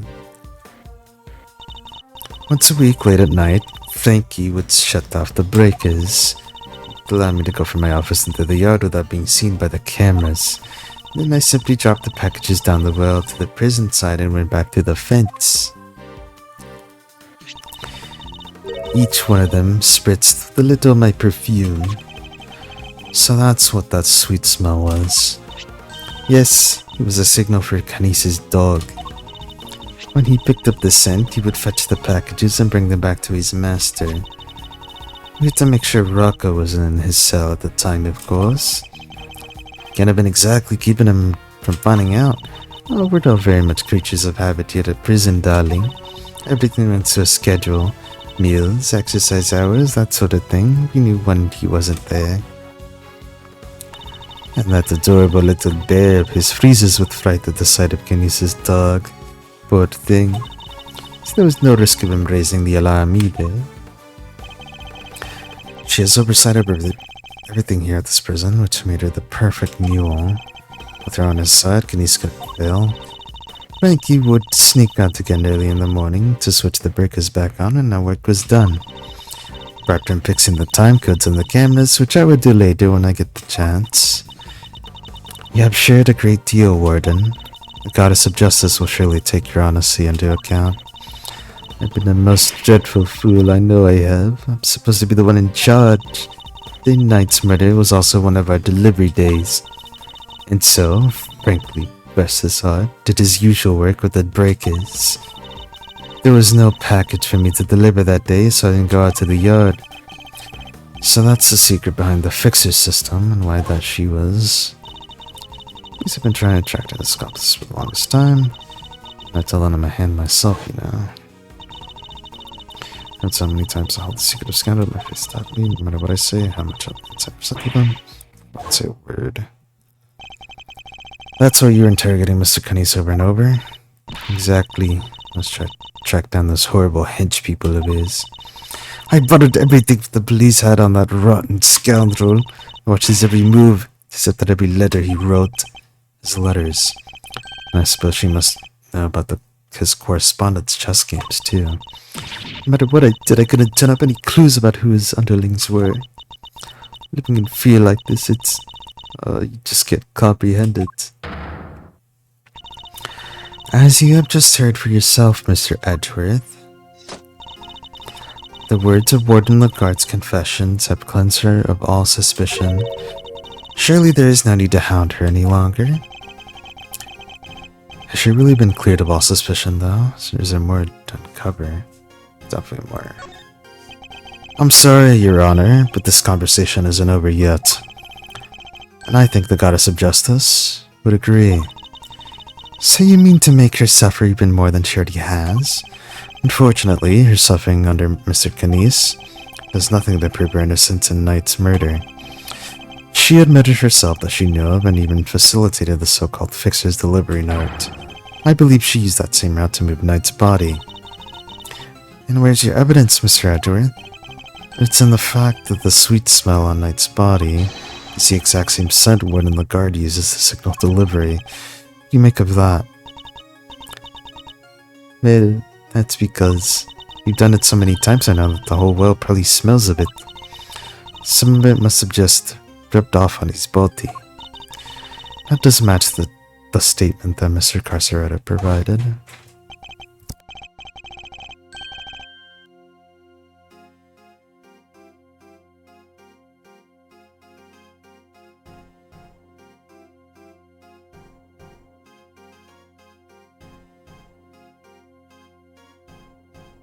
Sorry, my mom walked in.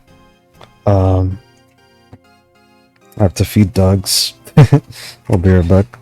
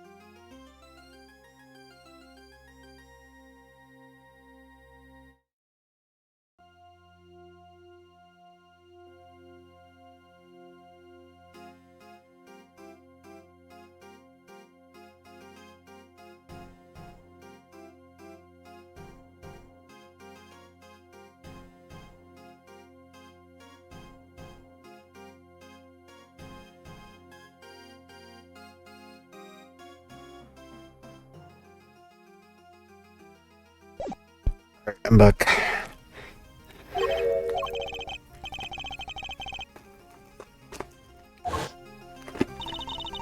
His words would seem to suggest that the smell had permeated the wall.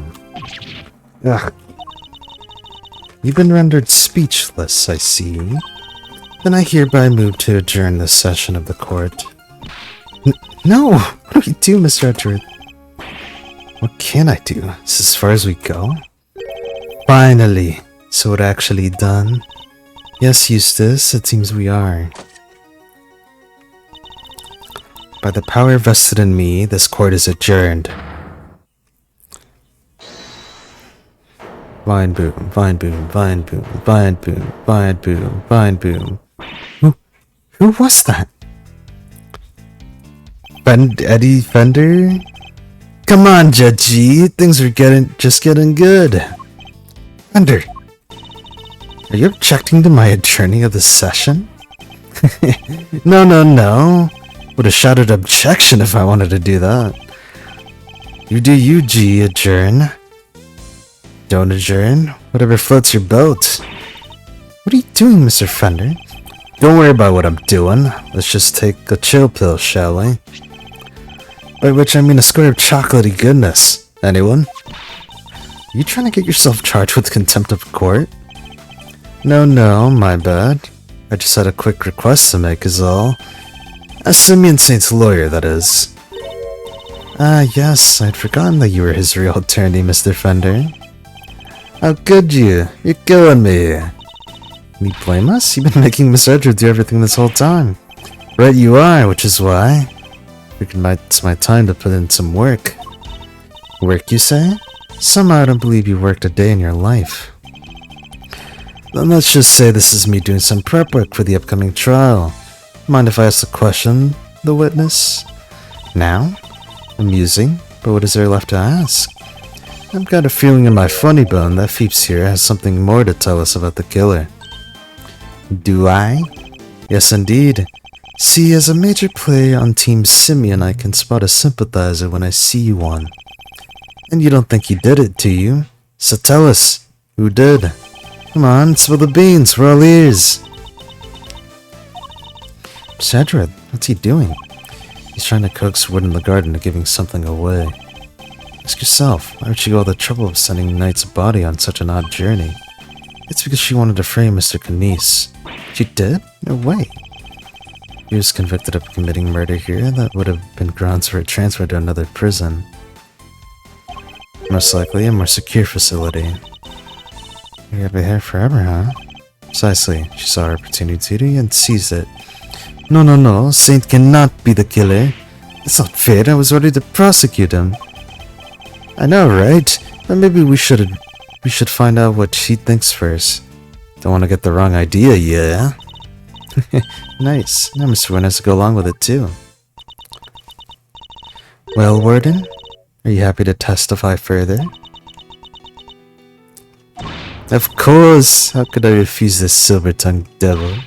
Eddykins, you have such a way with the words. Just doing my job, thief. Besides, one can't tell the truth without telling the whole truth, can one? I'm simply dying to tell all, Verity, darling. Do say you'll let me. As you wish. Court is unadjourned. Can you pull that off, Mr. Fender? Me neither. Thank you for the timely intervention. Hey, it's the least I could do. Case not wrong, I've been leaning on you hard. Besides, the defense never rests, am I right?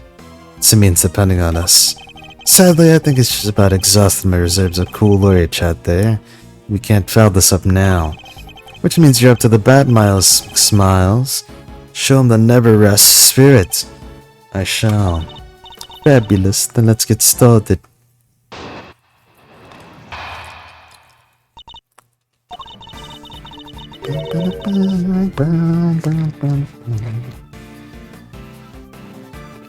I really don't think anyone else could have done it but that dreadful man Canis. There's no telling what went on between him and the victim. Perhaps he simply took a disliking to him. He's certainly the type. But whatever the sordid details, it was him. He stabbed that poor man to death. And then he had his dog dispose of the body. That simply has to be what happened. The victim, Mr. Knight, yes? I did him the most terrible disservice. Yes, you killed him. I suppose you could put it that way. If I were such a sorry accusable warden, this would have never happened.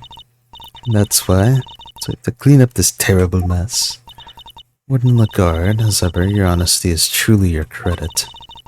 I'm certain Mr. Knight is looking down and weeping tears of gratitude. You've clearly never met Mr. Knight.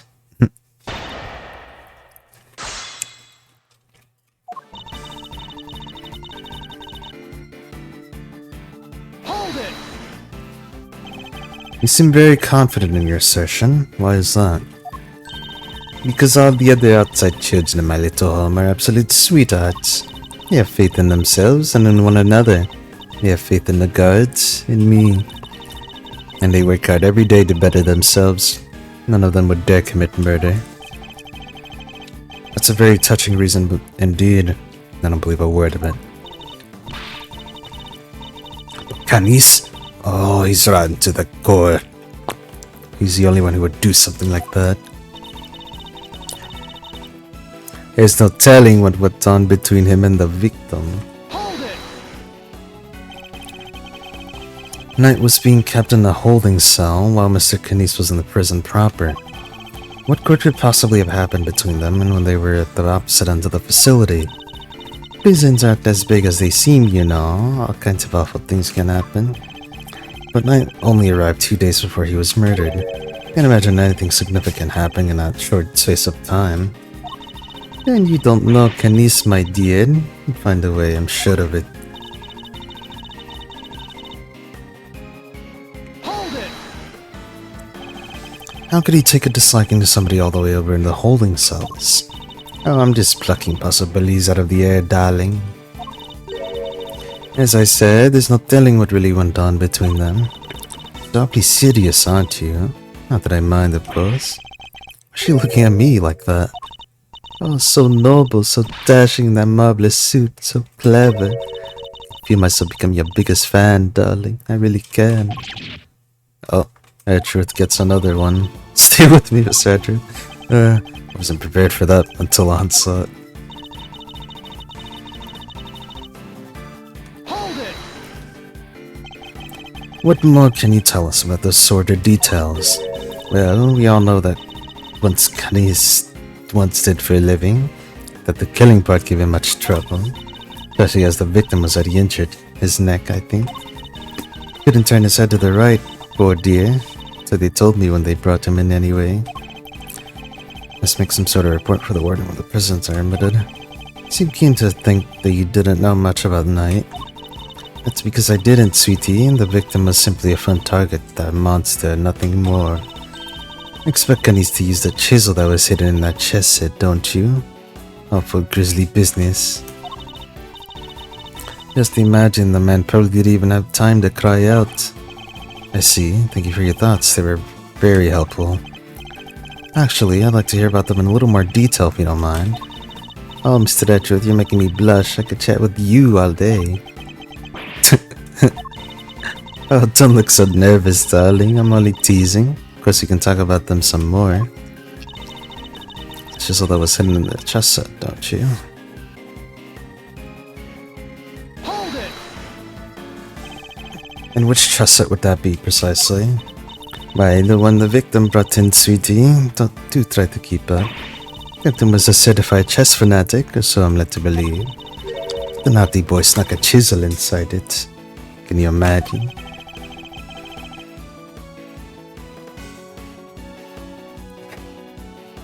How does she know about that? Only a few people were supposed to know that.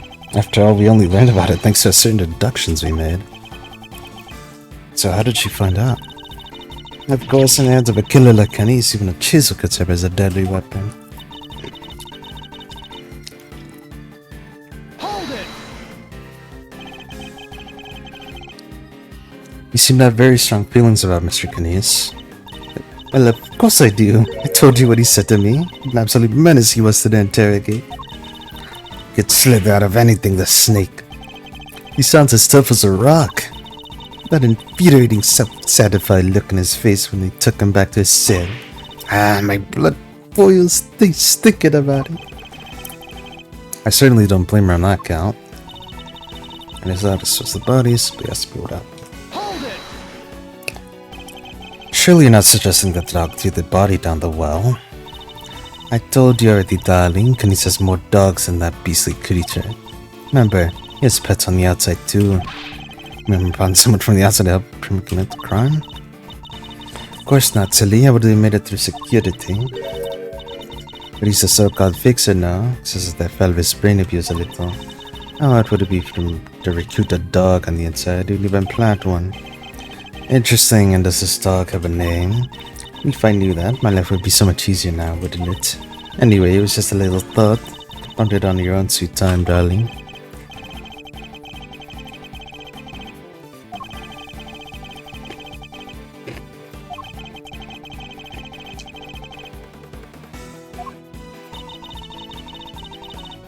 Yeah, she overspoke.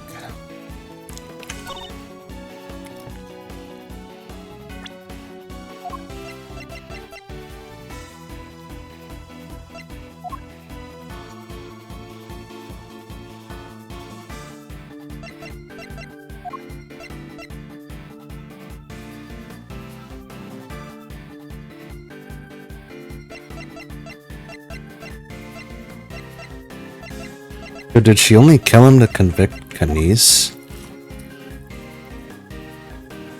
Okay, what evidence? Transfers the blood hidden like Kanis inside dog's mouth. That's a small touch to it.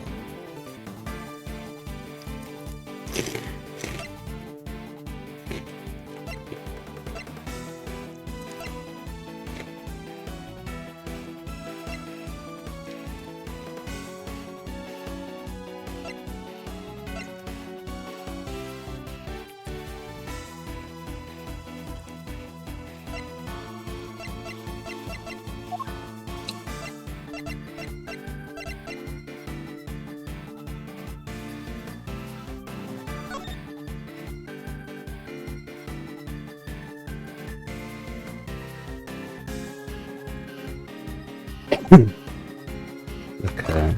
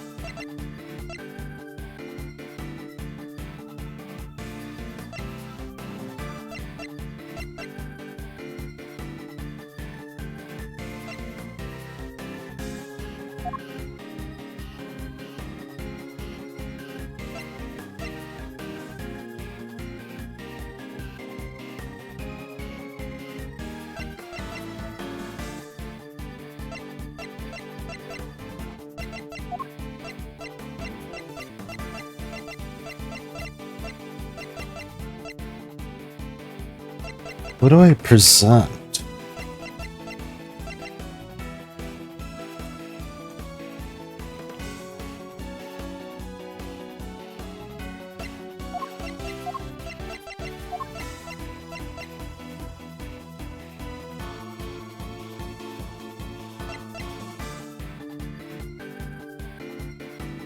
Objection! There it is. Okay. Warden Lagarde, you strike me as being more careful than the image you project suggests. Oh, Mr. Edgeworth, please call me Fifi, a sweetie pie if you prefer. However, I think you may have been a little less careful than you realize this instance. Aren't you the most adorable little creature? We're all family here. Come on, Mr. Edgeworth, don't let it get inside your head. You said earlier you didn't know much about Mr. Knight, in which case I find it rather strange that you know about the chisel. Well, of course I do, darling. Do you think we don't check prisoners when they come in? You're not talking your way out of this, Warden. That is entirely irrelevant and you know it. Knight didn't bring the chess set into the prison himself. It was brought by Mr. Saint when he came to visit. Knight wouldn't have had it with him when he arrived. What? Well, I mean, of course that when Mr. Saint came in, You checked him? I find that hard to believe, because if you did, that makes your story all the stranger. If you found the chisel, why did you not confiscate it then and there?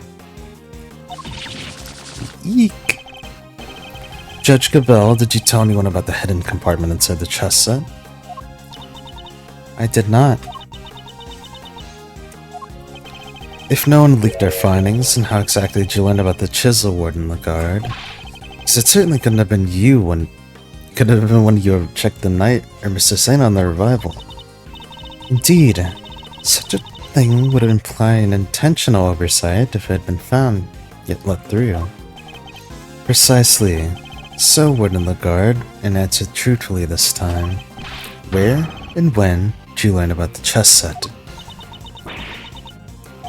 If you won't answer, then allow me. I submit. Alright, darling.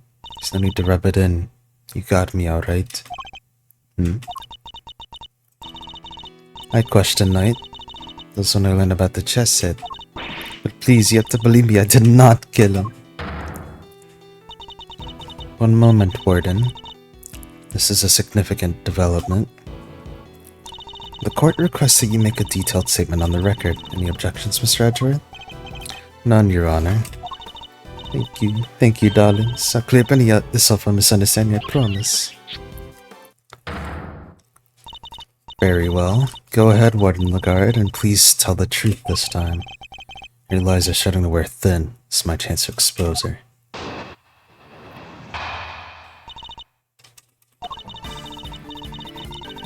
I said I questioned Knight, but it wasn't anything serious, you understand?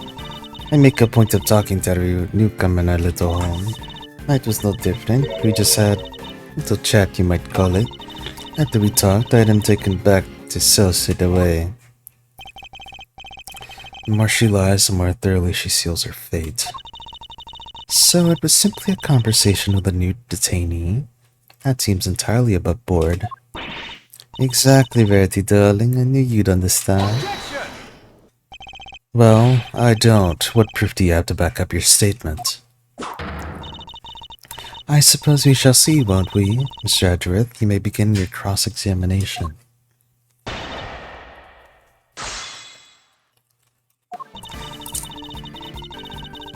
Hold it! So, am I right in assuming that you talked to Knight the night before the show? Exactly, darling. It would have been around 3 a.m. on the 27th. 3 a.m. That falls squarely within the window of time laid out in the autopsy report. That seems rather late for a friendly chat. Wouldn't you have been asleep? Normally, yes, but if you remember, God was attacked in his cell. You had to examine the scene of the crime, gather evidence, information. These things take time, sweetie. I assure you he was wide awake. We all were. Regardless, I find it somewhat odd that you would choose to question him at such a late hour. Oh, you're such a tease, aren't you? Anyway, no matter how odd you think it is, I had him brought to me and that's what happened. Does he really insist on questioning every last thing I say? Sorry, Fiefs. He's like a dog with a bone sometimes. I'll be sure to scold him once he's done. Oh, would you mind giving me a little more info? Like where you had him brought to? My office, of course. Wow. Where is? Office, which is where we believe the body was moved. Do you mind appending what you just said to your testimony? Anything for you, darling.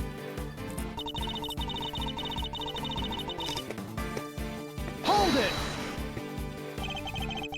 Remind me where your office is? You seen the sign in the detention center corridor, I believe.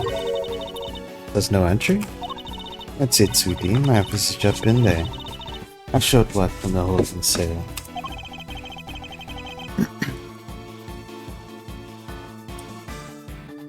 I understand that you also have access to the yard. Why, of course, that's where my gorgeous little garden is. Oh, I see where you're going with this. You're saying that's how I move the body. You have the means and the opportunity. It's hardly impossible. Hardly impossible proves nothing. You have no evidence for this assertion.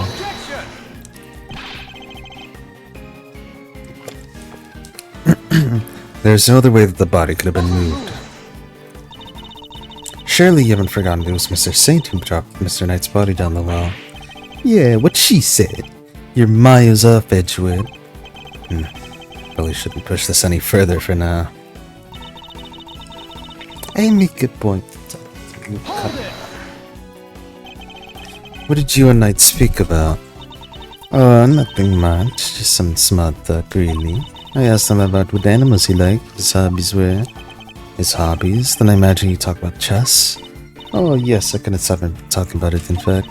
He had a piece of paper cut with little nuts in his butter in his cell. Yes, I think that's what I saw with it, Rob. So she's seen Knight's correspondence chess diagram. Knight is no different, just had a little chat, you might call it. How was he when you spoke with him? Oh, he was open and honest, darling. What? Guy honest? He was talking about one croissant and one promoting a prawn. I suppose he must have been hungry. En passant and moving a pawn. It seems he prepared no one from his obsession with chess. After we talked, I would take back the cell straight away. If he had really gone back to the cell, he would still be alive today. You really think I murdered the poor man right there in my office, don't you? But what would my motive have been, darling? I told you I barely knew him. No, Angel. My grudge against Kanice, but Knight, I had nothing to do with that animal. She really does hate Kanice. Word in the guard, I must say you in the statement of your testimony.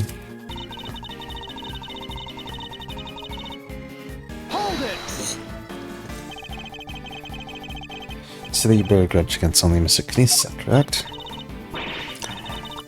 No, I despise him coming into my prison thinking he could do whatever he wants. He won't get away with it. I'll clip his wicked wings if it's the last thing I do. That awful dog of his, it's a menace, completely unattended and peace and quiet in my home. Shimon hates his dog. Does seem at first glance you don't have much of a motive to kill Knight. But she hates Kanice so much that she probably hates anyone who has anything to do with him. Thinking about it from that angle, the key to breaking her testimony will surely reveal herself. It's an odd peeps, huh? Pretty chummy prison word if you ask me. Chummy? She called the man detective. Poor guy would have been in cuffs, not to mention the neck brace. He was defenseless. Warden Lagarde was a murderer. The evidence points to that conclusion and no other.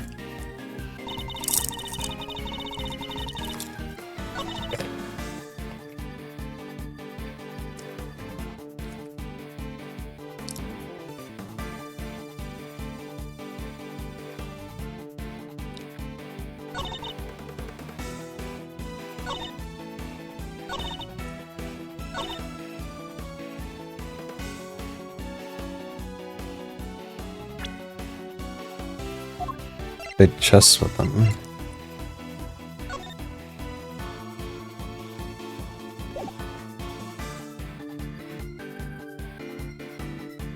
Objection!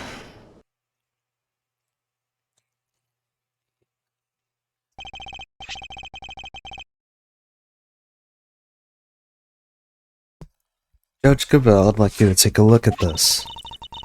Notes about a game of chess. What is the significance of this, Mr. Edgeworth? It was found in Knight's cell. Just exactly where you said you saw it too, Warden Guard. You didn't just see this game in Knight's cell, did you? You see it in Mr. Kanice's cell too. What do you mean? Oh, come on now. Don't tell me you haven't taken a look at the chessboard in maximum security. I imagine he watches every move like a hawk. Or rather...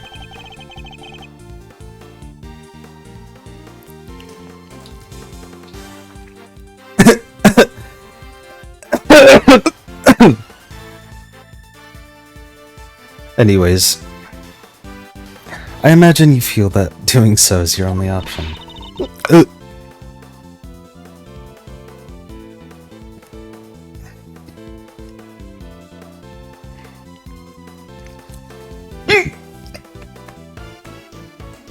Excuse me.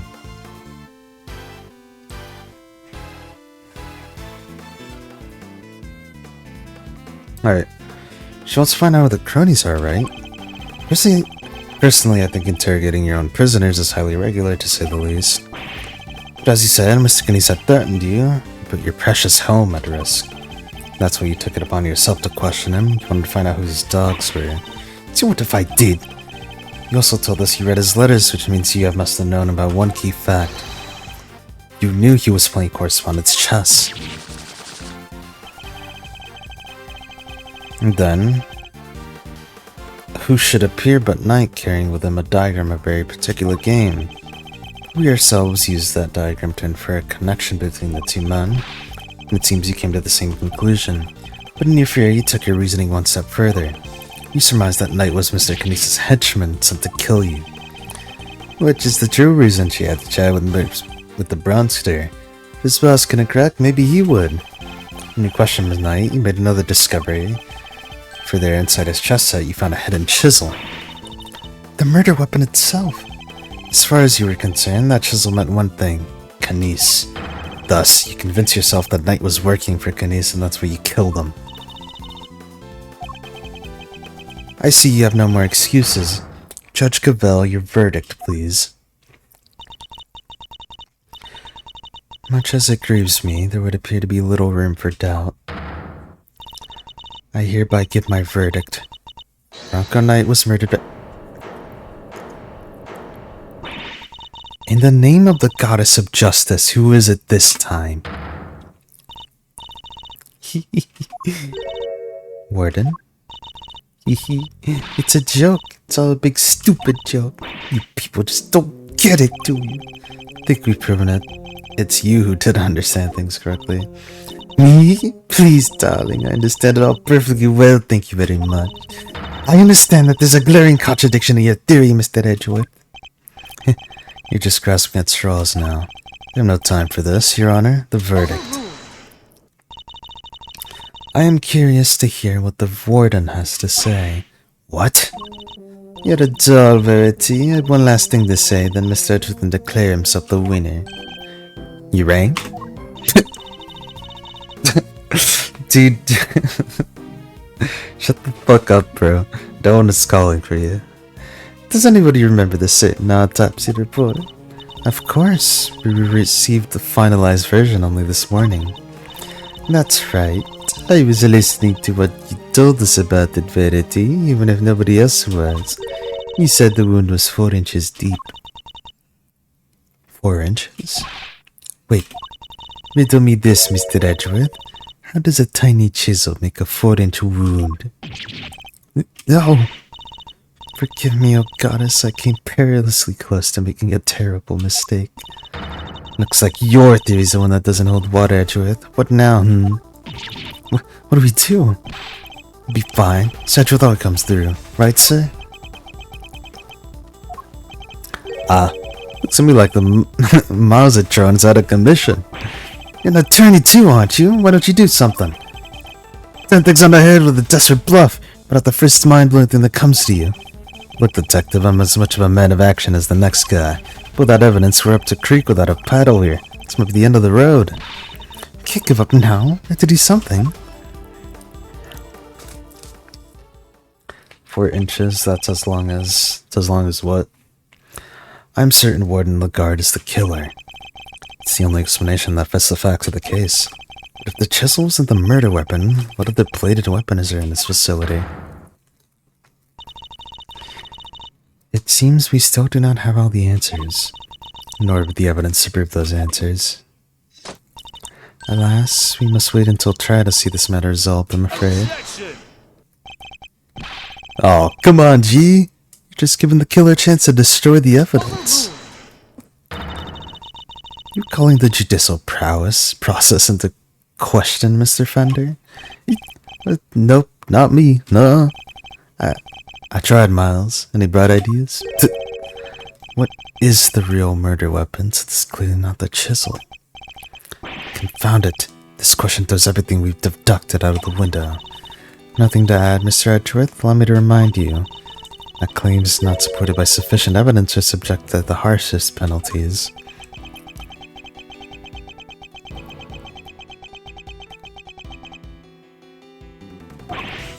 It's hopeless. I can't think of anything.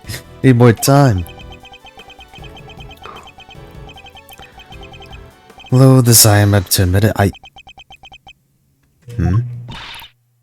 Give up now? Mr. Fender said. Simon's counting on us. Without us, he's... He said he was? He was devastated. Nobody's had more pain than him over Mr. Knight's death. There's no way he did it. But if we can't save him, who will? And what's more, Cleves and us. He's sitting in that cell waiting for us to bring him some good news.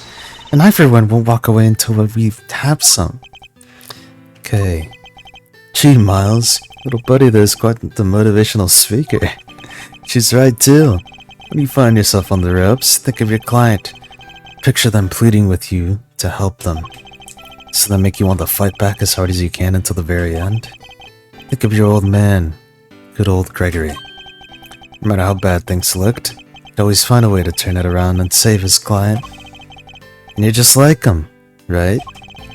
If there's any way to force turnabout here, you're the one who'll find it. Simeon's counting on you. Judge Cavell. You seem to have recovered your composure, Mr. Edgeworth. But if you meant to attempt a defense, I would advise you to consider the ramifications. You have repeatedly proposed misguided theories and have made numerous false accusations. If you do so again, I will have no choice but to judge you unfit to serve as a prosecutor and relieve you of your badge for good. She's right. She put forward a number of theories that proved to be flawed in one way or another. I made some sort of fundamental oversight? Wait, she said my theories were misguided. Nothing, you say? Then the court will tolerate no more of your time wasting. I hereby... Sir! Mr. Edgeworth! Give my verdict. That's it. I'm thinking of the wrong all this time. My theories weren't misguided. I was being misled. The defendants in it... I think it's a little too soon for that, Your Honor. I'd say it's well past due, darling. Wouldn't you agree, Verity? Mr. Edgeworth, you may proceed. What? I'd like to remind you of a few things. The setting of his dog helmet, the fact that he wasn't at the show. These and other factors made Mr. Kennys the obvious suspect at first. This again, Mr. Edgeworth? You seem almost proud of your blunder. But what if the real killer wanted us to suspect Mr. Kennys? What if it was all carefully arranged? What if the same was true of the chisel, our reported murder weapon? Might have been stabbed multiple times in the safe with a bladed instrument.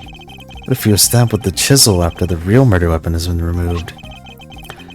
Just to leave traces of blood in it for us to find. Also, the real killer misled us into thinking that the chisel was the murder weapon. But why mislead us in this way? Why indeed? Why make us think the chisel's the murder weapon rather than whatever they really use? How to get Kennys transferred? Warden took advantage of what the chisel seemed to suggest. What it suggested? What are you talking about, darling? Hold it! Mr. Winner, if I were to tell you the murder weapon was a chisel, what would you think? Huh? And Mr. Kennys is the killer? And there you have it.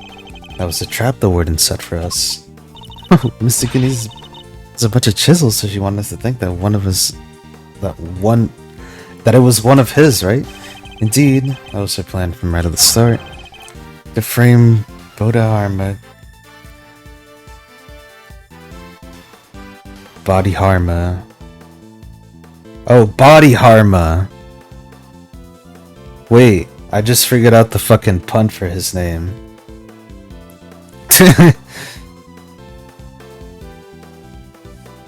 Body Harmer Kanice, okay. That's pretty good, actually.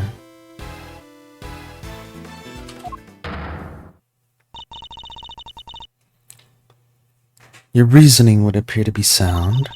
Warden Lagarde certainly seemed to be harbored deep in abiding hatred for Mr. Kanice.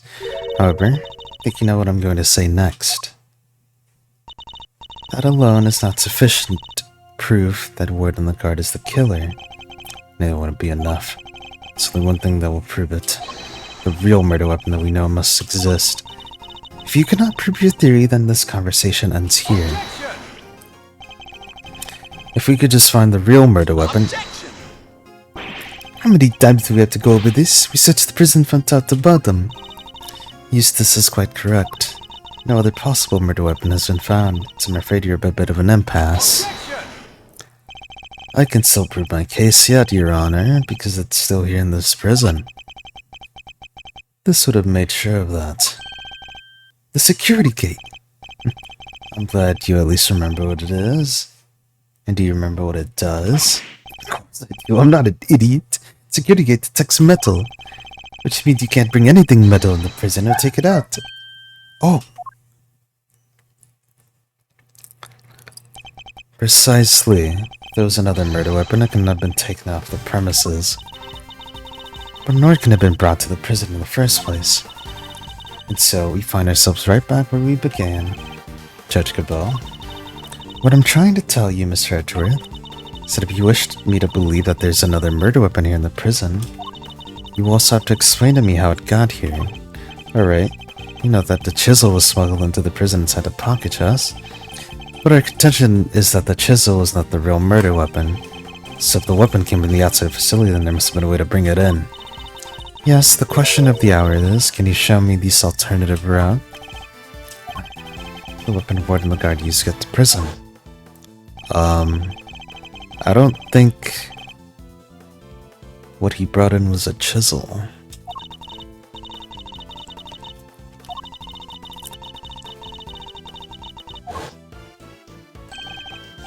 Of course, that's how.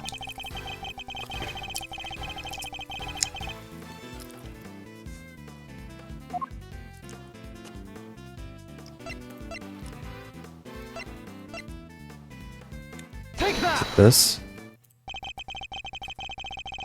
Allow me to remind you of our conversation with Mr. Kanice yesterday.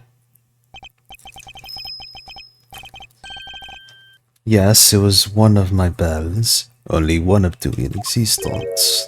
Just two. Two and only two, one for my what helmet was a crapped out of uni.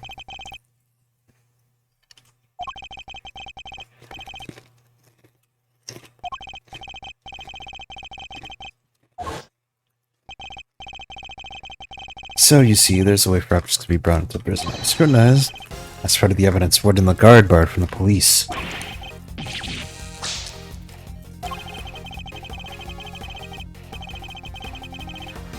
Mr. Kanice's knife was part of the evidence in the case against him, and that evidence was here in this prison. Not only that, but the knife had a certain bell attached to it. Well, that was attached to the chisel. Correct. The killer took the bell from the knife and attached that to the chisel. That can't be right. The chisel only had Mr. Knight's fingerprints on it. Easy enough to explain if the killer wore gloves. She may have looked at the chisel was the murder weapon and then attached the bell to it. In so doing, she made sure that all the evidence pointed to Mr. Kanice. And who had access to the evidence from which the case bell was taken? Why, only the person whom it had been entrusted. Was it, sir? It's been messing with the evidence. I would believe that would be you. Isn't that correct, Warden Lagarde? But bills aren't exactly rare, you know. Anybody could have set that up. Unluckily for you, that isn't quite true. These particular bells are unique, because there are only two of them in existence. What?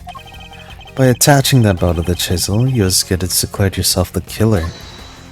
You don't have any proof that the knife was ever here to begin with. Hold it! I don't. Not yet, anyway. Mr. Winter, I'd like you to order another search of the prison right away. Huh? But you find something that's going to make things awkward for me. It isn't about what's convenient for you. To find the truth, you're a prosecutor, aren't you? Well, yeah, but, you know. It's a worthless excuse for a prosecutor. If I had an investigatorial, I wouldn't be sitting on it. Anyhow, it's not my decision to make. The warden would have to authorize it. No full well that you want to do such a thing. You have the power to insist on a search. Use it. Sorry, darling, but not without that evidence. The goddess of justice cannot bestow her blessing on those who lack proof to support their claims. Our work here is done. The rest of this matter will have to be settled in the courtroom. No. You give Lagarde the opportunity. He'll destroy whatever evidence is left. I have to object. I have to stop them. But what do I say? I have anything concrete to offer. What am I thinking? I'm never this reckless. No, can't back down now. I've got to put everything on the line. I'm not a prosecutor right now. I'm an associate attorney with a client to defend. Only I can save Mr. Saint, and that means... even if my chances are 1,000,000 to 1, it's still worth a shot. It's now or never. Should I object? Duh. I suppose this must be how a certain serial bluffer always feels. Regardless, I cannot walk away. Objection! Wait, Your Honor. This had better be good, Mr. Edgeworth. I've got it. Got what exactly?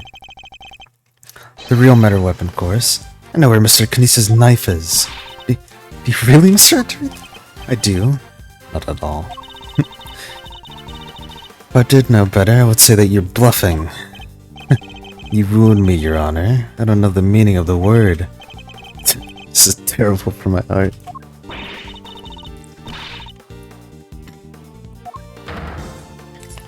Well, should you be so kind as to enlighten us? Where's the real murder weapon? Think, Miles, think. Somewhere not even the police would search. Blind spot in the zoo. Hiding place that the warden could absolutely sure of. A hiding place? No! It's the crocodile.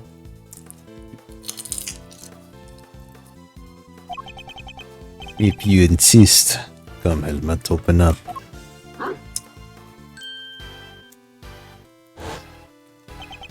Welcome. Choose the same trick? It's ridiculous, isn't it? But, when I think about it, how many foolproof ways to evade detection could there be? Mr. Edgeworth, how long do you tend to keep us waiting? There's the faintest possibility that I'm right, but I'm wrong, we stand to lose everything. Your Honor, this is where the real murder weapon is hidden. Take that! Here? In the yard? Indeed. I don't believe I understand.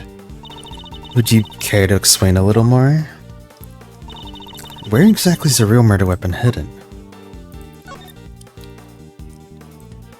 Take that! Of course, this is what it must have been.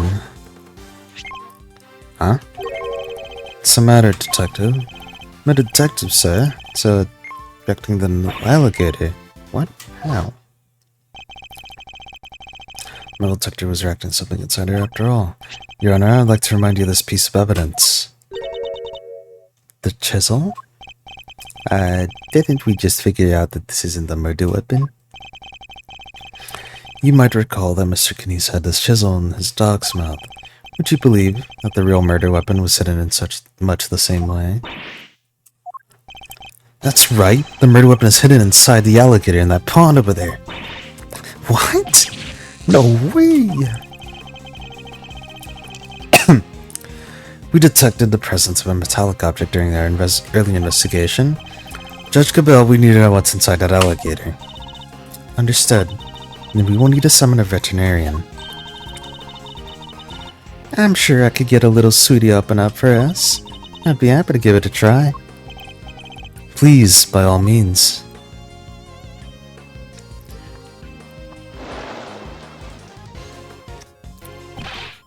Warden Lagarde, the real murder weapon is about to be revealed.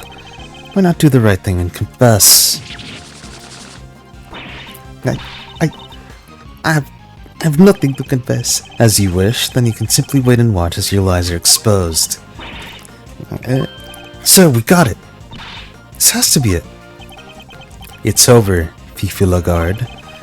The real murder weapon was Body Armor's Canice's knife, making you the only person who could have killed Bronco Knight.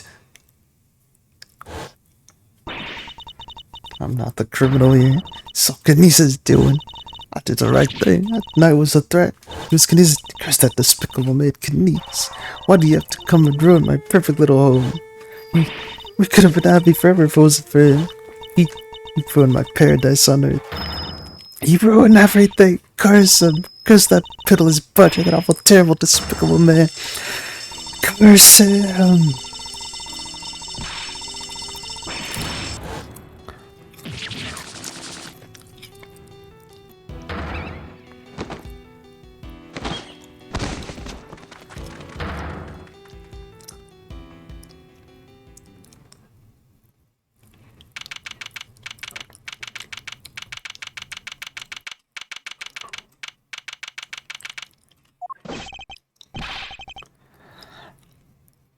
Prosecutor Twinner, sir.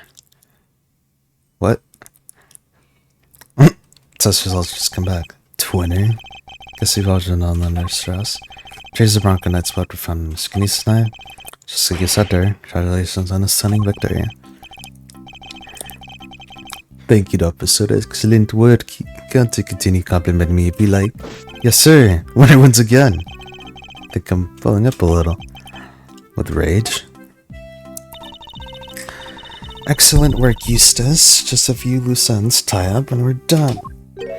Huh? What are you talking about? Just solved the case, didn't I? We have yet to confirm whether or not Knight really was working for Mr. Canice. It will be vital to know if Warden Lagarde was simply jumping to conclusions on that front. Huh? Huh? Then there's Clueless and then there's you. Ah, well, guess we better get back to an investigation.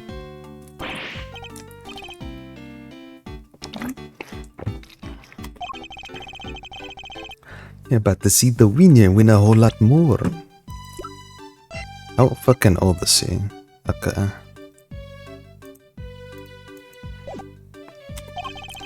Murder witness first-rate investigative talent in action. Yes, sir, I'm right with you, sir. Going to watch you at work. It's winning time. What a bum. I expect this case will cause quite a stir. The attempted murder of the president is news enough, and now his would-be assassin has been murdered. Knight never sought to kill the president in the first place. The truth is not always important as it might seem, Mr. Edgeworth. Hitting on a 17-year-old, correct. In the eyes of both society and the law. You can even say that. You don't have to believe me, however. As a prosecutor, Mr. Edgeworth is obliged to accept that this is the reality of the world he operates in. Alright, what a terrible fucking judge. I'm gonna use the restroom, bro, bud.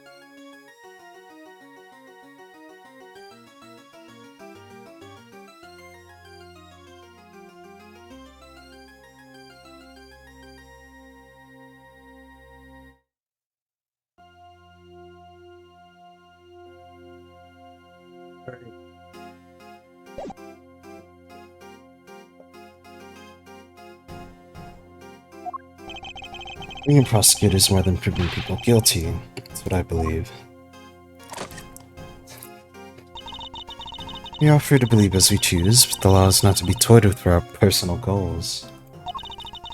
If you refuse to accept us, then you must prepare to suffer the consequences. What does that even mean? You're not gonna take us.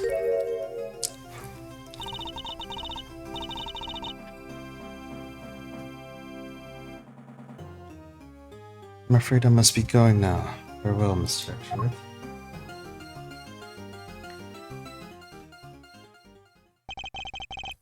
What is Regina doing here, bro? Judge Cabell's right. There must be only one set of laws for everyone.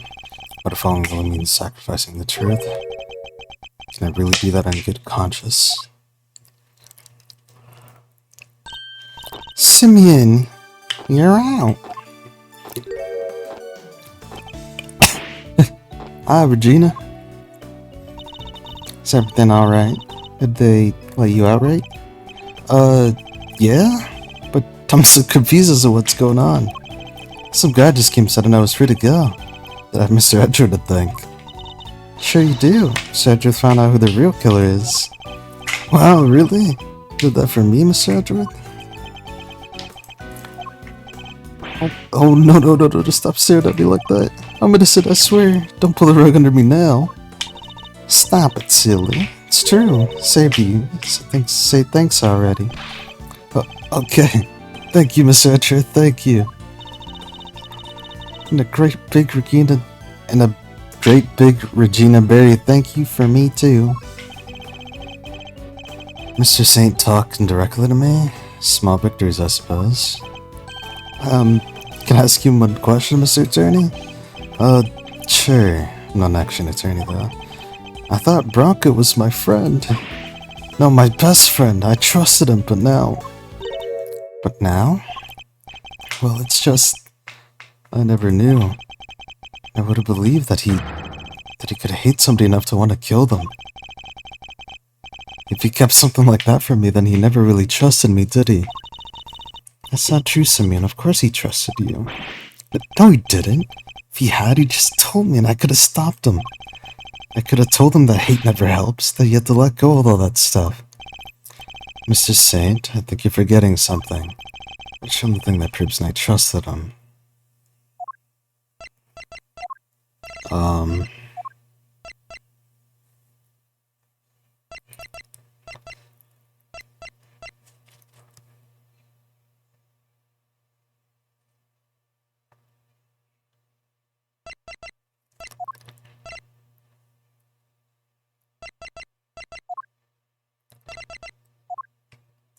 The Chassa?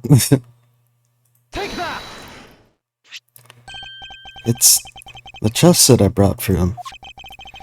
Knight had hidden a chisel inside. I imagine he meant to use it to escape. What? He was using me?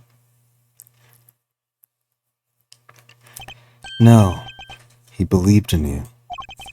He knew he could count on you to bring it, that you would never be so untrusting as to look inside.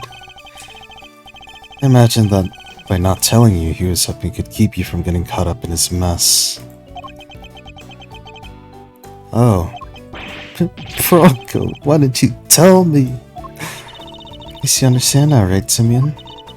I'm sure he does. I may not show it, but Simeon's not dumb. Good night's sleep and he'll be completely over this whole thing by tomorrow. That's not as complimentary as you think. I'll try. I have to. For Bronco, I have to show I can become the best animal trainer out there. That's the spirit.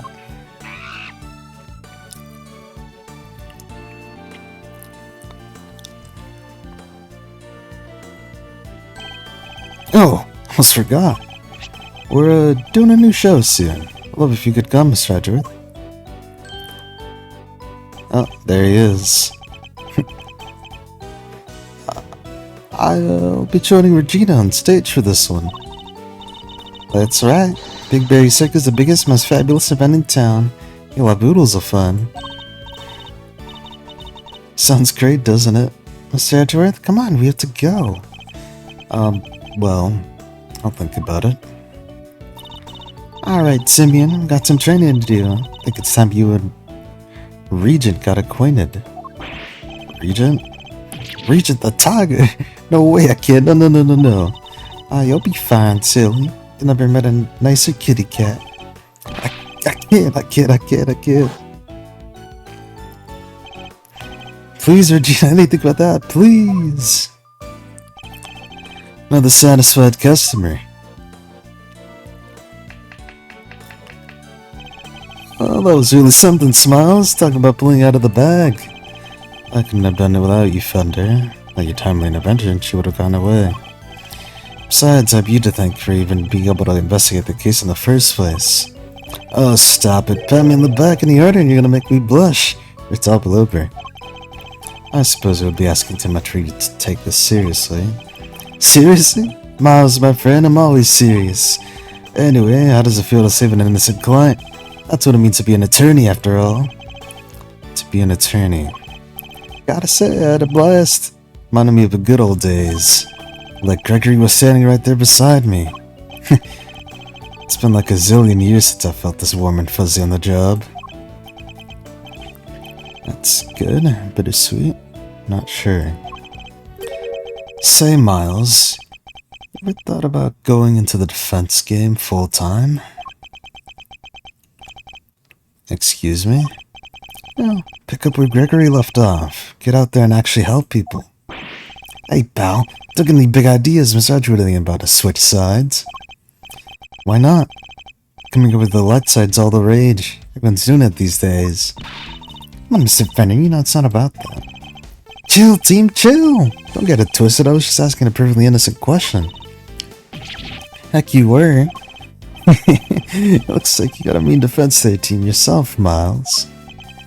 Hunter, I'm a prosecutor. Yep, I'm an attorney. You could be one too. I'm serious. Well, I've said my piece. You change your mind, you know who to call. I'll be waiting.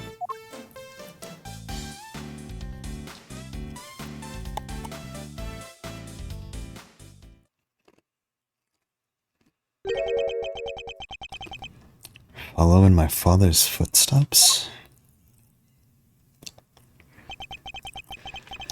Could I really do such a thing?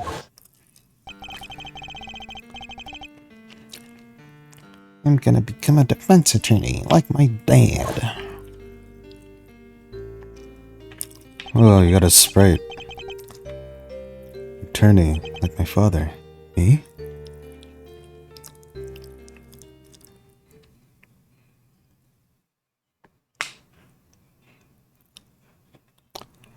We've done it, chat.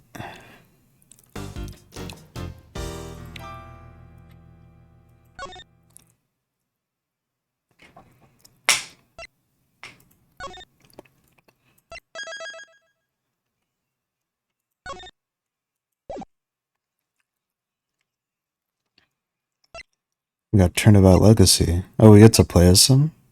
That's pretty cool.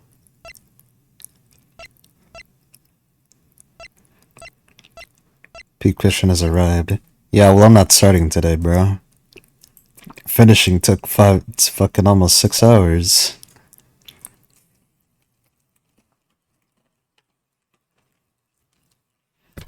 Yeah, that is a tomorrow ordeal.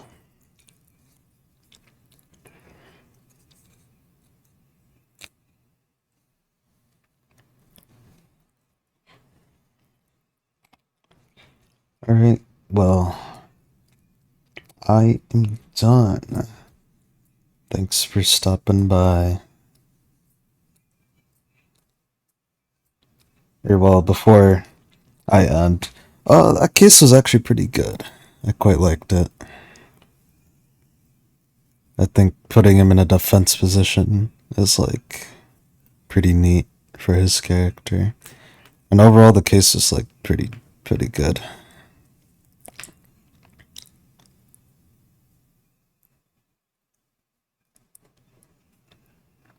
Alright, but yeah, that'll be it. See ya.